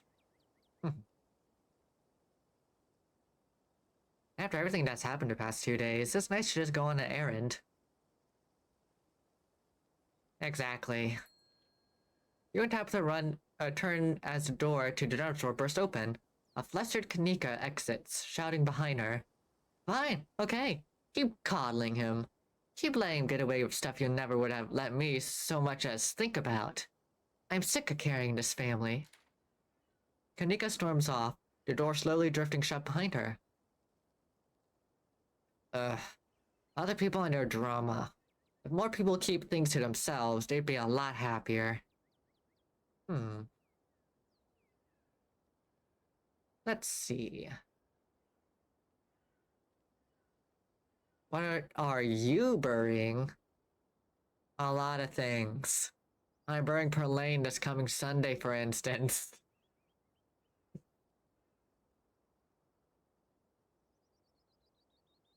Come on already, let's go. Yeah, but he's there every day. And I know he comes in to see you every now and then, so... I hardly think Mr. Tremine not coming into the diner for one day is something to worry about. Well, if you say so. See you around, Sybil. You have a good one, dear. Oh, Tabitha. Long time no see. Feels like you never made all the way down to Main Street. Oh, okay. Hey, I'm sure it goes without saying, but I just want you to know that all of us over at the diner really feel for you. Anything you need, just let us know, okay? What? Avery nods politely and then leaves without saying another word. Who the hell was that? That was Avery, Tabitha from the diner. Oh, okay, sure. Anyway, it's not important. Good morning, Sybil. Good morning, you two. Hope you're doing well after last night's activities. Is the new blend ready? Of course. Carolina, if you'd like to keep Miles company, Tabitha and I will just be a minute.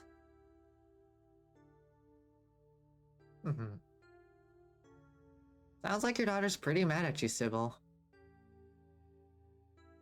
She does need a little time to cool down. Yesterday was a bit much for her, so I'm giving her some space.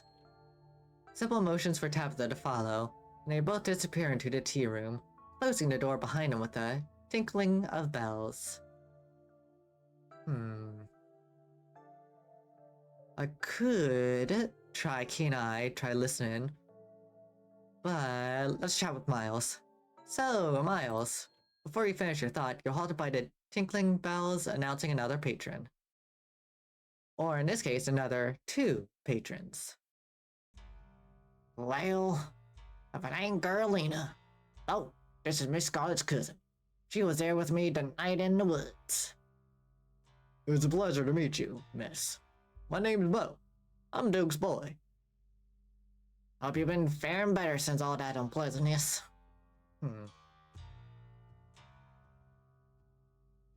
How have you been? Hanging in there? Oh, I can't complain. I miss old Birdie. But there's nothing I can do for her now except protect the rest of my brood. Them things won't do much as step foot on my property. Not with Bo and me watching the perimeter with our shotguns at the ready. We even set the missus up with her pistol. Good thing. We were watching. Nearly caught Julius trying to make off with Big Betty. As if he could carry off a nearly 2,000-pound pumpkin on his own. You'd almost love to see him try. It's not like we'd be taking her to the state for anyway. No, all she's good for is making the world's largest pumpkin pie. I don't think Mama has a tin big enough for Big Betty-sized pie. I don't think Mama has a tin big enough for a Big Betty-sized pie, Daddy.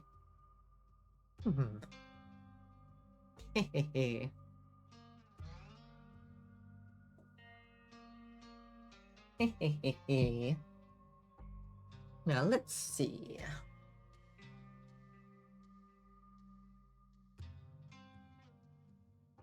Have you seen any of those creatures around your farm?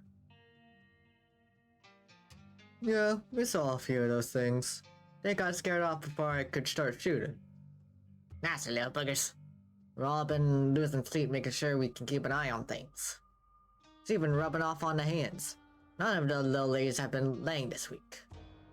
You know, Daddy, I bet some big mastiff could keep them things away. This seems like the kind of job for a guard dog. Now don't you start again. We ain't getting any dog. I got enough mouth to feed as much as you'll take responsibility. I know it'll be me cleaning up after it. Besides, I don't have much faith those things would be stopped by a dog. I saw more than a few in that nest.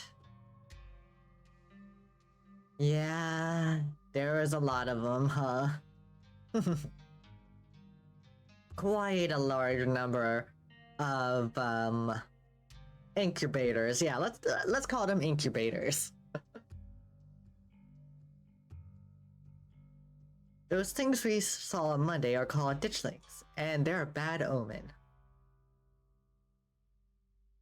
Ditchlings? Sounds like some old folktale. Or sounds like some old folktale. Suppose that suits them. As for being an omen, I believe that too. But I suppose there's not much to be done if they're forewarning some kind of disaster. Besides looking out for me and mine. Still, I appreciate you telling me, Gerlina. Things have gotten worse. I did hear whispers about what happened up at the mines last night. So sorry to hear about poor little Rosalind. Star Hollow ain't so safe this week, it would seem. Who's Julius again? The name rings a bell. Julius Tremaine. He practically spits the name. Some cousin, however, many times removed, though. I don't claim him as kin. He owns a farm next to ours, except he doesn't seem to have a good grasp on whose property is whose. Think he owns half our land. Always nicking around and taking vegetables that we planted. Of course, the way he tells it, we're the ones stealing from him, saying he's the one putting seeds in the ground. He's a miserable old cuss, and he knows it too. Stealing vegetables is born of the other folks' hard labor. Probably the only joy he has in life. Nice seeing you, Duke. Here's a pleasure running into you, Gerlina. But we best get on with our shopping. Can't spend too long away from the farm with those little devils running around. Can't leave Mama all by herself up there for very long. You'll have a good one. Hope Scarlet Hollow treats you better from now on. It was nice meeting you, Gerlina. And please tell Miss Scarlet I'm sorry about her mama. They shuffle off into the aisles. Tabitha and Sybil are still in the tea room. Tabitha is taking her time in there. Let's see.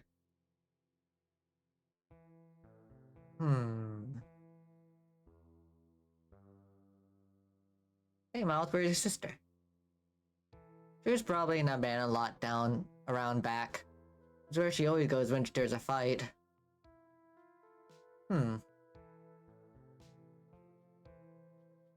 Let's see. Let's wait for Tabitha. Why not? Your cousin will probably be back any second. It's just best to stay put. You and Miles share an uncomfortably long moment of silence as Duke and Bo continue to shop.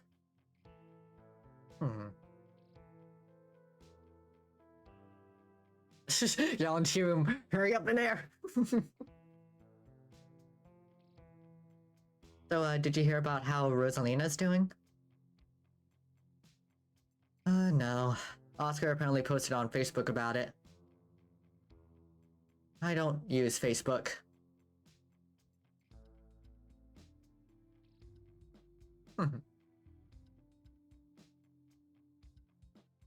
She lost her foot, Miles. Shit, really? Maybe Rosalina's cooler than I thought. Miles returned to his phone. How's your dailies going? They're fine. Pools have been trashed, though. Tabitha bursts out of the tea room, tucking a pouch of herbs into her coat as she walks. She looks up at you in surprise. Wow, you actually stayed. I kinda expected you to go off running the instant and left you alone. And miss out on cousin bonding time? Nuh-uh. Tabitha sighs. If calling this cousin bonding time is what it takes to get you to stay out of trouble, sure. We got a couple hours to spare. Let's pick us up some sodas and we can get out of here. I don't like lingering where just anyone could walk up and start talking to me. Tabitha leaves the store, motioning for you to follow. Follow her. Tabitha stops in front of a small house on a quiet hill just off Main Street.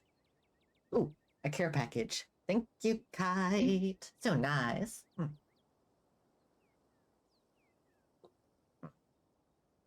And big stretch.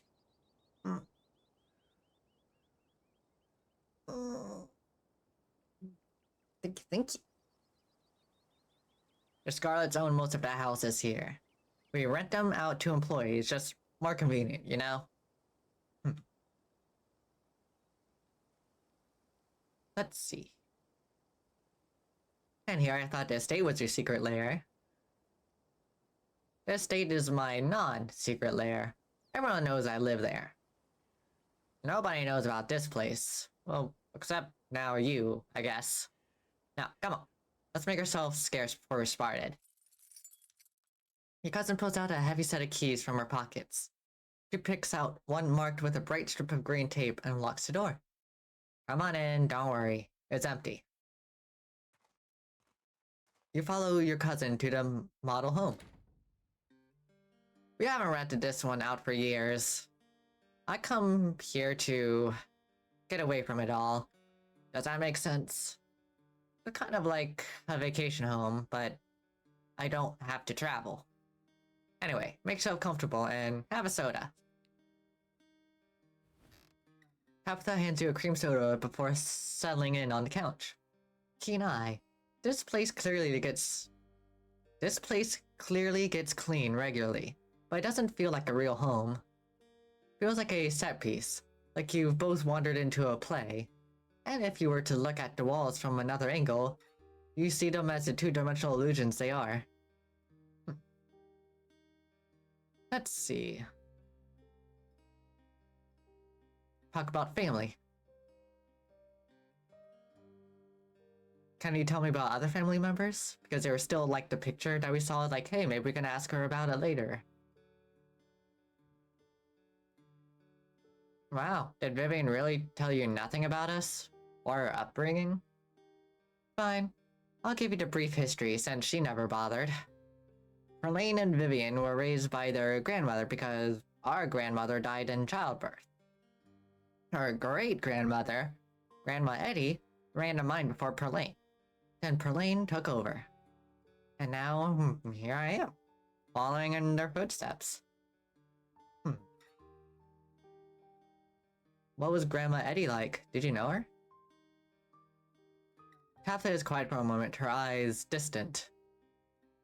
Kind of scary. Her voice is quiet. She takes another sip of her cream soda.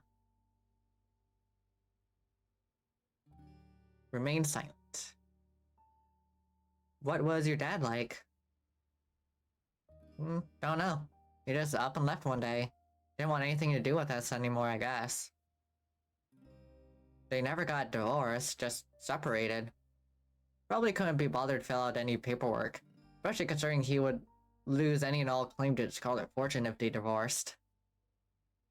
And he have to pay child support for a kid he couldn't be bothered to call on her birthday. Oh dear.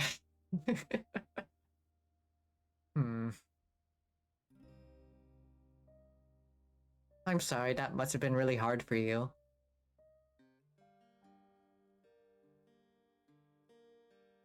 I don't really think about it. If he didn't want anything to do with me, his loss. What was Perlane like?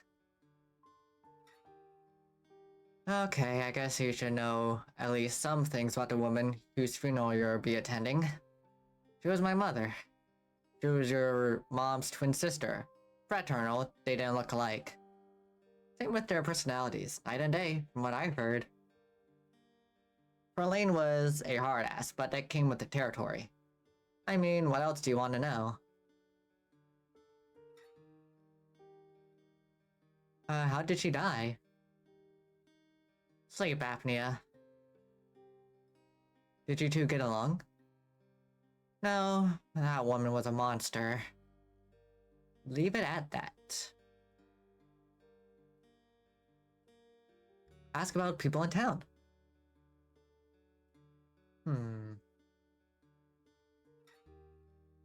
What do you think of Oscar?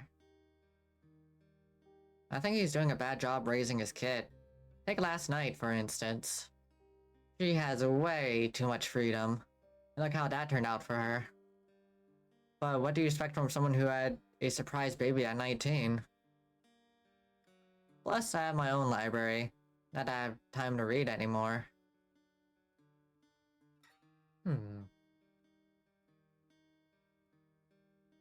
Why did you hire Janie?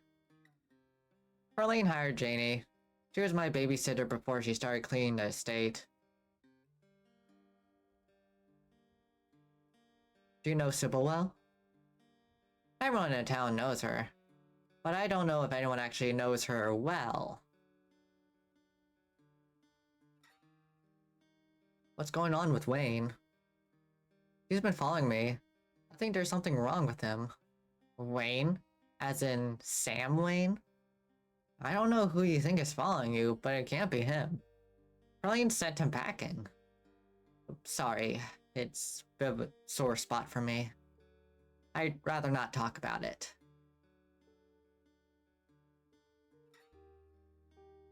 Okay, boundaries respected. Thanks. The police are really on my ass. I wouldn't really worry about them. Our family is the law around these parts. So you should do your best to stay on my good side.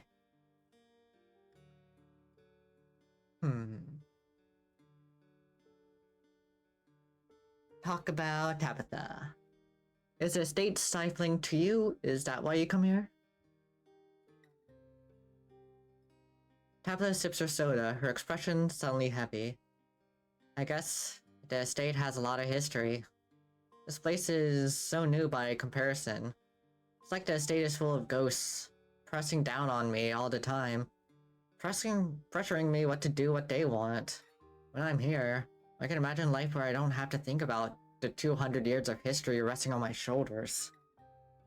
I can imagine just living as a bank teller or something. Having a simple life. Let's see. Can you try some of that tea you picked up? Smells nice. Nope, it's a sleepy time tea. You don't want to drink it in the middle of the day. Do you actually like running the mines? Of course not, but that doesn't really matter. I've had years of permanently drilling that into my head. Can't trust anyone else to do my job. And if I don't do it, this entire town falls to ruin. It's my burden to bear. Though, I'd be lying if I said I haven't thought about running off.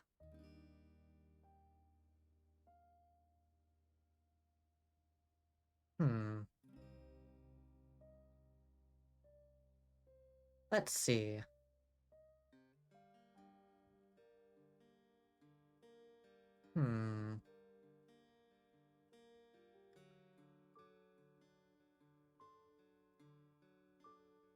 What if I moved here after everything's said and done?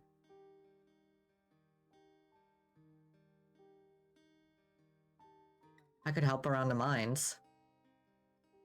I don't think you want to do that. Nobody should want to do that. This task is my burden, and I intend to keep it that way. Do you ever get to travel? I saw you were blowing rocks mug. My what? Oh, that must be one of Janie's. She was always saying she didn't have enough cups. There are 3 cups. That's plenty. One for me, one for Pauline, and one for the occasional guests. But Janie said her husband had a ton of dumb little souvenir mugs from his travels. Not that I asked. She just tells me stuff about her family. Anyway, she said that they have mugs spare, as if I needed her charity. I guess she must have snuck a few in under my nose. I'll have to remember to toss it when I get back.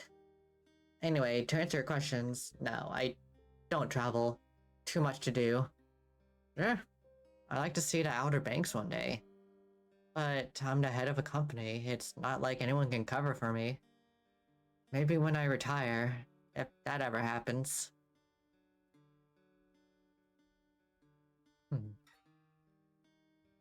Janie seems like a busybody. Right. I only hire her to clean, but she keeps insisting on talking to me and micromanaging the way I run the household. The number of cups we have is none of her business. And I definitely don't need to know what her family did over the weekend, or what cute thing her kid said, or how much she loves her wet napkin of a husband.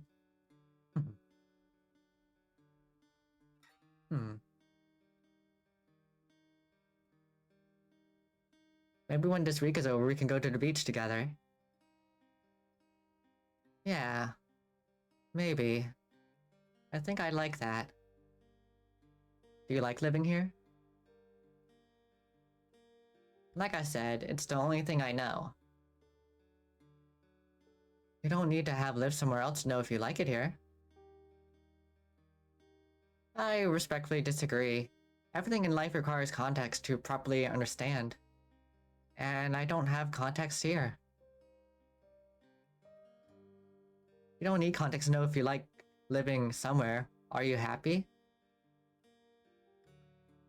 Generally, no, I'm not. But I'm happy you're here. Aww. Talk about relationship. What kind of things did Pearline tell you about me and my mom? It doesn't matter what she told anyone about you. She's dead. In a few days, we're gonna bury her in the ground.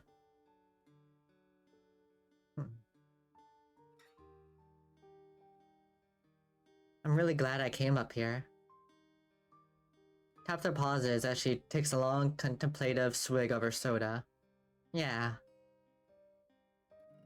So that ghost hunt thing's still happening. Huh? Really? Stella will be there. But so will Kanika. I doubt she'll be thrilled to see me again. But yeah, okay. Count me in.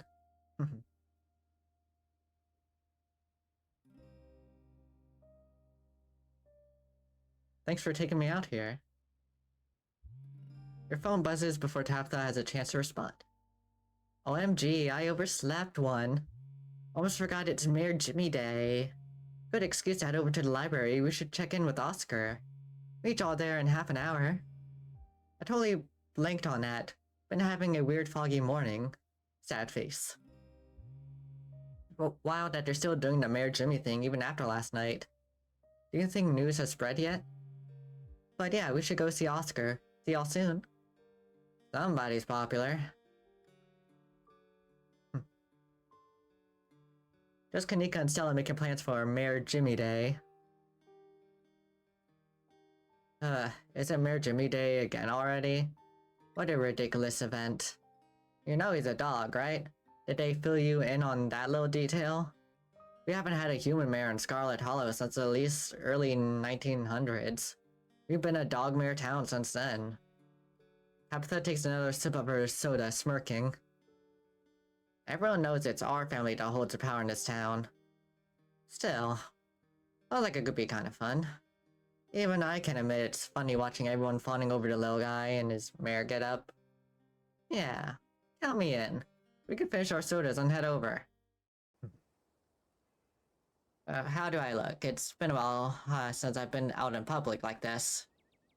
Kinda nervous. Keen eye, out of the corner of your eye, you can see a furious woman making a beeline for you and Tabitha. Becca slinking behind her. This must be her mother.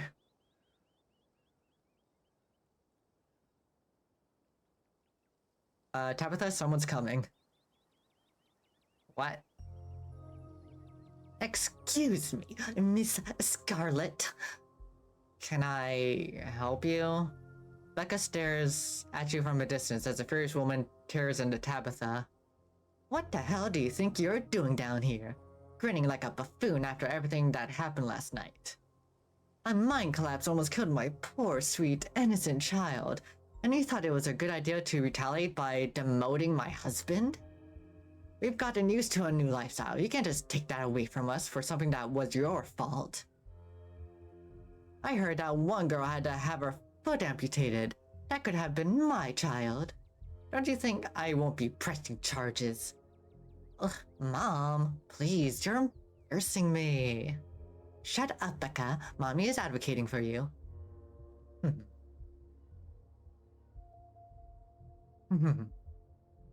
Let's see.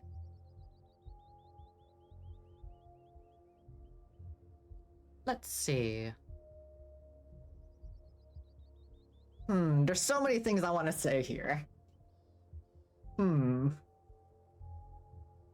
As it turns out, all of these are my answer. Let's see. Well, except the last two.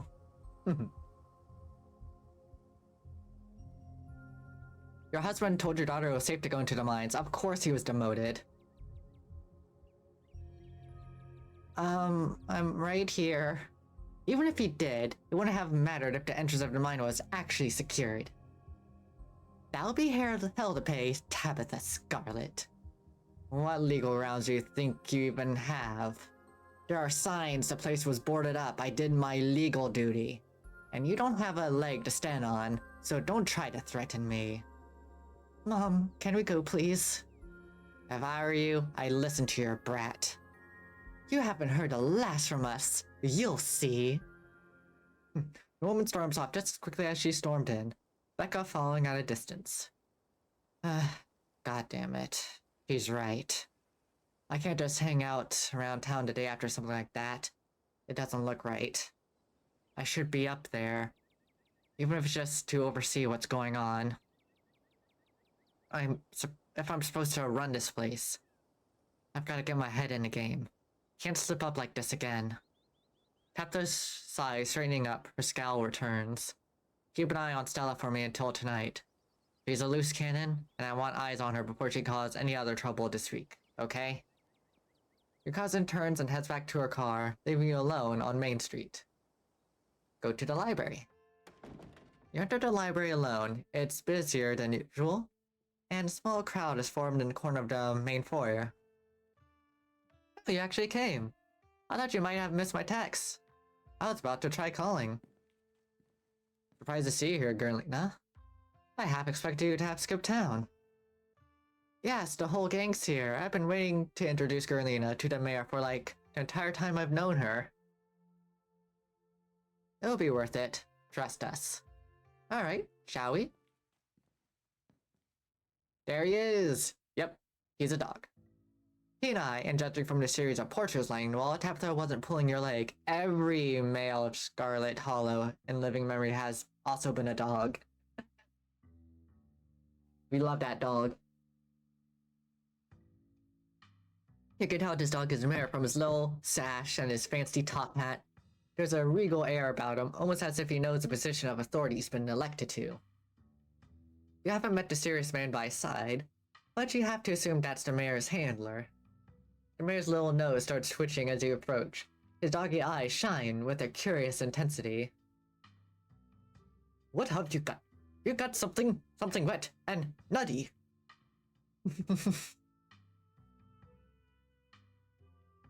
Dare I do it again?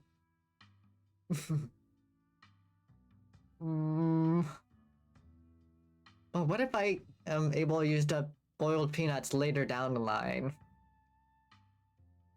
But seeing the mayor go absolutely crazy on him is also really funny.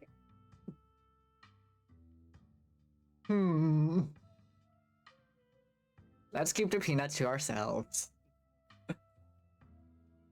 Your hand instinctively covering them in a defensive posture. You're leaving this town the same way you entered it, with your increasingly pungent companion at your side. Good morning, citizen. I don't believe we met. He holds out his paw as if to shake your hand. Explorer shake his paw. It's lovely to meet you, Mr. Mayor. You take his little paw in your hand, but the burly security detail stops you. No paw shaking. Only head pats and ear scratchings allowed. I must apologize for my security detail. He has my best intentions at heart, but he can be a little rough at times. He's a dog. I knew he'd be a dog. And what bearing does that have on anything? Aw, did Tabby ruin it for you? This town has had a dog as mayor since the early 1900s. That's just how we do things around here for some reason. It's the best part of living in Scarlet Hollow, besides nature. And all my friends, and Winnie's biscuits. Oh, and that close-knit small-town community, of course. But having a dog mayor is a close fifth, no contest. Now, is there something I can help you with? You're not one of my constitutes. I like to make sure I spend plenty of time with the voters.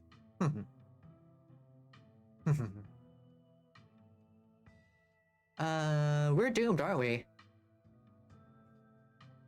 Doomed? No way, not when we're on a case. Scarlet Hollow has lasted at least to early 1900s with a dog in its highest seat of power, so I don't think that will make or break things. Maybe a dog mirror is good luck. Who knows? If you're here about the pet disappearances, I've been made aware of the situation. But what do you expect me to do about it? It's autumn. That's tourist season in Scarlet Hollow.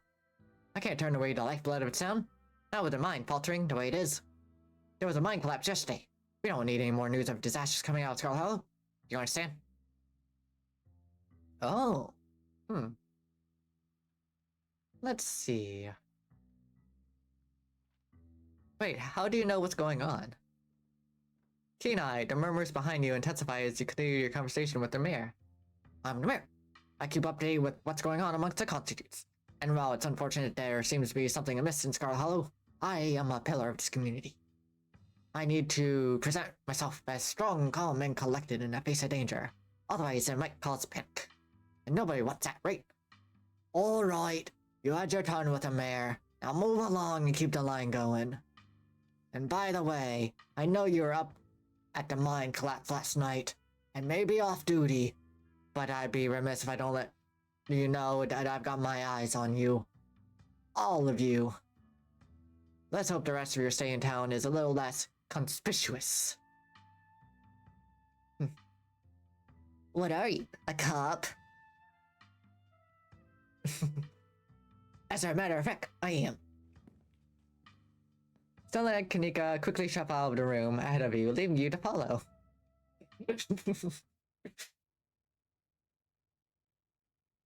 Looks like everyone else is already talking to Oscar in the next room. Before you can catch up to your companions, you're intercepted by a nervous man with a cross around his neck. I'm Pastor Daniel. I take it you're Carolina?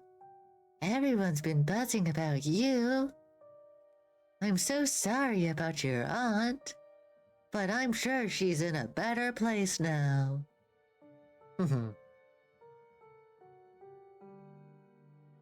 Let's see.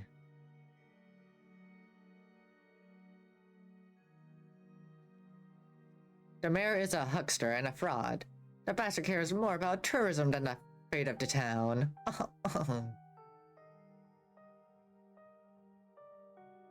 The pastor goes quiet for a second, his face suddenly white as a sheet. The smile fades from his face as he stares at you intently, studying your expression. You too? He glances to either side before continuing. I thought I was the only one.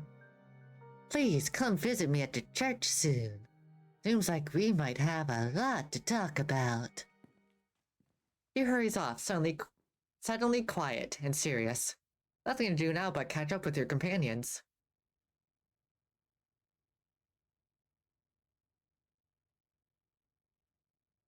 Go after them. Oh my god. Poor Rosalina, I can't even imagine how scary this has been for her. She seems in high spirits right now, but they got her on some pretty strong pain medication, so I'm not sure how she's going to feel when that wears off. And it was the whole foot? Yeah, it's bad. But she's still alive. We'll both be able to move on from this, we just have to get through the toughest parts first.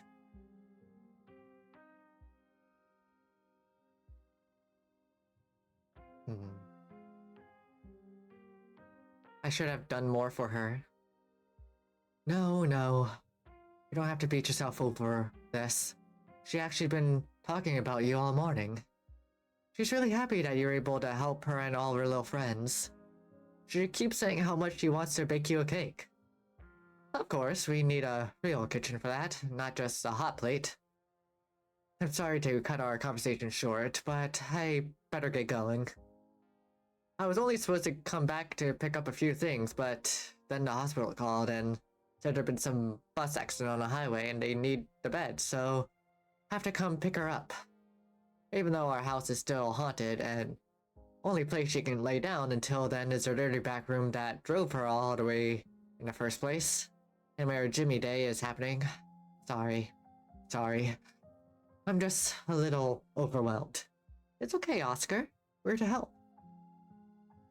Yeah, we're gonna get that ghost. We can always go ahead and do a Ghostbuster or whatever we're calling it while you're out, and she'll be able to get back to her old room as soon as she gets back. That's probably a good idea, right? If only, but it doesn't come out during the day. So any busting attempts are gonna have to wait until nightfall. I'm still not even sure we can get rid of it at all.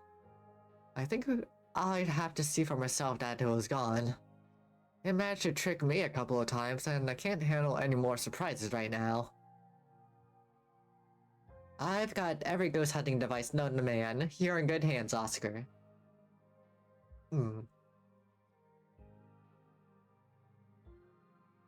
We have the power of friendship on our side.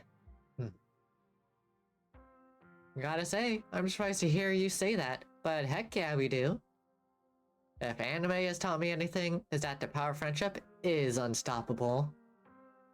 That's a lovely sentiment. I'm sure Rosalina will at least be glad to know you all did your best to help her. I'm holding out. It should be dark by the time we get back, so I suppose I'll see you then. Oscar hurries off, car keys jingling as he jogs out the door. Oh yeah, Gerlina. We made dinner plans with our pal Reese yesterday.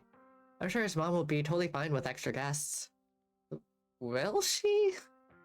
Absolutely. Oh, hello!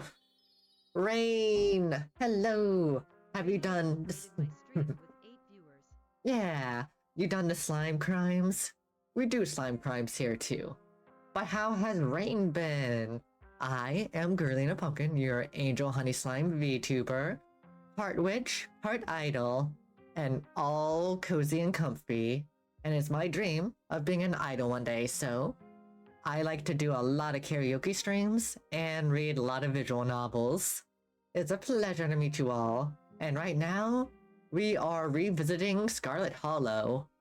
Because it's been a few years since we last played, and we are tackling all the new things I haven't really gotten a chance to try out yet. And we've experienced a lot of new things, actually, even from the very beginning to now. Oh, you broke a small indie dev's game multiple times. You definitely did crimes today? Heck yeah! Haha, you should be proud! As a fellow slime in crime. It's what we do. We're very slick. Tabitha did ask you to keep an eye on Stella. Dinner is an easy way to do that. Oh no. You're not gonna try to get Dr. Kelly to let him leave the house, are you? She'll kick us out for even asking. I wonder if he even knows what happened last night. I don't even know how disconnected he is from the news around town. Jeez. Did we tell him? Gosh, I don't know. Maybe we just played by ear. Anyway, shall we? Time to go. Let's see. Oh yeah, because we're doing hardcore mode for Scarlet Hollow, we have 3 traits. We have Talk to Animals, we have Keen Eye, and we're very hot. Those are the traits we picked. So, Talk to Animals. So, about the mayor.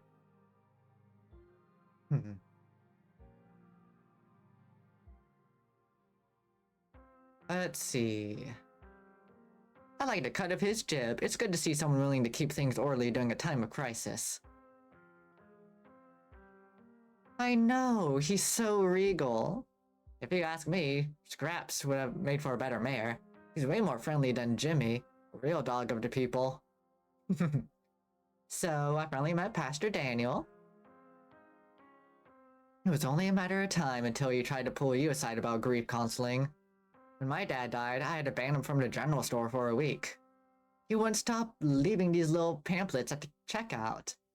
I don't know where he finds so many. I think he comes off as a little weird because he shares my gift.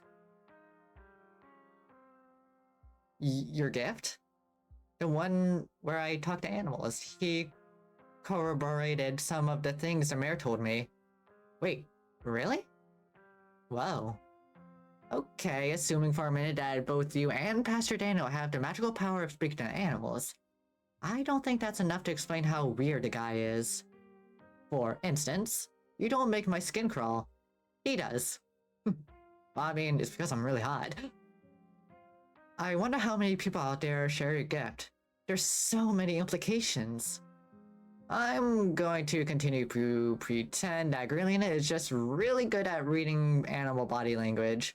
I don't think I can handle many more world-shattering revelations this week. Oh, before I forget, I invited Tabitha to come ghost hunting. You invited her? Even after last night? Of course you did. I mean, Tabitha's my gal pal. Oh, okay. Go eat. And remember to do the rest of your after-stream care, like staying hydrated and resting up. And I hope you enjoy your good foods. Stella, last night was a disaster. For all we know, Tabitha just escalated things. Kanika sighs. Alright, it happened. Let's not get into it. If we're lucky, she'll be too busy at the mine to even show. Aw, don't say that, Neeks. If we're lucky, she will show, and the two of you will finally get along.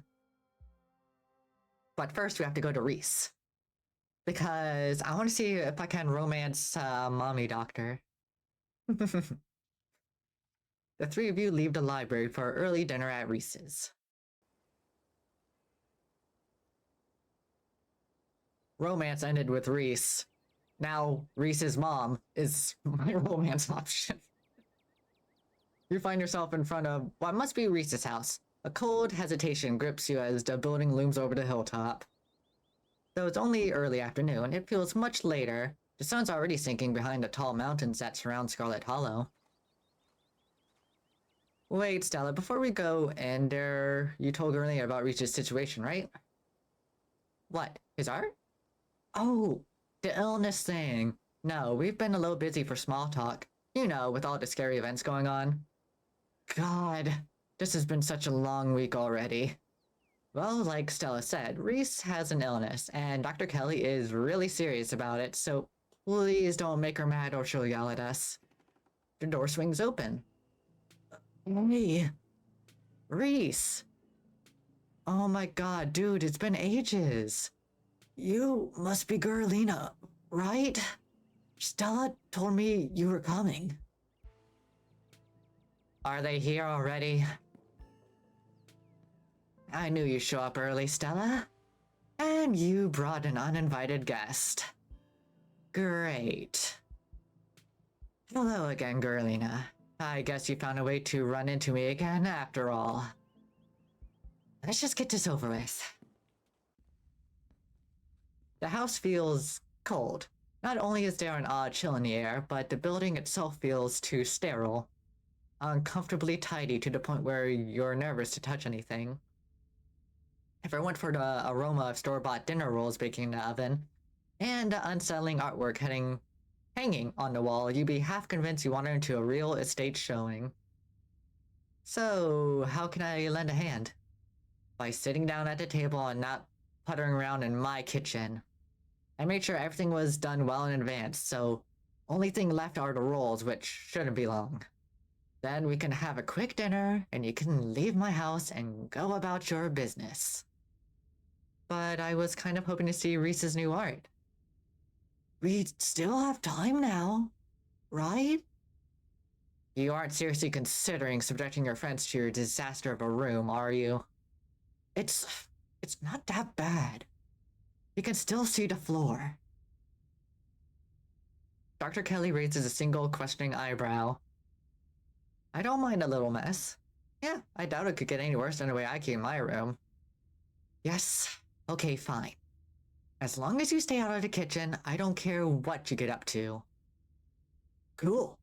But we'll just be downstairs. You won't even know we're here.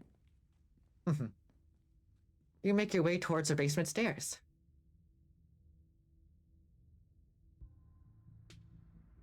This is the basement of a tortured artist. Discarded canvases line its edges.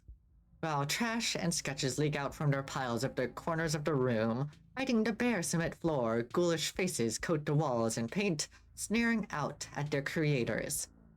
Oh yeah, when I last played this game with my friend Kriggy, a few years back, probably like 4 years now, 3 to 4 years, Reese was my romance option.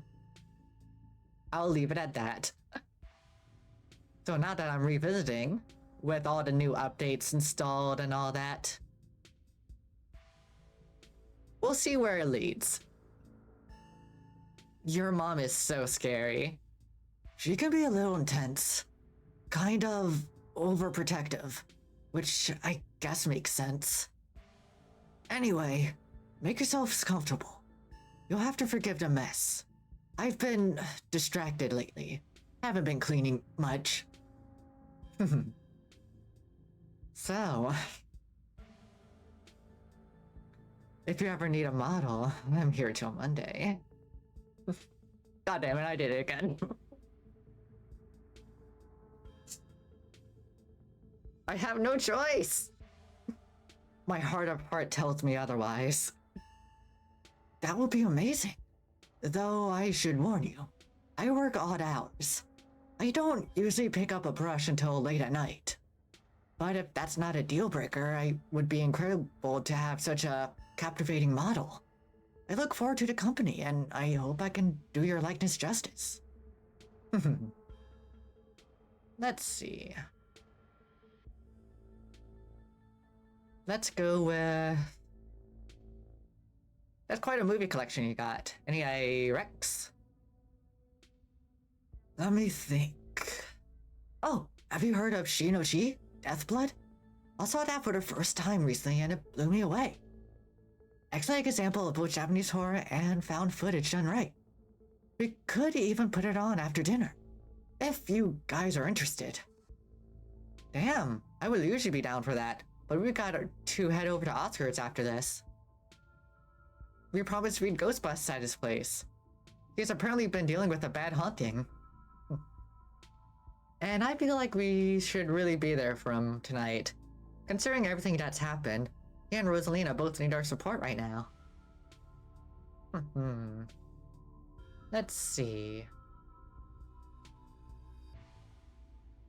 Take a rain check on that movie though. We could always ditch. The movie sounds good. Don't like horror movies. I mean... honestly... But we did promise Tabitha, though. We did invite her, so... Well, we'll take a rain check on that movie, though. I do like horror movies. Yeah, we'll definitely come by for movie night this week. I'm free tomorrow night. Same goes for Garlina. I should probably work tomorrow, but I can close up early. And let's see, your mom really looks out for you. That's one way to look at it, I guess. It's possible she's gotten a bit of an edge lately. I think my condition has been stressing her out a lot. It used to be something she thought she could fix, but I think she's kind of accepted that it's just something we have to manage. But even if she's a little harsh, she means well. It's like you said, she's just looking out for me.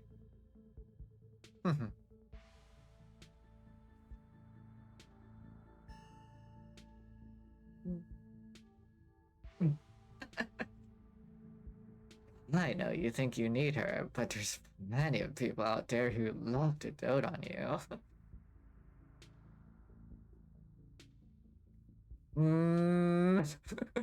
I wouldn't want to be a burden on anyone else.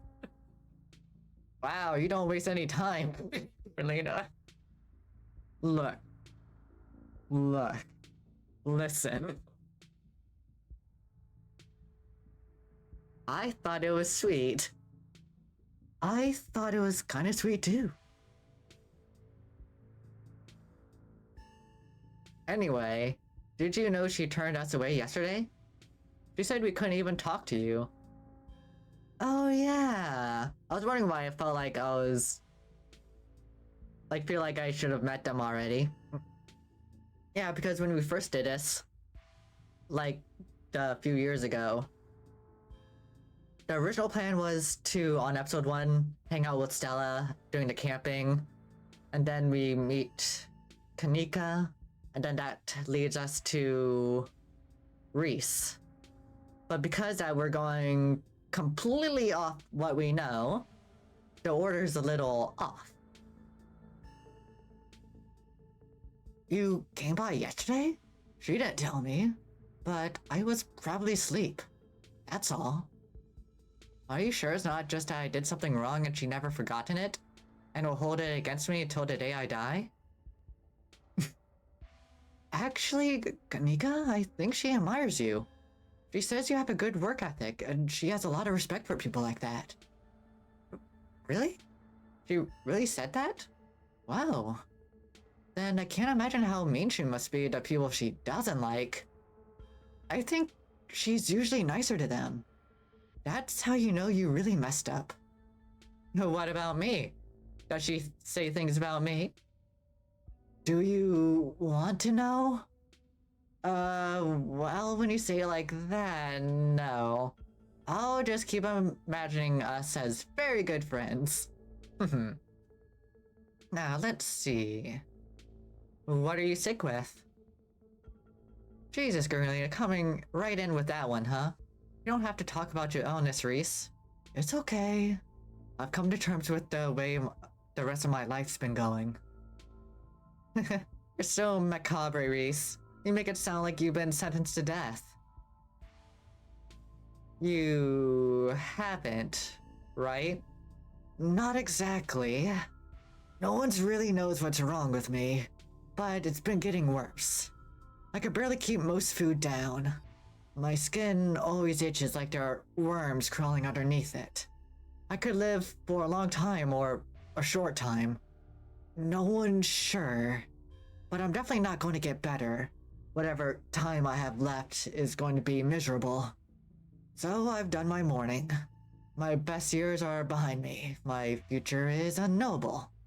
But one day I'll wind up in a pine box, just like everyone else. And I'm okay with that. Damn, Reese, I may be goth, but that's some real nihilistic shit. We'll make sure to come by more often from here on out. Friendship heals all wounds, right? Thanks, guys. But you really shouldn't worry about me. I have my art. I'm doing fine, really. Let's see. Surely there must be something to... True, we all joined our worms one day. We just gotta make the best of what we got. See? Gurlina gets me. Stella, maybe it was a mistake to get these two together.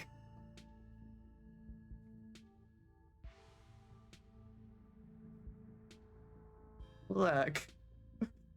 Can you feel the love tonight? Anyway, let's see. So you three go way back, huh? Almost to the womb. The school here is a tiny K-12. Not exactly a one-room schoolhouse, but not far from it. We're lucky we all got along as much as we did. Some kids weren't able to make any friends their own age. They just happened to be born around the same time, had some real jerks, and were stuck with them through their whole school career. Poor kids. Not that we were free from dealing with jerks. Like a certain Scarlet I could name. Okay, she was a little rough around the edges, but she was pretty friendly when you got past that. Maybe to you. The way she used to look at me, you'd think I rolled in something foul every morning before school. Same here. Though to be fair, the feeling was more mutual between us. She deserved it though. Your art.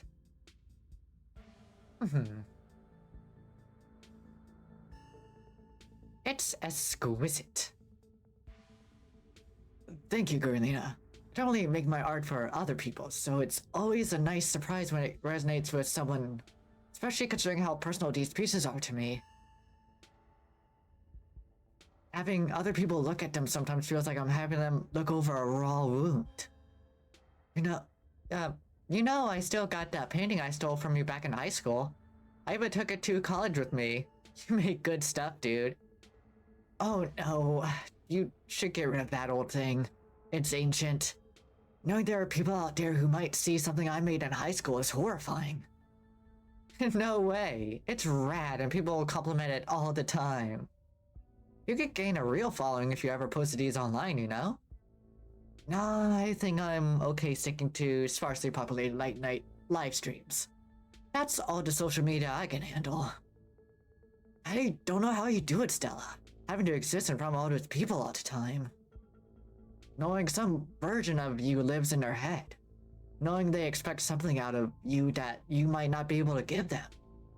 Okay, but if the only time you ever put your art on display is a live stream during school hours, when am I going to be able to see what you've been working on? I'll tell you what. When I die, I'll leave you my paintings, then you can see them all. And maybe they'll be worth millions since I'll be dead. I'll be able to rest easy knowing someone has retroactively given my life value.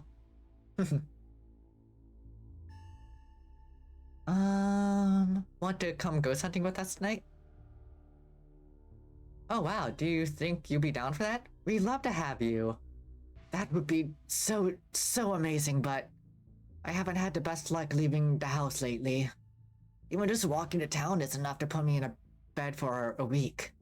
It sucks. But make sure you bring your... But make sure you bring your camera, Stella. Oh wait, I got the right name. Ah, maybe I just need some hydration. Alright, let's take it from the top. But make sure you bring your camera, Stella. I want to see everything that happens. Reese's mom shouts from the kitchen. Dinner's on the table. I guess that's it for catching up. Make sure you all wash your hands with soap. I don't want anyone sharing their germs. Sure thing, Doc.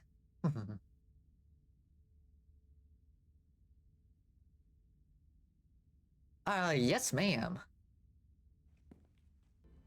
You make your way towards the sink, but are stopped in your tracks by the pull of an odd door at the end of the hallway.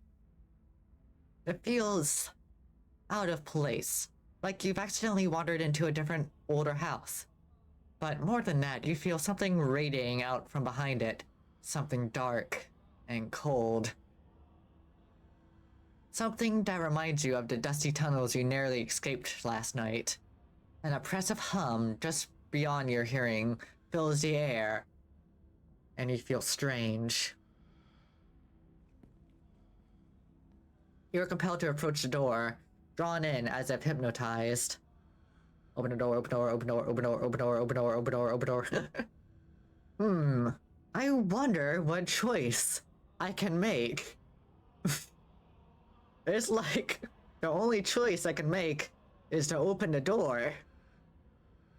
That's crazy. Nothing but the door. Sometimes it do be like that. Life is like an open door, right? Anywho, before you know it, the doorknob is turning in your hand, your heart full of both deep dread and compulsive need to know what might be on the other side. What do you think you're doing? Well...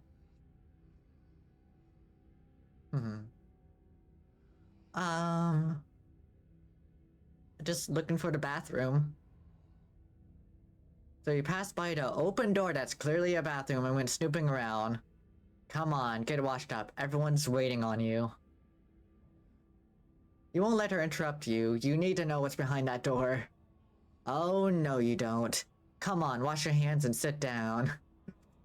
She grabs you by the shoulder, yanking you away. You do as she says, cleaning up under her watchful eye, and allowing yourself to be ushered back into the table, away from the door.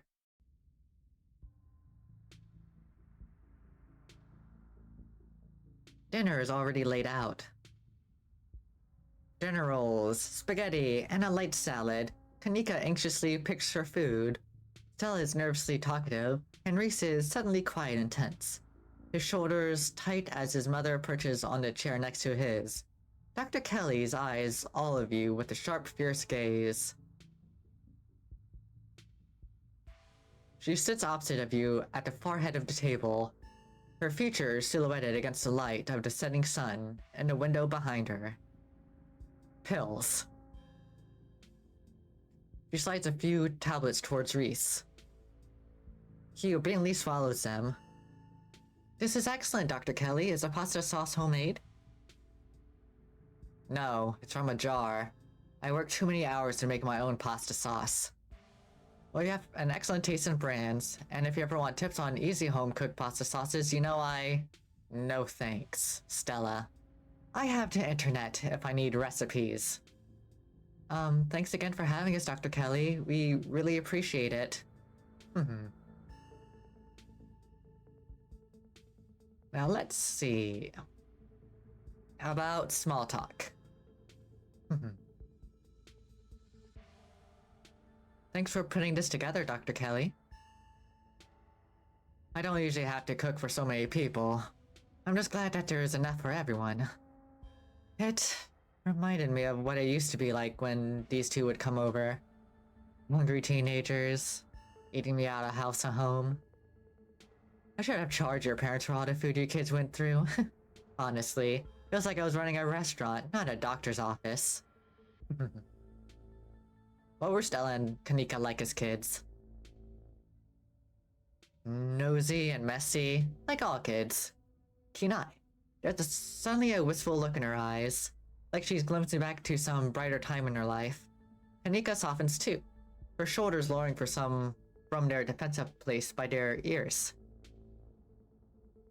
And they always had these little projects. Videos or crafts or animal rescues. Whatever it was that had captured their imaginations that week.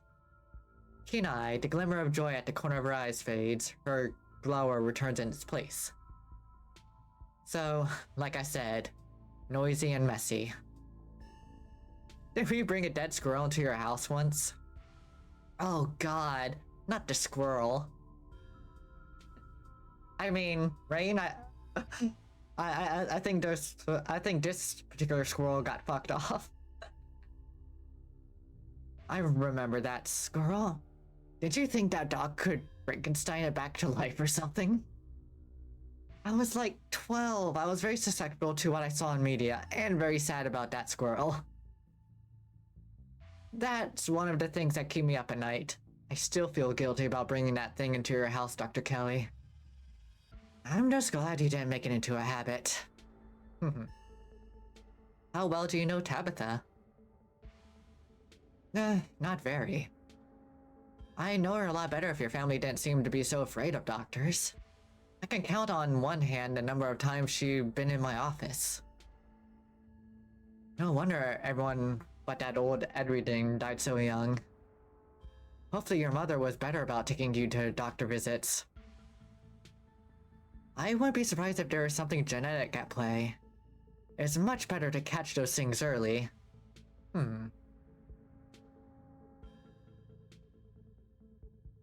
Let's see.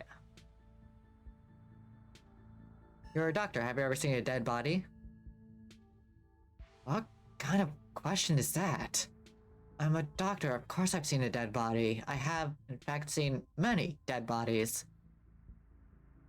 She's also the Scarlet Hollow coroner, so she's seen the dead bodies of everyone who's died in Scarlet Hollow, at least in the past few decades. I'm not a coroner. I'm a medical examiner. A coroner is an elected official. I'm just a doctor licensed to do autopsies. But it's something I have to do not something I have to do very often. Not exactly what I call dinner talk, so let's drop it, shall we?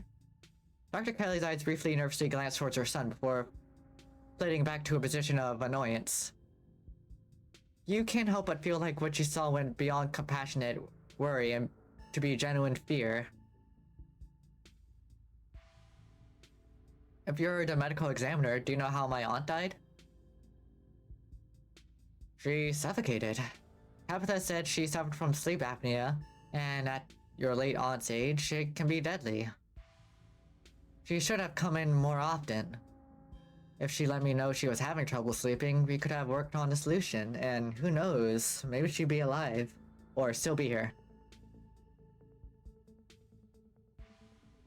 No one in a holler thinks they need a doctor until they're 6 feet under. I swear.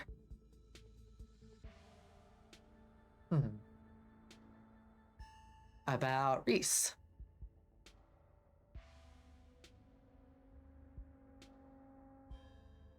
Let's see. Reese is a talented artist. You must be very proud of him. He has a lot of skill, honed through practice and dedication. I can't say I understand a lot of his pieces, but of course I'm proud. Thanks, Doc. It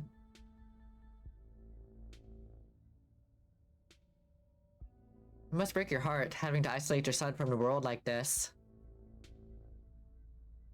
It's just another unfortunate side effect of his illness. Both of us have just come to terms with it. It's not like the life I wanted for him, but it's the life he has to lead.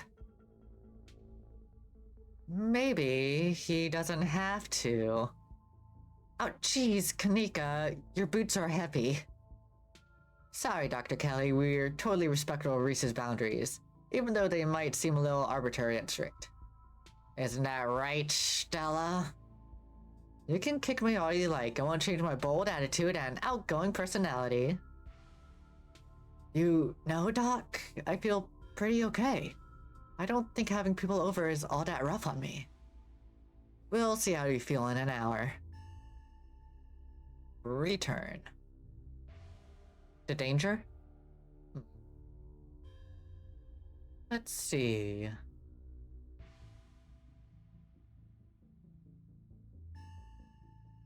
Do you know Sam Wayne? Sam Wayne? Dr. Kelly takes a moment to think. No, doesn't ring a bell. Someone you know?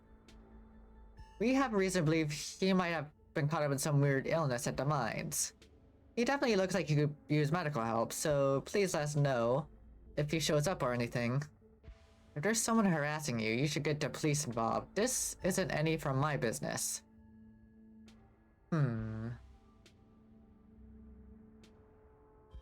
Let's see.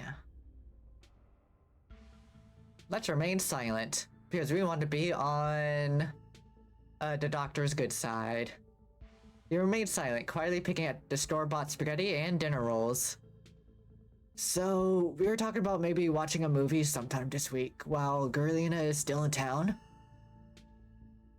We'll have to see how you're feeling. I can't handle a movie, Doc. Yeah, we'll just sit downstairs in the dark. Reese is used to that. I'm sure it'll be okay. You're always overestimating how much you're able to do, Reese. This is why you keep getting sick. If I get sick, so what? It's not like that's ever going to change. I'm sick every day, and I'm not getting better. I don't want to spend the last few miserable years of my life holed up in the basement alone, just because seeing my friends has been deemed too strenuous. I'm an adult, for God's sake.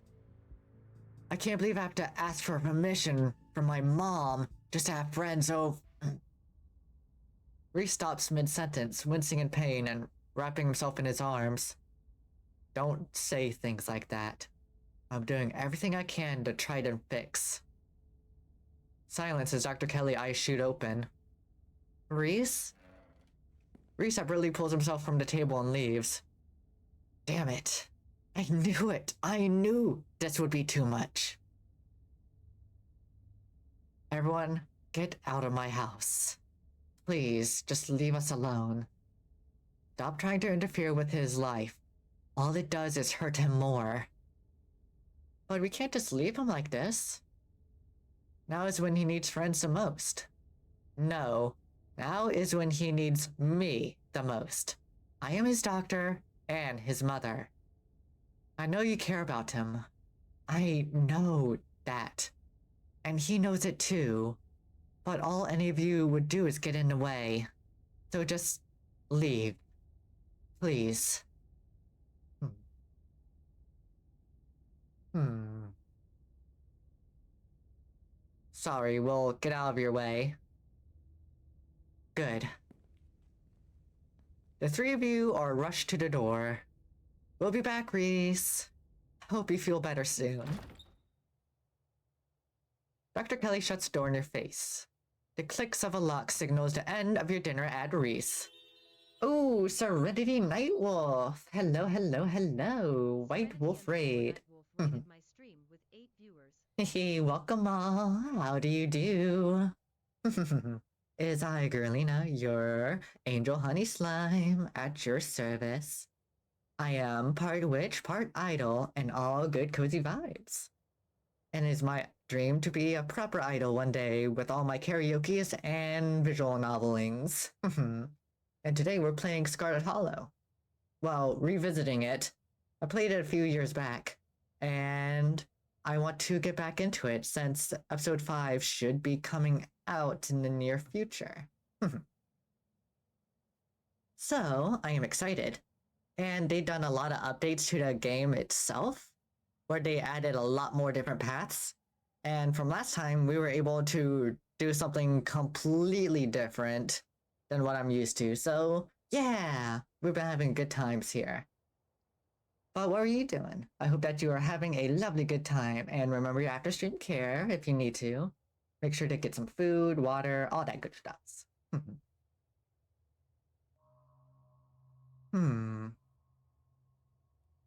Did either of you get the impression that Dr. Kelly is afraid of Reese? I could have sworn I saw genuine fear in her eyes for a second there. Are you sure she just wasn't being overprotective? I'm sure that's all that's going on, and she has every right to be. I mean, the poor guy took 2 bites of food and got sick immediately. I can't imagine what that's like for both of them to go through. If anyone's afraid of anyone in that house, Reese is afraid of his mom. I think you're both reading into things too much. Dr. Kelly is good people. Look, I'm just saying, maybe there's more to their dynamic than just him being sick. But it's not like there's much we can do about it right now. Ooh, let's see. You went amazing. You played a bit of Wuthering Waves, got some dailies done, and played some Warframe. And got the last main story. You had left to do and farm some stuff you were farming for. Almost done with what you were going for. And it was a lot of fun. Yeah, I'm glad you had fun. I'm glad you had amazing streams. And I am having a good night. Yeah. I've been having a lot of fun revisiting this game. We could probably go back and forth on this for a while. Let's just get going. The sun is setting and we wouldn't want to miss a second of ghost action. Stella hurries off down the hill, almost as if to run away from what just happened. You and Kanika follow her down the slowly darkening street. Ooh, a slime care package. Thank you, thank you.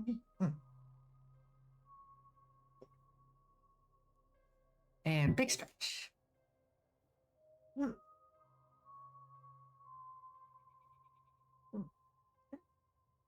Thank you, thank you.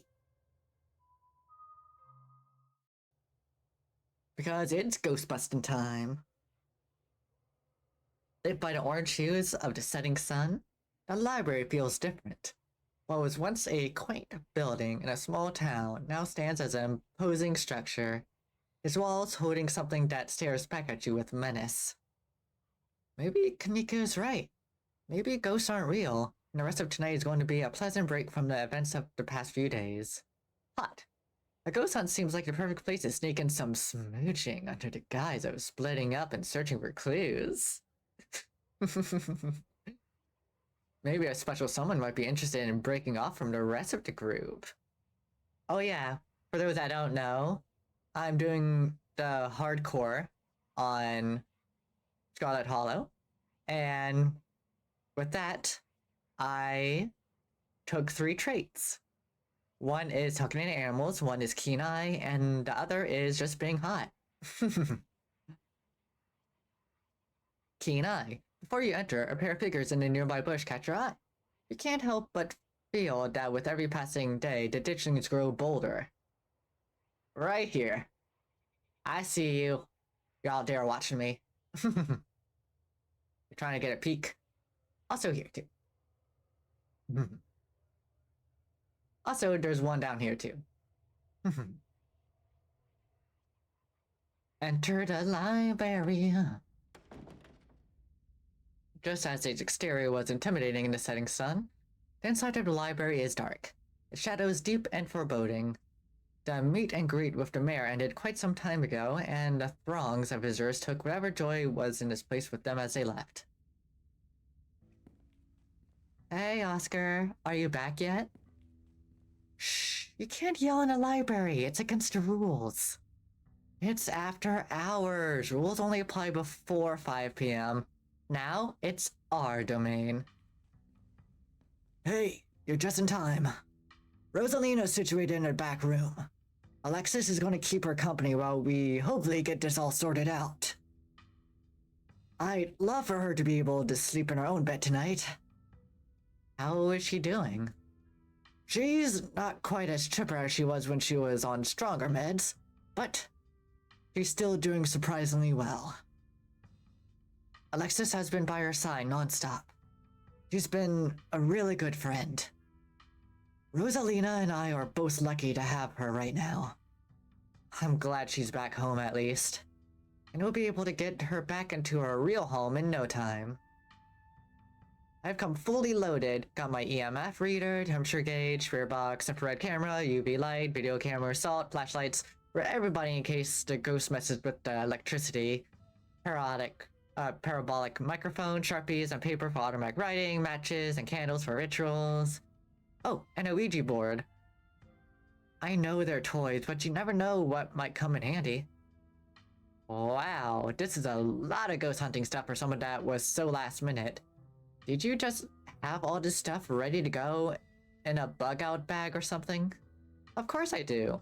I actually stashed a couple of bags here overnight after I got back from the mines. Excuse me? I'm about to carry everything around all day. This way we can go in light and pop out to grab more stuff once things start to get spooky.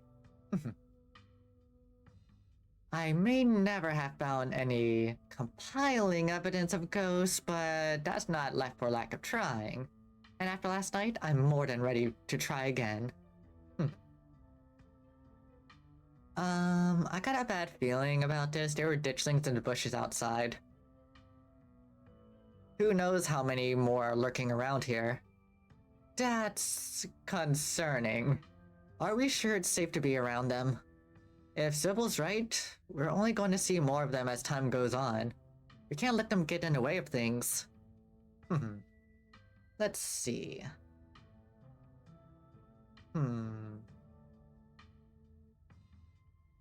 Let's see. Maybe. There's nothing unexplainable about a mine collapse.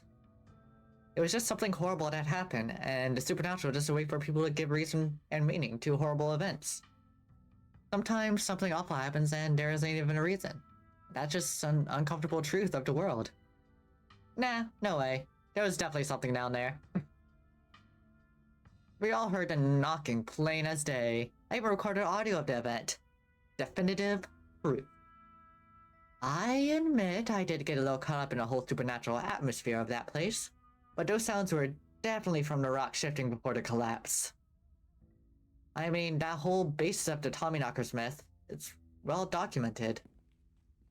Yo! Don't rush off, Ghostbusting without saying. No way, I was going to forget about your promise, Stella. Saying, glad you could make it.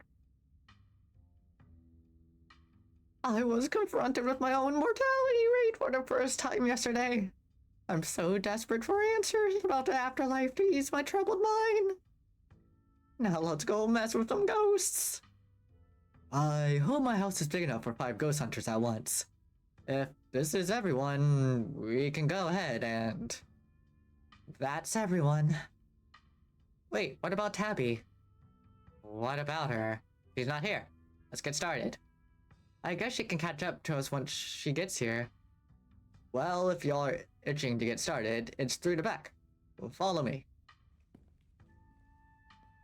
Hey, Human. Get Google's ass, okay? All of my stuff's in there. Looks like the sun has almost set.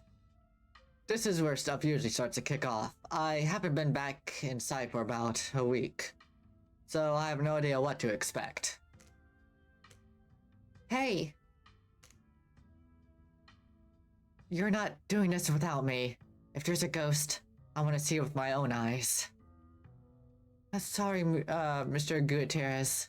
I tried to stop her, but she was really convincing. Oh.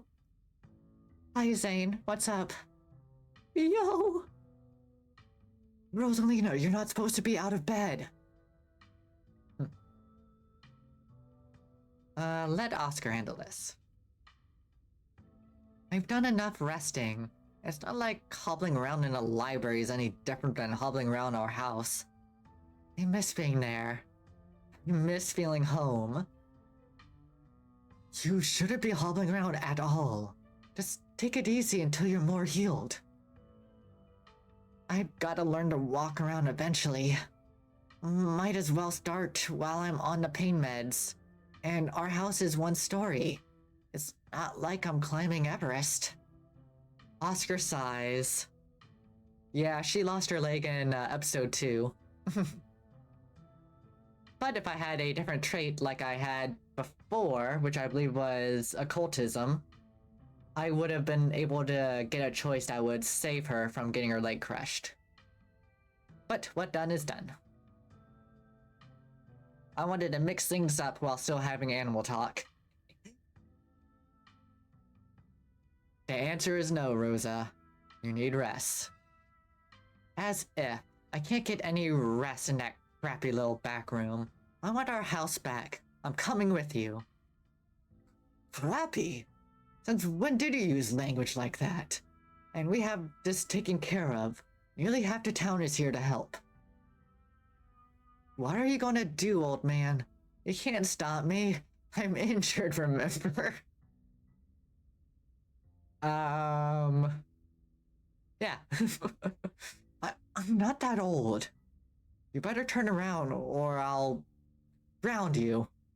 Dad, I'm pretty sure I'm as grounded as I can get. And I'm fine, this doesn't even hurt. I don't feel anything. That's because you're on painkillers, Rosa. It doesn't mean that... But Rosalina ignores him, grimacing but confident as she hobbles forwards with her crutches. Oscar says and does nothing to stop her. Oh, okay. You all cross the threshold and enter Oscar's living room. Family photos line the wall, and stacks of books sit comfortably on wooden furniture. Keen eye. Aside from the paintings on the floor, this living room feels too normal to be human, to be haunted. Okay. Looks pretty normal for now. I don't remember that picture being on the floor, but that could be non-supernatural. None of my equipment is picking up anything around the picture. But I'll set up a camera in case it falls again. Could be important evidence. You may want to save your cameras for Rosalina's room. That's where I've seen a ghost manifest. It's just down the hall. Yay! Oh my god! A Fengi raid! Oh my god, I'm getting so many raids tonight. 13 viewers. Yawning Cryptid raid. Hello. The official Yawning Cryptid. Yay! We love that. But for those that are not in the know, I am Gurlina Pumpkin, your angel honey slime. Half idol, half witch, and I'm all cozy. And it's my dream of being an idol one day, so I do a lot of karaoke and a lot of visual novelings. And I'm very proud of what I do. And it's good to see a fellow V sister come by. What were you doing? Let's see, it wasn't Furry Farmer Friday, so I would assume you were playing Satisfactory? Were you doing Satisfactory? I don't know what you're playing. I know you've been playing a lot of Satisfactory. And I love the thingy. Heck yeah! I'm smart. But yeah, I'm revisiting Scarlet Hollow. We are on chapter 3. And yeah, not really too much to say. I played this a few years ago with Kriggy, and I've been wanting to revisit it a while now, with all the new stuff implemented and chapter 5 being on the way. So I just want to have a nice little refresher on a game I enjoy. Yeah. Right now, we, like, the stuff they put in the game so far, like, became very different from when I last played it with Kriggy. Like, in a good way. Like, I ended up hopping into different paths than I remember. Like, oh yeah, I forgot about this book. Oh yeah, it only talks about... Oh wait. Okay, so Monday, took some boiled peanuts from the stranger, which you have no choice. Met Dustin, the opossum that lives in my dresser, and made him a nest. Duke saved me from a mountain lion. Lost Gretchen, 2 creatures in the woods, and watched Stella put her out of her misery. Was picked up by Tabitha after my encounter in the woods, and the 2 of us saw a ghastly figure on the road. Like, that alone, that single day, became massively different. Like, from after meeting Dustin, it completely changed. Like, I got to know Duke a lot more, and he saved me from a weird mountain lion. And, like, and Tabitha seeing Wayne extremely early on was a surprise to me. On Tuesday, woke up in my cousin's guest room. Checked in on Dustin, I gotta check on him every day. Decided to stay home and clean, but was locked out and forced to accompany Sybil to the mines. Met Sybil and learned about ditchlings. Chased after Stella and a bunch of delinquents with Tabitha. Went after Becca and Alexa at the cost of Rosalina's safety. And, like before, I took Talk to Animals, but instead I took Kenai and Hot. And I am Gurlina from hometown of VTuberopia. And now we're back here. Oscar and Kanika startled as the door swings open. Seems I made it in time. Let's get this show on the road. I don't have all night. Tabby! Great, she's here. Wow, Gurlina, you really brought the whole gang together today. I have every right to be here, Kanika. My family built this place, you know. Yeah, I know. We all know. Gurlina, what made you think inviting her was a good idea? Hey, she's my gal pal. A gal pal, cousin. Yeah. What? I like her. We're friends. Alright, you probably can't see, but she do a smirk. If I can just move my background box a little. Yeah, look at that. She's smirking. She's doing the me. In fact, let me put... Let's just keep it over here. I just want to show everyone that smirk. She's like, yeah. It's a good smirk. Really? Yeah, so what? Like it's weird to be friends with your cousin? Wow, Gurlina, do you have any idea how hard it is to get those 2 in the same room? This is amazing. Yeah, amazing. That's a word for it. Also, some things that didn't change was me still being heads over here heel for Reese. I tried to be strong, I did. But the moment the choices for romancing have popped up, I just couldn't hold it. I cannot deny my heart. Sounds like we're in for an interesting night. I wonder if it goes forever show with this many people around. Wait, is it just me or is suddenly feeling colder? It sure does. I definitely feel that. The temperature gun says it's actually a couple degrees colder, but that's normal.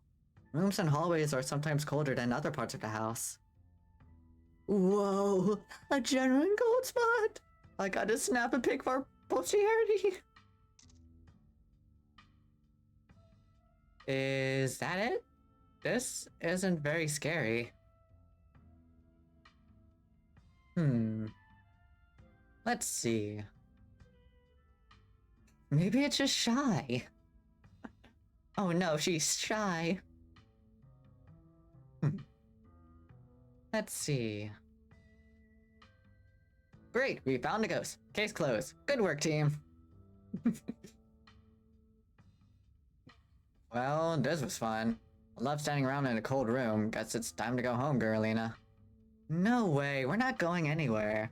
We promised we'd get rid of the ghost, and I won't leave until we fulfill that promise. Stella, I've been meaning to ask. Do you actually know how to get rid of ghosts? How exactly are we going to get rid of it if we find one? Well, my ghost hunting kit has symbols from every major religion. Assorted holy books, a bunch of salt, some jars for ectoplasm. And if worse comes to worse, we can always use a Ouija board to politely ask it to leave. Aren't Ouija boards super cursed? Are you sure that wouldn't make it mad or invite a demon into the house or something? Ouija boards aren't toys. The only power they have is scaring kids at slumber parties. I think I'd rather not take the chance. One ghost is enough to deal with. I don't much like the thought of opening a door for something worse. Wow, you never been this superstitious, Dad. This ghost really has you freaked out. Okay. Oscar takes a deep breath before continuing. Let's head to Rosalina's room. Follow me. That feeling again. Like the mines. Like the door to the clinic. A dusty, suffocating dizziness feeling. Something in this house, though whether it's a ghost or something worse, you aren't sure. Whoa. This is where I've seen it. It appears on top of the stain. Here it comes. The quote I always quote. Yeesh, that's gotta be tough to scrub out. Does the country own this house? Didn't you know about the damaged carpet? Have you seen your house? I don't see how that's relevant. Weird, I'm not getting anything. It's not even cold. It's the same temperature as the living room. Nothing on the EMF either. Then your equipment is wrong. The stain is definitely paranormal. I scrubbed it out too many times to count, and it just keeps coming back. It's just a stain, Dad. Can't we just cover it back up? I don't mind sleeping in here. Let's get scientific about this. If you scrub the stain out a bunch of times, maybe there's part of a summoning ritual. I never heard of a bleach-activated ghost before. You don't use bleach to clean a carpet, Tabitha? Whatever. How was I supposed to know that? Not everybody gets to learn how to clean things. If y'all are offering free carpet cleaning, be my guest. Ghost blood. I have to say it. It's so good. It's too good to pass up. Ghost blood. Definitely ghost blood. Or it's just a rusty pipe leaking all over your floor. I think that'll be a bigger problem than what Girlina and Stella are suggesting. Ghost blood. Have you all tried ripping up the carpet to see what's causing the stain? The government owns the house. There's no way I'm leaving a big red stain in their carpet. I made sure it was pristine every morning. Besides, I also kind of assume it was ghost blood, which it is. Ghost blood. Don't worry, I'm sure they'll just take you to court for neglect instead. Kanika is obviously right. Did it really not occur to you there could be a leaky pipe under the floor? What if there's something written under there? Only way to be sure. Stella excitedly starts tugging on the corners of the carpet. Oh dear. You're doing the government a favor, really. Stella pulls back the carpet, revealing a hatch. The floor around it stained in reddish brown. Keen eye, there's a broken seal around its edges. Whoever carpeted over this hatch didn't want anyone going down there. What if there isn't a ghost after all? What if somebody lives down there? Okay. Maybe I don't want to sleep in here. There's a broken seal around its edges. Someone didn't want us down there. Yeah, but how long ago was it sealed up? Whoever did this has gotta be long gone, right? There's no basement in this house. At least we weren't told about a basement. And look at all the red stuff coming from underneath. Oh yeah, this is super haunted. Alright, you got a basement chock full of ghosts, I can just feel it. You know, last month was super rainy. It's clearly been a long time since anyone stepped foot in the basement or crawl space or whatever it is under the hatch. There must be a leak that flooded the whole area under the house. The water dissolved the caulk around the edge and leaked through the carpet, and it's red because North Carolina has red-ass dirt. It's simple as that. It's not mud. It's blood. Human blood. I've tested it. Well, you tested it wrong. It can't be blood, right? Kanika's right. You got a muddy floor, and that's why it's so cold in here too. There's wet dirt under the house. Congratulations, we solved your ghost problem. No way. There's an old hatch in the floor that someone tried to seal up. We're not leaving until we know what's down there. I'm with Stella. This is my room, and I need to know what's down there. Have you considered they may have tried sealing it up because it's unsafe? Oh, do you think the flooding could have made the house unstable? I'm all in on the ghost hunting, but I don't know if I could crawl into another dangerous crevice. I'm going for it.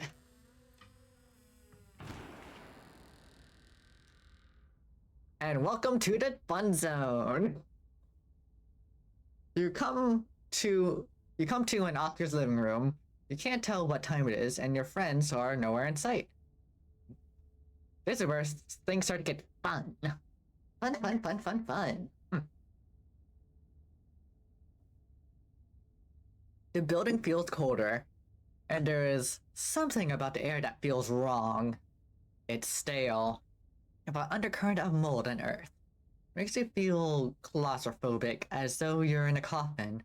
Each breath depleting what little oxygen is left. How did we end up back here? Where is everyone? Did we pass out again? Was there a gas leak in the basement or something?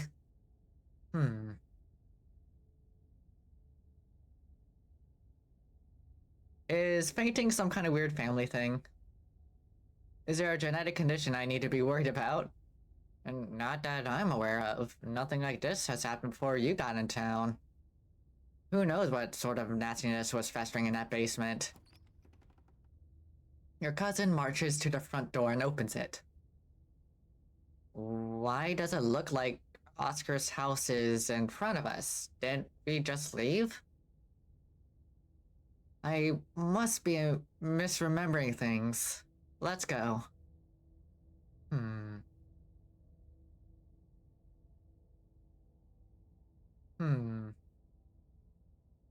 No, you're right. There shouldn't be a door there. Clearly, whatever was in that basement is messing with our heads. We just left Oscar's house. The library has to be on the other side of that door. The two of you cross the hallway and open the door. Something isn't right. It feels like a late summer afternoon. The air is warm and wet, and the scent of flowers drifts on the breeze. This... Um... Hmm.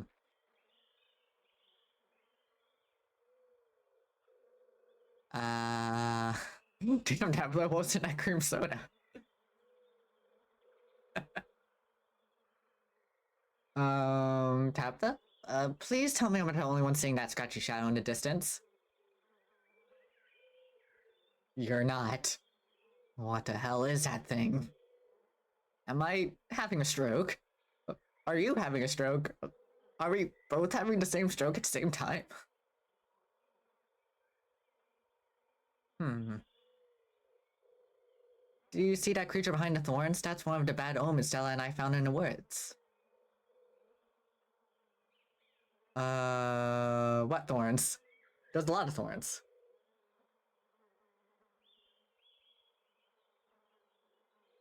Do you see that creature behind the thorns? The one that bad omen Stella and I found in the woods? Ew.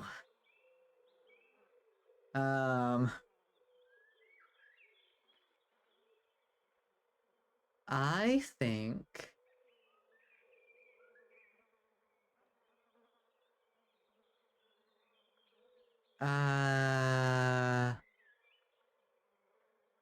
That's called the cops? I think this might be above their pay grade. I have a better idea. Tabitha anxiously steps into the brush and anxiously taps her foot as she waits for her phone to connect. It doesn't look like she should be able to stand there, and yet, there she is. Standing there. Hey, it's... What? No, it's Tabitha. Didn't you see the caller ID? Stop interrupting me. Can't you hear what I'm... Your cousin is cut off by the dial tone of a disconnected call. Great, you couldn't hear a word I said. Looks like we're on our own. Gotta be an exit somewhere. We just have to look. Wait. Do you hear music? Movement stirs as a figure cloaked in shadow rises to attention. It's Stella. Who are you? What are you doing on my property? Huh?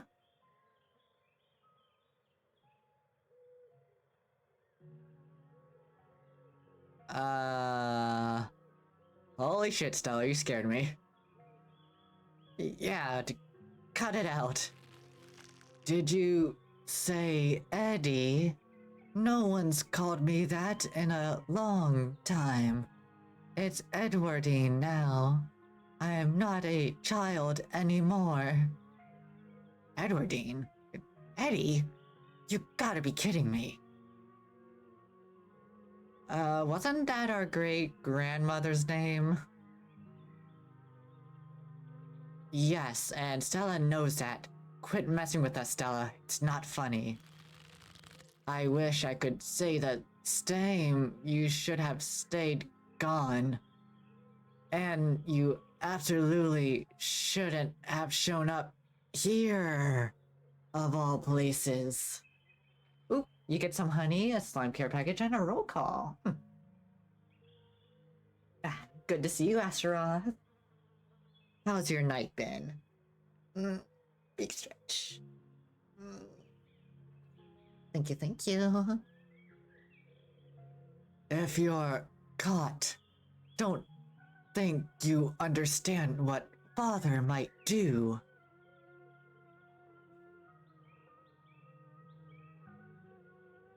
Stella, I'm really scared right now.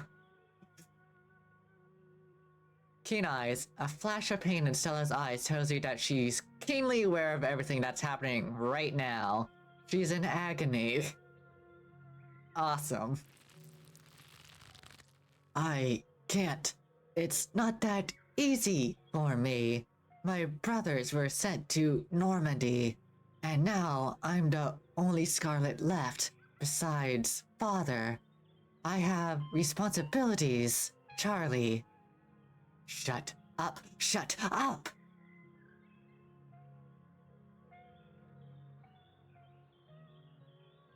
She can't, she's clearly possessed. By what? A ghost? The ghost that's haunting Oscar's house. Are you suggesting that Oscar's house is actually haunted? I thought this whole thing was a joke. Are you suggesting it's not? Look at this place. Fair. You should just get out of town while you still can. Whatever you came back for, it's not worth it. Yeah, game's been going good, Astaroth, and I'm glad it's been going there. We're having good times in this wacky wonderland.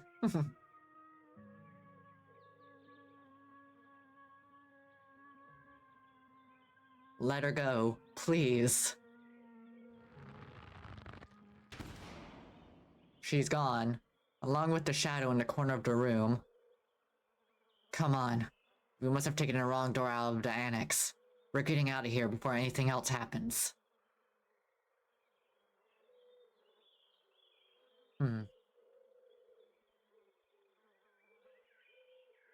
We should hold hands. For safety. Not because either of us are scared. Actually, that might be a good idea. But only because I don't want us getting separated. She takes your hand, hers trembling slightly in yours. Let's go back, alright? The two of you turn back the way you came. Where did the annex go? Let's try the door. But there can't be anything behind it, it's just standing there. You ignore her, walking forward and reaching for the doorknob. Bells ring as a cacophony rage outside.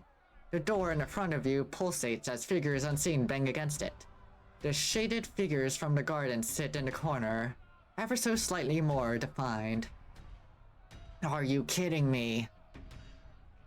Look, Astaroth, sometimes girls gotta hold hands. It's just a way of life. Junior, pack your things, quickly hurry. Jesus, Rosalina, you scared the shit out of me. Maybe we should run him out on a rail too. Make an example of the whole family. Oh dear.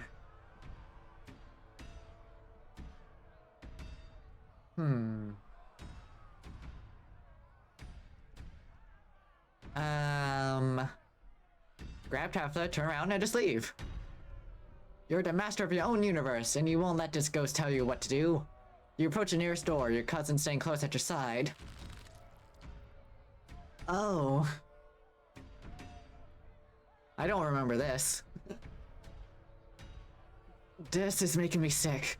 It's like being inside an Escher painting. Better close the door before I hurl.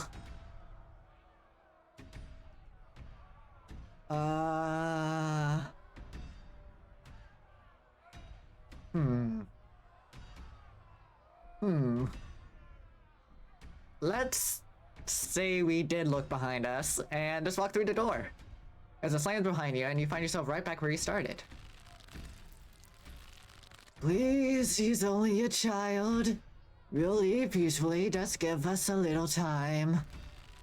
They were only children, too. My boy was in there.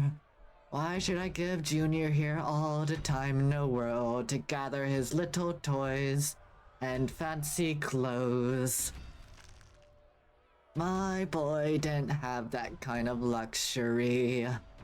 Oh.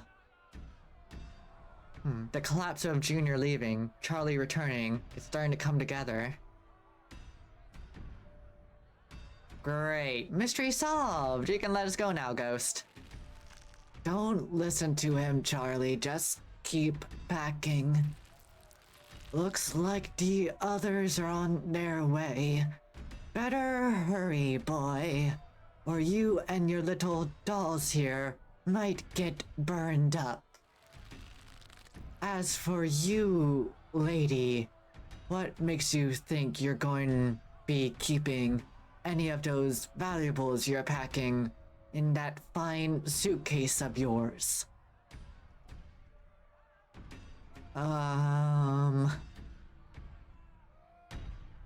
Do you think Rosalina's okay standing like that? I don't think any of these people are okay. Trust me, boy. The coppers ain't coming here tonight. And what makes you think you can talk to an adult like that? Maybe they should had you working in the mines too, instead of lazing around in this big house. Maybe you would learn a thing or two about respecting your elders. Don't talk to my son like that. Don't talk to me like that, woman. I call the shots. Now get out unless you want to go up in flames with all your precious jewels and expensive dresses. You're lucky I'm even letting you leave. I wonder where we're going next. I'm choosing not to think about it. It's okay, Charlie. You can make new ones, even better than these. It's good for shouldn't be playing with dolls anyway. Now you're going to have to earn your keep just like the rest of us. Boy, no more big inheritance for you. Alexis and Rosalina are whisked away, leaving you and Tabitha in an empty room. As you depart, the front door stops pounding and opens in a beckoning white void. We're in hell. We both died, and we're in hell.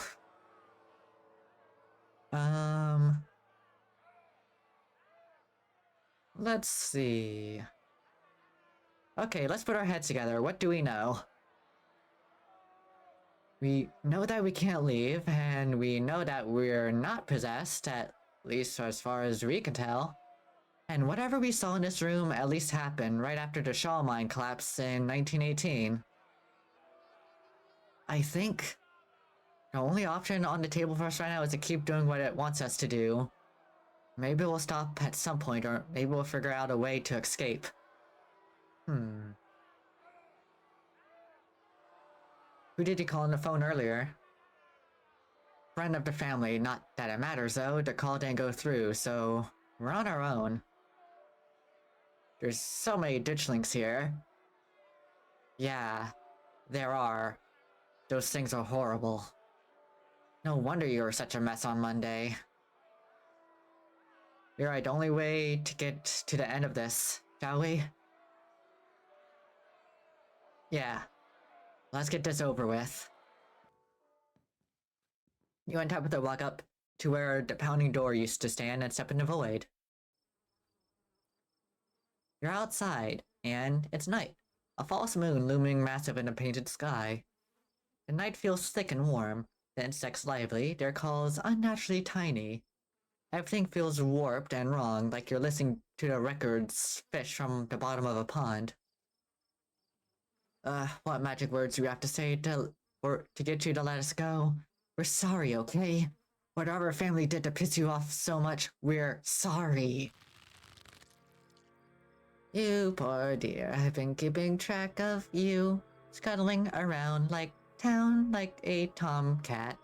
You've fallen hard for Miss Edwardine, haven't you? Kanika, I'll get you out of there, I promise. Don't waste your breath trying to talk to them. There's no need to be embarrassed. Your secret is safe with me.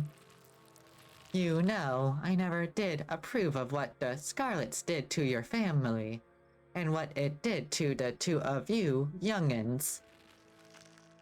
childhood sweethearts. Just think how lovely it would be if you could just be happy together. That's what you want, isn't it? Looks like there's more to this haunting than just a collapse. I don't think I want to know so much about some fling my great-grandmother had. This is definitely too much information. And it really has nothing to do with me. I'm sure by now you've realized the young lady doesn't plan on leaving with you. But it's not for lack of desire, as you well know. It's Enoch. Even if you dragged her over the town limits, his hold over her would make sure neither of you were happy again. Just think of what happened to your poor mother and father. Do you want that to be two of you? Is the ghost mad because Edwardine and Charlie's romance didn't work out? Pretty pathetic if that's the case. It's not like I'm in a happy relationship, but at least I'm not making it someone else's problem. The powers at work here are stronger than you, even your love could withstand. You need to break the bond holding her here. Then you can both go free. No more misfortune. Not for you, not for anyone else bold enough to step foot outside the holler. Kanika mimes handing you something, though her hand is empty. Everything you need to know is on that map.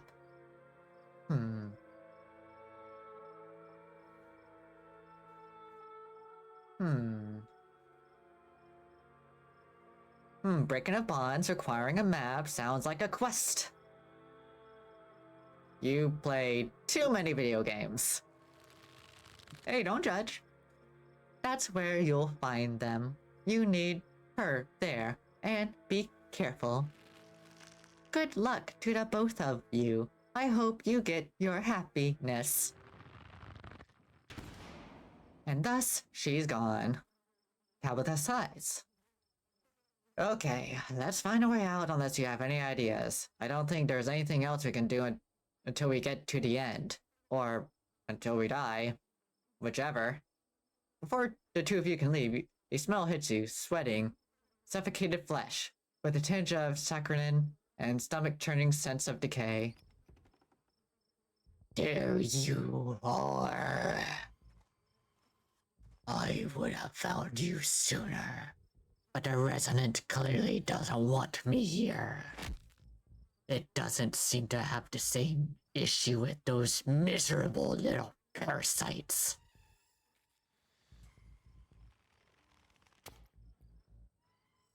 Bottom feeders always manage to slip through the cracks, don't they?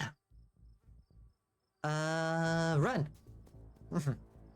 You book it into the underbrush. Hey, wait for me! She joins you, the two of you rushing to get away from Wayne as you run. His words follow you into the brush. What an unfortunate situation you've been dragged into, Gurolina.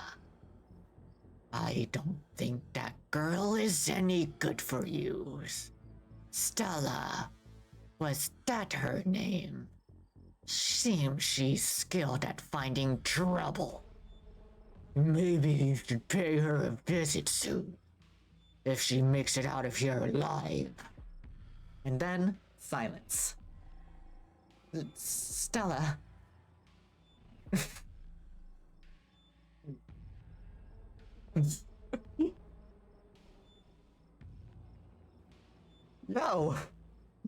Yo. So, is Wayne single or not appropriate bot in this situation? So, Wayne is connected to the ditchlings? I don't... My inner hot voice needs to chill.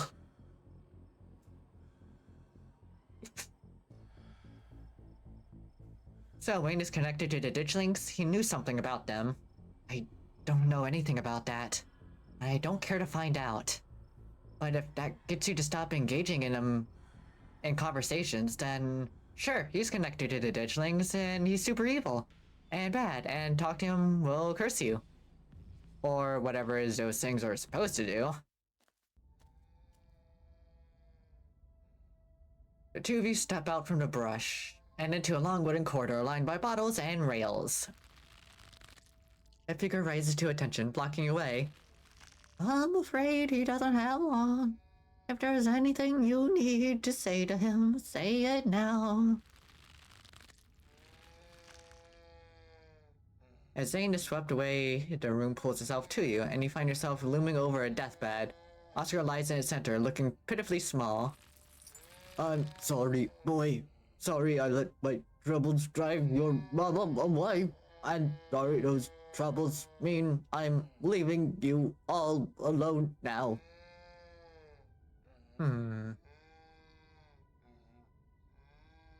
So, Oscar is Charles Sr.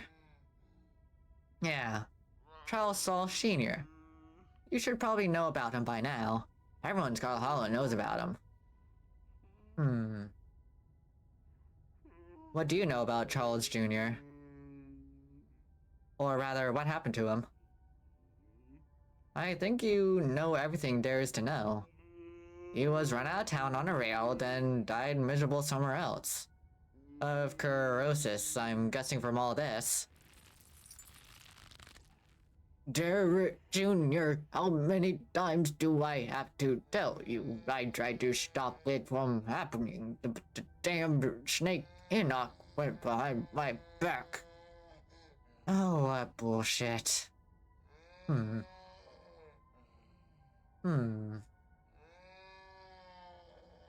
People really need to learn how to let things go. This man killed himself. Our family had nothing to do with it. You're right, I've been using that excuse for too many years. At a certain point, a man has to escape when he dug his own grave. They may have run me out, but they didn't put the puddle in my hand. Still, they destroyed our legacy, boy. Both our names are cursed with that history.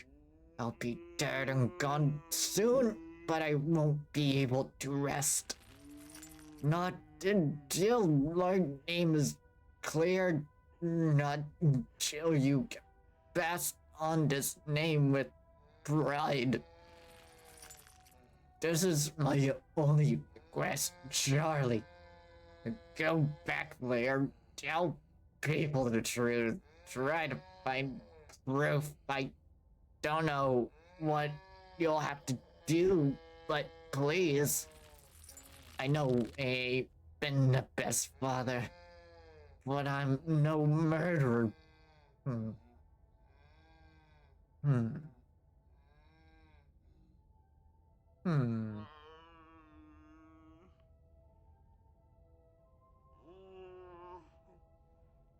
So wait, this is after the scene with Rosalina and before the scene with Stella? That sounds about right. Then the scene with Kanika... I wonder how many more of these there are gonna be. Damn it, boy, I may not have till the morning, but promise you'll be back. At the very least, show that Enoch bastard what for. Silence. You watch as Oscar's body seizes and falls through the sheets, taking the rattling piles of bottles with him. This ghost is so full of it. Your cousin steps forward and disappears through the hole left in the bed, leaving you to follow. You and your cousin find yourself crouched under a large table. Stella stares through you as indecipherable murmurs and shuffling feet echoes from end of the table. I think I'm going to be sick. They're so lovely. Are you sure I can keep them? You must have worked very hard on them.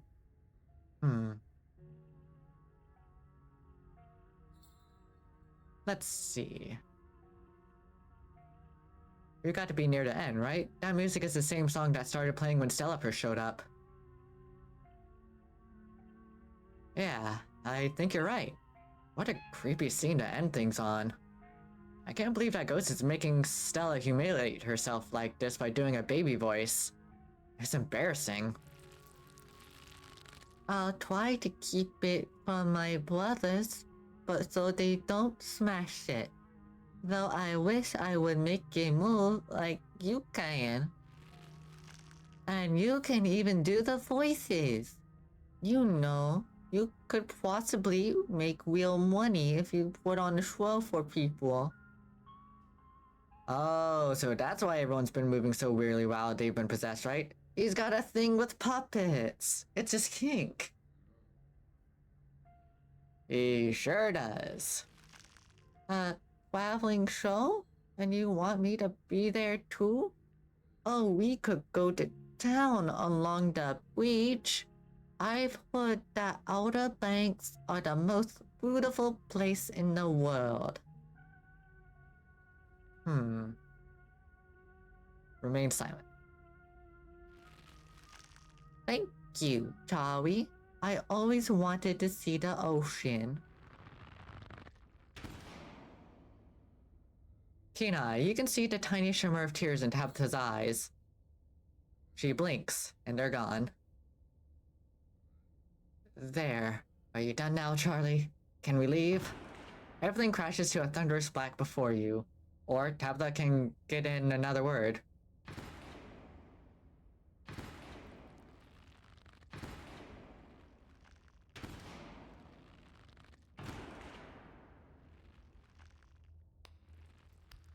Good thing I don't have Avery with me.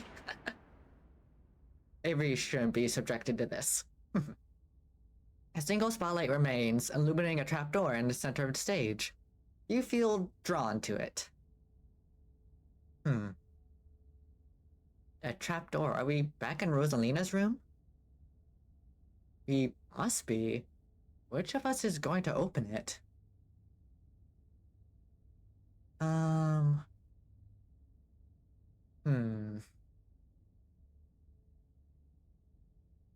I'm scared. Me too. Okay. I'll do it. You carefully step towards the trapdoor. It creaks open all on its own. Oh god, this is so much worse than opening it ourselves. You and Tabitha are shoved from behind and tumbling through the hatch.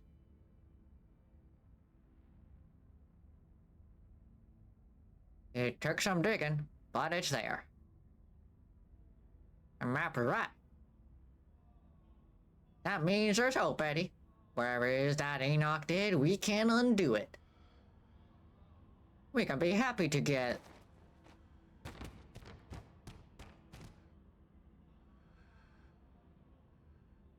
Eddie?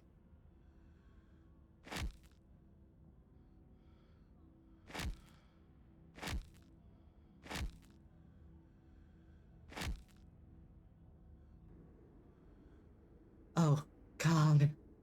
I'm so sorry. Your cousin violently heaves into the void, but nothing comes up. There's nothing here. This place is completely empty. This feels very different than what I remember it. Did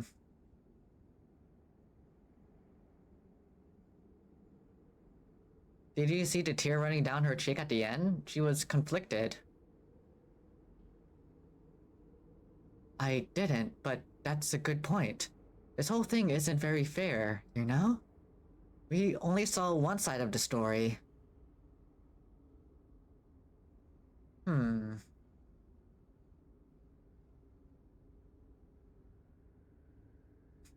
Maybe Charlie just sucked.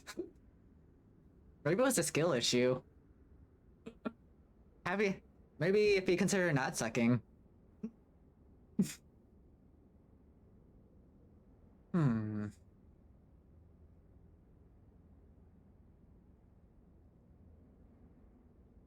Yeah, I don't trust Charlie's take on things. Exactly. He tried to meddle with Edwardine's life and totally ignored everything she was saying about responsibility. Seems pushy to me. What now?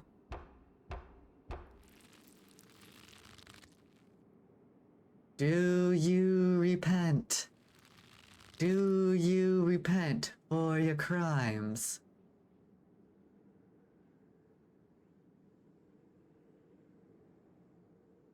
You gotta let this go, man. Get over it.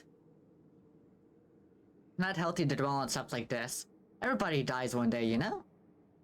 I appreciate what you're trying to do here, but don't talk to it. You must answer for the crimes committed by your scarlet blood. Are you kidding me? I hate it here. I hate it here so much. Until you do, I cannot die. I want to die. Please, I have been alone in the dark for so long. All I ask is for some of your years. To pay for the years that were taken from me. What are you saying? My life was stolen from me. I want some of yours. It's only fair. No, it is absolutely not fair. You gotta be kidding me. Neither of us had anything to do with what happened to you. The sins of the father are to be laid upon the children. One of you must forfeit. It does not matter which. Bullshit. Tabitha's right, this is bullshit. We're not giving you a goddamn thing. But the spirit ignores you and your cousin's protestations. The sentence has been handed down. Make your choice. I hope I didn't come too late. Mom? All of you had better get out of here before the spirits regain its composure.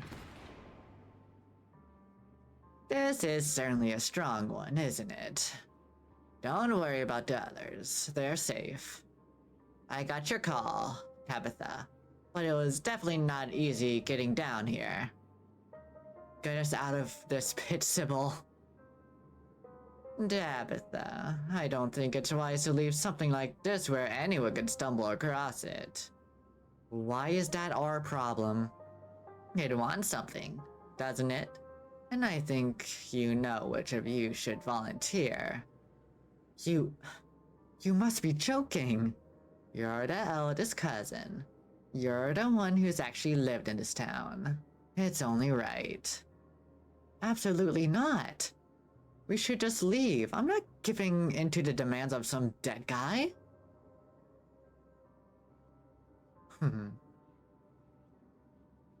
I'm with Tabitha. Neither of us owe this ghost a damn thing. We're leaving. Yeah, you heard Garena, Sybil. Neither of us are compromising with this thing. Now you get us out of here. Or can you get us out of here? Yeah, like, if you give them an inch, it'll take a mile. I don't trust it. Sybil sighs. Tabitha, are you sure you want to leave this business unfinished? Absolutely, this is not our problem. If you think it's the best course of action, yes. I can get you out. It's only a question of seeing through the illusion. You're in the basement. Even if all your senses are telling you otherwise, try closing your eyes and remembering where you are. You do as she says. Closing your eyes. Suddenly the sound and tactile senses of the spirit realm feel much more distant, as though you partly awoken from a terrible dream. Good, now feel the stairs. You fumble in the darkness, grasping the air in front of you.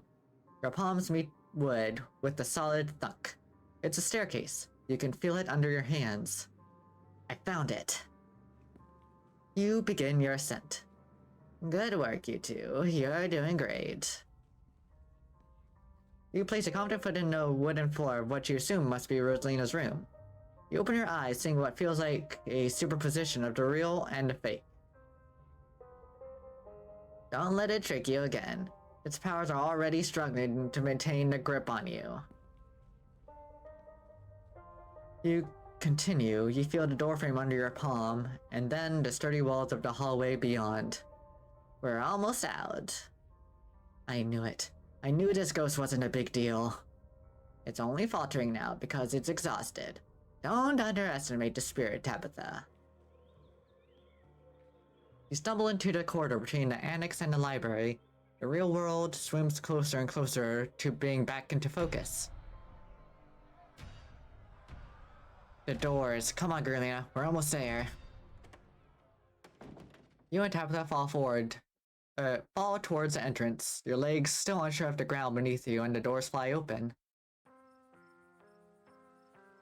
You're outside. It's real this time.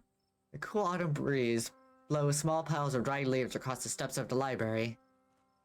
I'm gonna peace out. Back-to-back encounters with my own mortality. I got a lot to ponder. See ya, Rosalina. See ya, Alexis. Zane walks off down the road. Finally, we're out of the funhouse. But the spirit remains. It would have been much better to banish the thing. It spread from the annex to the entire building. Anyone who steps foot in there might be subjected to its torment. Not my problem. Not Gurlina's problem. I don't want anyone else in town to have to experience that. That was awful. We'll board the place up and say there was a gas leak. There, fixed it. Oh, Rosalina's pain meds are in there. Hope Dr. Kelly is still awake. We need replacements right away, especially after everything that's happened. And we'll have to figure out where we're going to stay. Oh god, this was such a disaster. You and Rosalina could always stay with us, Mr. Gutierrez. That's very kind offer, Alexis, but I'm afraid the stairs would be too much for Rosalina. And I wouldn't want to impose on your parents like that. It's a lot to ask. I can figure this out. The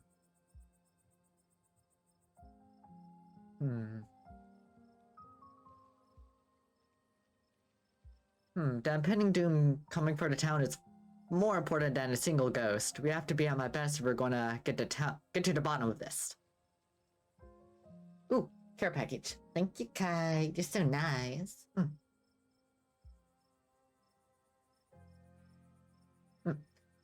And big stretch.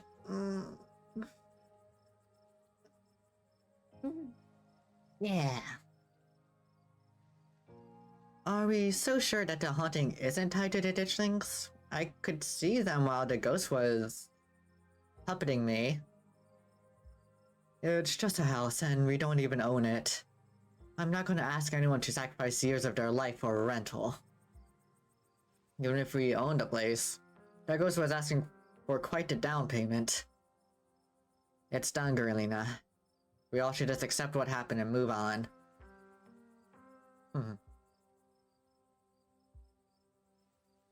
What about that place we hung out in the morning? No one's living there. Or,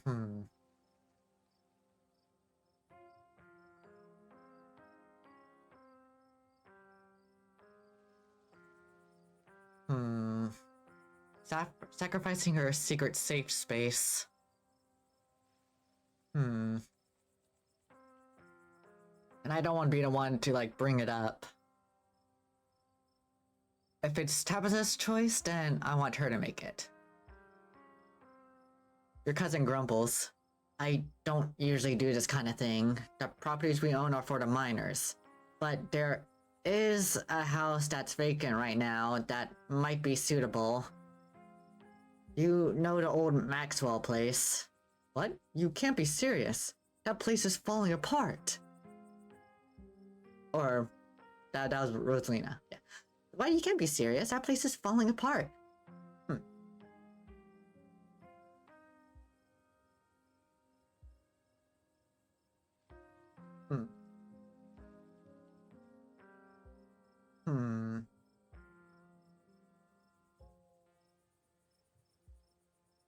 Yeah, let's not bring it up. If she wants to keep her safe house while still having, like, just a little place to be, at least a place to stay, that's more than fine.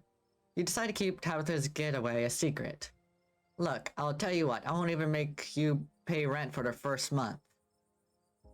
Consider it repayment for not literally giving up my soul to get rid of a ghost that wasn't causing any problems until the two of you lived there.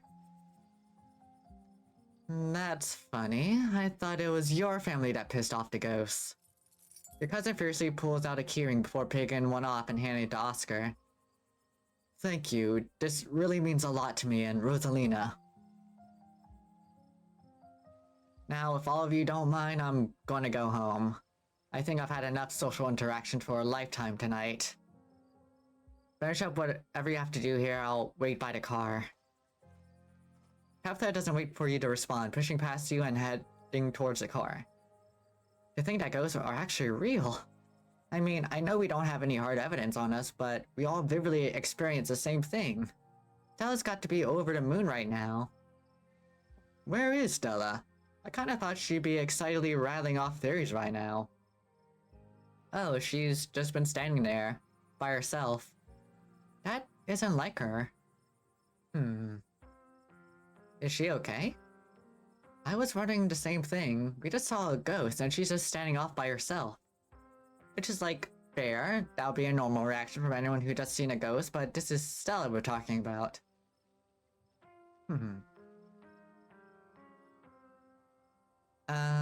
Hey Stella, are you okay? What? Oh. Yeah, I'm fine. I'll see you guys later. She hurries down the road.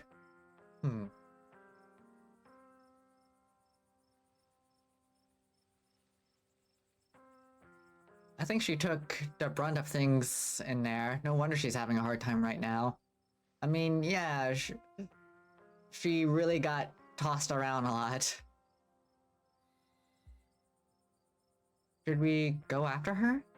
I think she just needs some time to herself. Stella's never been the kind to share her burdens, and I doubt that'll change just because somebody goes chasing after her.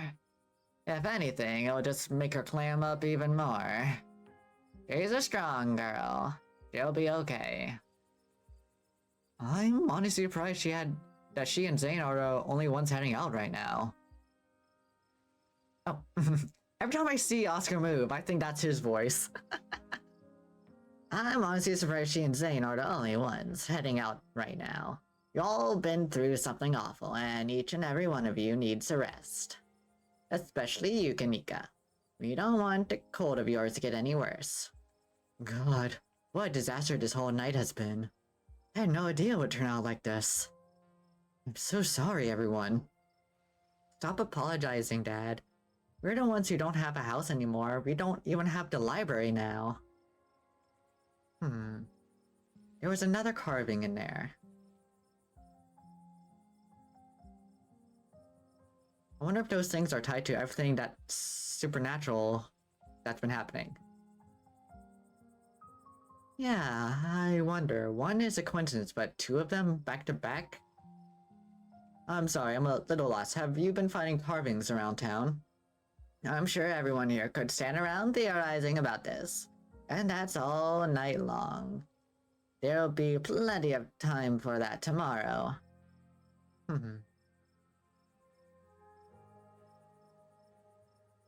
I ran into Wayne in one of those rooms, and he vaguely threatened Stella if I kept poking around.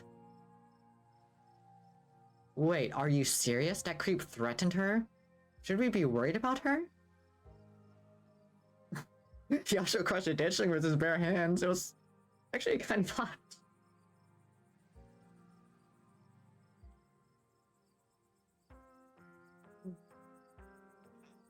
Oh dear. He also crushed a ditchling with his bare hands. It was actually kind of hot. He also crushed a ditchling under his boot. Oh my god. Gross. I'm sorry I had to say it. Ew. Did he say anything else to you? We don't need to trouble Gurlina for any details. No one's paying any mind to that man. And his big bulging muscles. He just a drifter. He'll be gone soon enough. In the meantime, steer clear and he won't make trouble. Hmm. What do you do about the library? We can always board it up until the ghost goes away, right? The mines are boarded up and that just made us want to go down there even more. We can't just tell them it's mega haunted. Even if folks believe us, they'll just make them want to investigate them for themselves. Let's take a page out of Tabitha's book. We'll say there's a gas leak. That should do the trick, at least for a while. Sybil, is there a chance this goes away on its own? I'm not really an authority on these things, but it doesn't seem interested in fading away. Okay, that settles it then. We board it up. We say there was a gas leak. And just hope no one gets curious, I guess. It's the best we can do for now.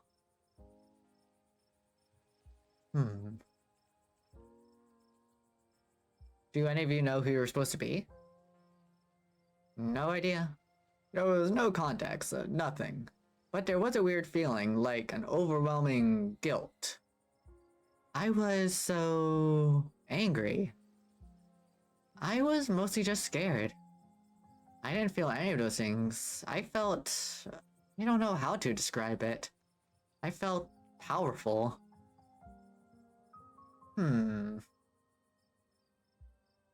I guess I should probably head back with Tabitha. We should probably get going. It's starting to get chilly out, and I don't know how long it'll take to get things ready in the new place. I'll be over later tonight with some bedding and hot tea. And I'll have Miles bring you groceries in the morning. Don't be a stranger, and let us know if you need anything, okay? Thank you. That really means a lot. I believe it's time for me to get my daughter home as well. But, Kanika dear, you haven't been feeling well. You need to get some rest. Okay. I'll see you tomorrow, Girlina.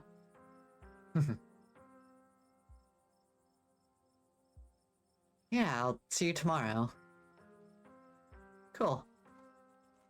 Kanika wearily tracks back to the general store. Before I go... Sybil places a hand on your arm, holding you back for a moment.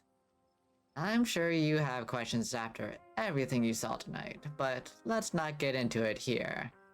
I think everyone could use a little rest and relaxation. Right now, yourself included. If you swing by the tea room sometime tomorrow, say early afternoon, you and I can have a little chat. I'll see you then, Girlina. Sybil leaves you and catches up to her daughter. Kina, you can help but overhear snippets of their conversation as they leave. My whole body hurts. Mom, what was that? And I want a better answer than a ghost. It was a spirit, dear. I've never been a fan of the word ghosts. You'll be alright. Let me get you some of that specialty. It's been working well, don't you think? I think ibuprofen would be better, but I gotta admit the tea has been nice. I'll put the kettle on as soon as we get home. Time to wrap things up here. Go back to the estate. The ride back is nearly as silent as you and Tabitha reflect on the night's events as your decision to leave the haunting intact. I'm glad we're both still in one piece. Me too. It's like Sybil said, it's done, and there's nothing we can do about it other than move on. So I guess ghosts are real. Yeah, I guess so.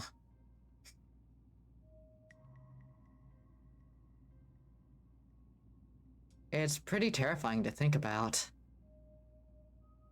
That's healthy. Make sure you hold on to that fear, and stop investigating weird stuff around town.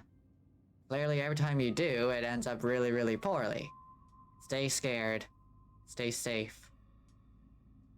Ride in silence. You slide back in silence as the car makes its way back to the estate.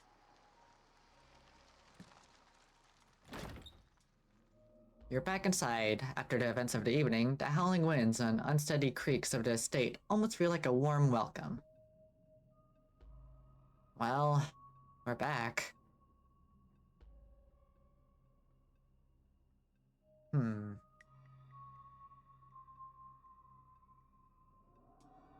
Don't know about you, but I feel pretty traumatized right now. That's great! Now you're really a Scarlet. Let's just be a lesson to you, Girlina. What's gonna happen to the library? It'll stay boarded up until a real ghost hunter comes in or something. Or maybe Charlie will just get fed up and disappear. I don't know how ghosts work. That's not our problem anyway. The important thing is we both got out of there, and even though everybody got banged up, nobody died. I won't even charge Oscar and Rosalina much rent for the old Maxwell place, out of the kindness of my heart. I'm sure they'll find something soon. How did you know to call Sybil? Who else should I have called? The cops? I believe you've seen their competence on full display. Besides, I'm sure you heard that old woman talk. If anyone in this town would have known how to deal with the ghosts, it'll be her, right?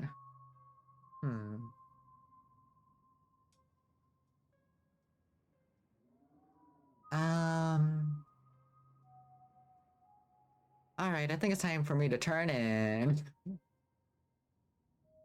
That's a good idea. I'll talk to you tomorrow. Don't keep poking around looking for trouble. You'll just have to make it to the funeral. 4 more days. That's all. And then the bus comes.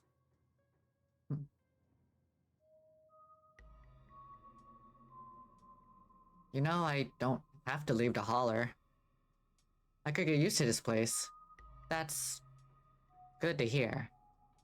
It would be nice, not being the only Scarlet left. Anyway, night. See you tomorrow. Time to go to bed. You don't even notice yourself entering the guest room and falling into the bed. Suddenly, you're just there, buried under your family's musty covers. It's Wednesday night. Nearly half a week has passed since you first arrived in town. A little over half a week remains until a bus comes to take you home. The spirit of Charles Shaw Jr. now commands the entirety of City Hall. A swirling void of wrath and despair that the people of this town will have to learn to ignore. Disaster looms its tallest, yet over Scarlet Hollow. And that was episode 3.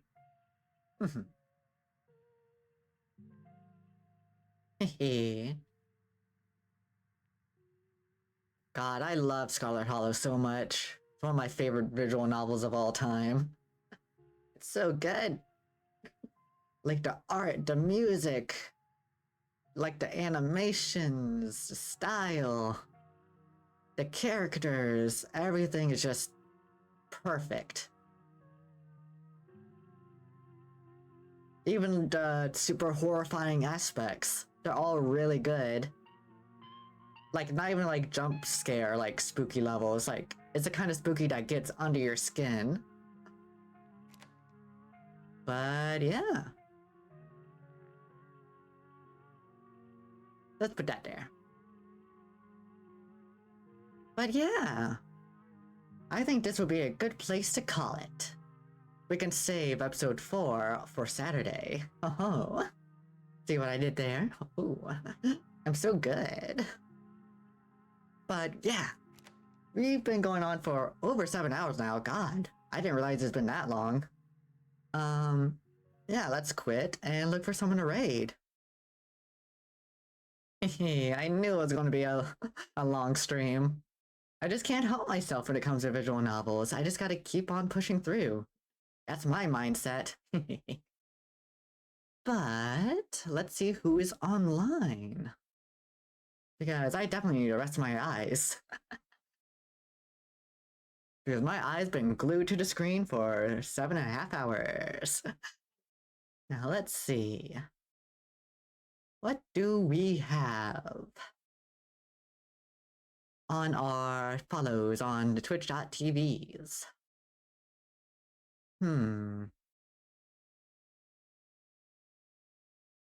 Hold up there. My little gooey eyes see that Chiyo Warakuma is having a birthday special. It's been a long time since I raided into her, so I think we should. She's a nice, adorable cookie bear. Well, right now she has a devil motif. But yes, she should still be Devil Bear. Or, not Devil Bear, Cookie Bear. But her devil costume is cute though, I'll give it that. Ray Channel, Chiyo, Warakuma. She also does like to sing too. But I don't think she's doing any songs right now. But anywho, let's right into her. Get some of our messages here. And let's do our usual wrap-ups. As always, remember to eat plenty of yummy foods, staying plenty hydrated, and give yourself plenty of self-love and appreciation. Because we'll see each other on Friday for some karaoke. And I'm excited to see you all then. So, I'll see you all when the honey is sweetest. Bye. Love you all. Bye.